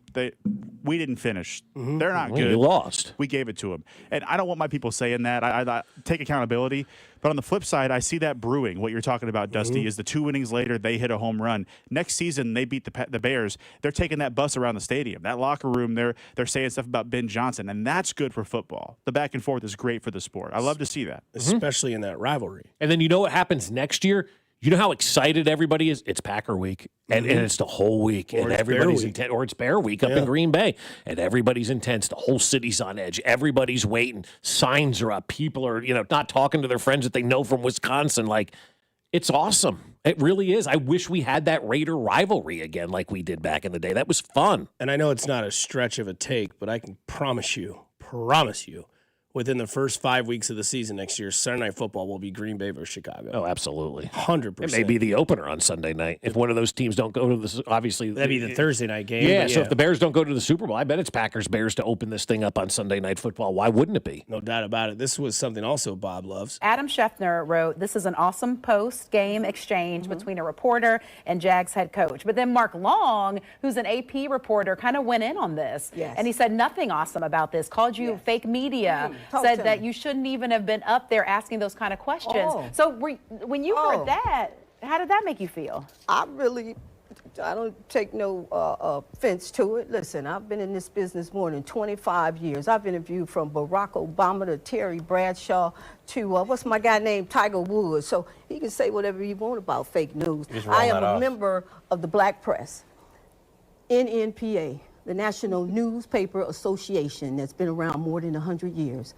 I'm the associate editor of the Jacksonville Free Press, one of the more than 230 African-American newspapers still printing in this country today. In Jacksonville, you have the Florida Star since 1955. We've been around since 1986. In Philadelphia, the Philly Tribune has been printing since 1884. In my hometown of Detroit, the Michigan Chronicle has been printing since 1935. So support the Black Press. So he can call me fake all you want to, honey. I've been doing this a long time. Let me tell you something. People know me. I love her. Let me tell you, you think I'm fake? That's the Associated Press that called her fake. I've interviewed Barack Obama, Terry Bradshaw, and Tiger Woods. Let me see your resume, because I guarantee you, just about every single person in that locker room and in that press conference on, what was it, Sunday?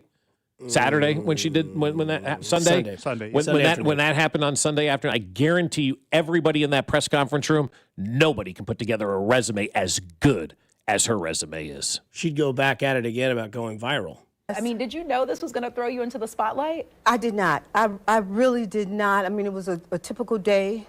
Go to the press box, and it was just an overwhelming day. I can tell you that this entire city, this town, our team, our city, and our coach, we were overwhelmed. I mean, and I really was not going to attend the press conference, but I left out. I was talking to a young man. I'm sure he know who he is, 23-year-old young man. We're just talking about the game. I'm telling him I'm from Michigan, this and that, and I'm giving him some words. He said, ma'am, he said, you need to go ahead and attend the press conference. So I went back, I went down, went through how we maneuvered through, and I sat there, and everyone was back there, and then, Coach, word up, Coach. So Coach came out, and his emotions, he was totally immersed, his feelings. He had tears, he bit his lip. And the issue is the question, not necessarily a question in the fourth quarter and the fourth down and the punt came through. Right. But my question was, keep your head up, young man. Young man, this entire year, we have rooted for this team over more than 30 years. Do you understand what I'm saying? The stadium, the solemnness, we were rooting, I mean, it was packed. So he was like, yes, ma'am, thank you. So now I'm the new grandma. Probably needed to hear it. Yeah. And again, I think if she go back, it wasn't a question. It was just a statement being made that she's like, hey, man, like, I'm not one of these sports, journalist people that are going to worry about, like she said, fourth down, third down, whatever it was. I just want to let it be known that, like, what you've done and what you did this year, great time. Thank you very much. Go on with your day. Yeah. And all these people that got mad about it because they weren't in there and it didn't involve them, they take it to where they want to go with it. And then she's over here double down and going, I don't care what people think. I just said something that I thought felt great to say. It was a statement that I made. And if you don't like it, I don't care. Yeah, I'm glad she did what she did. I'm glad she said what she said, and I'm glad she did yesterday on the TV because she did a TV interview in Jacksonville, and it was fantastic. I loved every minute of it. And there's a couple of things is that Pat McAfee made the comment. Did you see his comments on this yesterday, guys, by chance? Oh, yeah. Pat McAfee basically said the people who cover sports don't love sports. And I thought about that for a minute, and I think the better thing that Pat McAfee could have said, and I'm not disagreeing with what Pat McAfee said at all, but what Pat McAfee probably could have said is, excuse me for a second, the people that cover sports on a daily basis don't truly understand what sports means to the people who consume sports on a daily basis. Mm-hmm. And that reporter, Lynn Jones, yesterday, 2 days ago, expressed what sports truly means to a fan base. Sports reporters are worried about getting an article in the paper, breaking a story, caring about an injury list, all minutia that the average fan just doesn't care about. Yeah, the food in the press box. Yeah, right. Mm-hmm. The stuff that most sports reporters tell us, I don't care about. I really don't. It doesn't impact me. It doesn't impact me day to day. But what does impact me day to day is watching the team, being in a community with everybody watching the team, celebrating when the team does good, everybody feeling bad when the team does poorly. Sports now is so important to our society, I believe, because it does. It's the great uniter. It brings everybody together. Kansas City's a better place when the Royals are winning and when the Chiefs are winning. There's no doubt about it. Everybody's in a better mood. Everybody's celebrating. Everybody's spending money. Nobody's complaining. Nobody's bitching. Everybody's in a great mood. And I've seen personally what sports does to change the psyche of a city. When I started here in 2001, Kansas City was like, oh, I wish we could just be St. Louis. Now we're the world's team. We've got the World Cup. The NFL draft's been here. I mean, it's been Super Bowl's obviously on its way, as is back in the rotation for the Final Four because of what we have going on, with the Chiefs' new venue and all that. So sports, to me, really, it's not about what the media dictates and what they think should be covered in sports, because the majority of the stuff that the media covers and asks questions about is what about 90% of the average fan just doesn't care, doesn't understand, and doesn't want to bother with. But when that reporter was expressing what that city was feeling and letting that coach know what this city was feeling, that was great. I've told the story a million times about me and Dayton Moore and the night they won the World Series at 2:30 in the morning. And I didn't want to talk about baseball with him. I looked at him and I go, do you realize the impact you've had on this town? And he goes, not really. And I'll never forget that. And she's basically telling Liam Cohen, yeah, you didn't win today, but man, you had an impact on this town, and you made a positive impact on this town. And my wife even said to me, she goes, did you see the way his face changed when she started talking? He became in a better mood because of her. So for all of you dorks out there that are worried about why they didn't convert on third down and, incomplete percentage on 2nd and 9 with the 12th person, nobody cares about that. She made an impact, and I love her for it. That community. They chant their county's name. That's their rallying cry. They've got no other professional sports team. And when you're looking at just that team, that coach came in, got rid of a GM the fans hate, and he's resurrected a quarterback the fans thought was left for dead. They love that coach for what he's done for that franchise and that community. Who cares that 20 seconds of the press conference was taken to make him smile and lift his spirits? I don't care. The picture is set for the weekend, plus we get back into what is tonight's meeting for Bill Self and the Kansas Jayhawks. They play at 8 against Iowa State. Big game. We'll talk about it next on 96.5 The Fan, your home for Kansas City Sports. I know I don't matter. You're listening to Bob Fescoe. I'm surprised nobody punched him in the jaw yet. And Dusty Likens. He's a hoe, and I want that known. Brought to you by Golden Oak Lending. Do you need extra cash? Golden Oak Lending can convert your home's equity into cash in as little as 14 days. Let Golden Oak Lending cure your blues. Your home for Kansas City sports. 96.5 The Fan. I'm worth more. I'm worth a little more. I'm worth a lot more. You are worth more, and your car is worth more at GiveMeTheVin.com. Sell us your car. GiveMeTheVin.com. So easy you can do it in your underwear. As a mom, comforting my family is what I do best. Vicks Vapor Stick provides soothing, non-medicated Vicks vapors in an easy-to-apply stick, and it dries fast, so there's no mess. I use it to comfort myself and my family. Thanks, Mom. Vicks VapoStick, soothing comfort for the whole family. And try Vicks Vapo Shower Max for steamy Vicks Vapors when you need more comfort for yourself. Use as directed. It's impossible to have a bad day when you start it with Chick-fil-A. Hi, I'm Miles. And this is Grant. And the little thing we love about the Chick-fil-A chicken biscuit is how the fluffy, crispy goodness wakes us up in the morning. The chicken is crispy, the biscuit is soft, it's iconic. Throw some jelly on it, you can throw some honey on it. It helps me kick off the day. The hash browns are great. And I really like the shape of them too. Little circles of crispy goodness. Yeah, those early morning chicken biscuits are just great, man. Mornings are a little bit brighter with the Chick-fil-A Chicken Biscuit and Simply Orange Juice. Available on the Chick-fil-A app. Real guests paid for their testimonials. My name is Whitney Allen. I am a widow. My husband Ryan died. We never thought in a million years we'd have to use life insurance. The unexpected happened. With Ethos, it is so fast and easy. It's 100% online. You can get a quote in seconds, apply in minutes, and get same-day coverage. No medical exams, and you can get up to $3 million worth of coverage through Ethos. Get your free quote at ethos.com/radio. That's ethos.com/radio. Time spent on application may vary. Online health questions required. What if your instincts could pay off? With Robinhood Prediction Markets, you could put your sports IQ to work on the games you know best. It's not you against the house. It's you participating in a live market. Buy or sell your predictions all game long. Trade every play with Robinhood. Visit Robinhood.com/predict. That's Robinhood.com/predict. Futures and cleared swaps trading involves significant risk and is not appropriate for everyone. Event contracts are offered by Robinhood Derivatives LLC, a registered futures commission merchant and swap firm. You like saving money, right? We all do. That's why Allstate just lowered the price of car insurance. Not, but wait, there's a catch. Lower. Actually lower. So if you're shopping around or just want to see how much you could save, check Allstate first for a new lower auto rate that could save you hundreds. You're in good hands with Allstate. Not available in every state. Only applicable for new auto insurance business. Rates will vary by several factors, including how you purchase the policy. Potential savings vary. Allstate North American Insurance Company and Affiliates, Northbrook, Illinois. Hey, football fans, picture this. You bet on your favorite player to score the first touchdown in the game, but his teammate scores instead. If this happens, BetMGM wants to give you another chance at the end zone.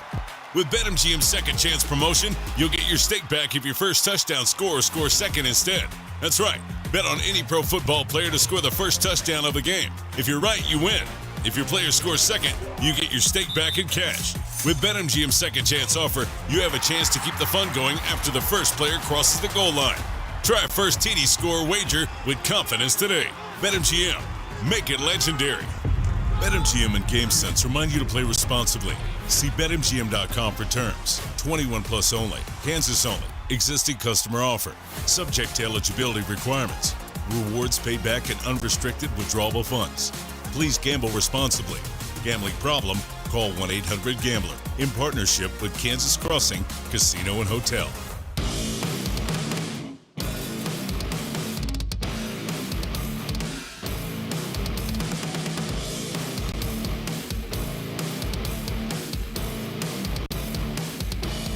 Final segment here on Fescoe and Dusty with Nathan as well on 96.5 The Fan. Coming up next, Cody Golden Drew from 10 to 2.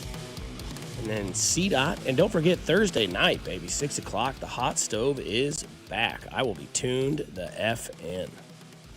Vern, back on your radio airwaves, talking all things Royals on Thursday night's Hot Stove Show at 6 p.m. on 96.5 The Fan. Royals rally coming up January 31st, I believe, at Coppin State. Vern also will be there. Should be the one that gets asked for autographs more than anyone there in that building. I would imagine. Yeah, I think he should be. That's how it usually is. Yeah, I always love when my friends or former coworkers come up to me and they're like, "Hey, man, I got to meet Vern for the first time." That guy's like, "Dude," I'm like, "Yeah, join the list, People man." People love meeting Vern. Yeah, it's great. We've been glazing Vern for a while here, at least from this guy. Great dude, knows his stuff. Always great to hear his voice again because that means sooner than later, the birds in the background of Contreras' phone calls on this show will be coming through the airwaves. And then baseball will be here, as I believe the Royals' first game is like February 12th or something like that. No, that's when they report. Yeah, February like 23rd, I think, is their first game against the Texas Rangers in spring training. So that'll be good to get that going as well. Tonight's a marquee matchup in Lawrence, Kansas, as the number 2 team in the nation. The top 2 teams in the nation come from the Big 12, by the way. Arizona number 1, Iowa State number 2. Iowa State, Kansas tonight. Massive game, right? had the opportunity to go to this game, turn it down because it's a school night. I wouldn't even get home till like No, the 8 12:30. o'clock games, So yeah. I said, I wish this game was a Saturday at 11. I'd be there by 9 o'clock, ready Yeah. to just get nuts with Allen Fieldhouse. But I wonder if, and maybe this is a hot take, maybe this is a lazy take, but I wonder if today's modern game of college sports has passed Bill Self by. And the reason I say this is not discrediting what Bill Self has done, not discrediting who he is as will go down as the greatest coach in Kansas history. No question, yeah. Right? But the way things are, and I saw Kleinman's comments yesterday, the former K-State football coach, saying that part of the reason, or the majority of the reason why he retired, is that there are no barriers on the NIL. There's no real logic behind how to control the transfer portal. Dylan Raiola, who we thought was going to be the next great quarterback in Nebraska, where's he going? Oregon. Right. So that's tough. And I don't think it discredits Bill. I just think that we go back and we talk about this whole show today and like talk about the rivalries in sports with Ben Johnson talking about the Packers. The schools that you used to see all the time in college sports are no longer there. Check into the national championship where it's Indiana, Miami. Now, Miami has a history, obviously. Indiana's history was known as the worst college football team record-wise in the history of college sports. NIL and transfer has changed that. You look at moving forward when it comes to college basketball. North Carolina's not really as relevant anymore. Kansas hasn't been as relevant anymore. And part of that is because the game has changed. And I see that we've noticed a lot of these coaches are like, I'm out. I don't want anything to do with it. Saban's one of the ones that comes to the top of the list saying, what I did was great. Everybody now has equal opportunity to make their program great. Back then, we all know behind closed doors, there was a duffel bag dropped at somebody's front porch. There was that was a McDonald's bag. That too. And now I think that when you look at today's game, maybe it's not meant for Bill anymore. I don't think that's necessarily a shot. I just think that the game has changed where loyalty to go to Kansas, when you go to a game as a senior in high school and you see the video before they play a big game, you're like, dude, I'm going to go here. Yeah. And you go there for 1 year and you're like, I didn't play much. I'm going to go to Baylor.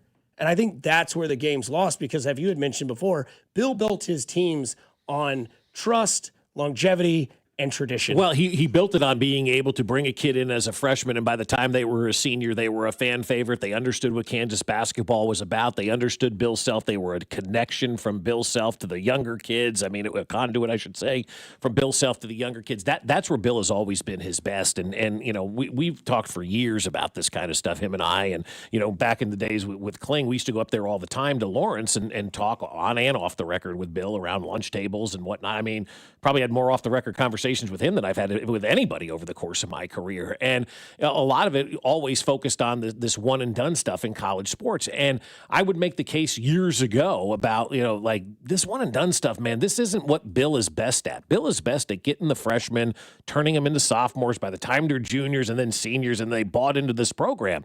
And you look at when Bill Self has won, you know, at the University of Kansas, and wins all the time, but I mean championships.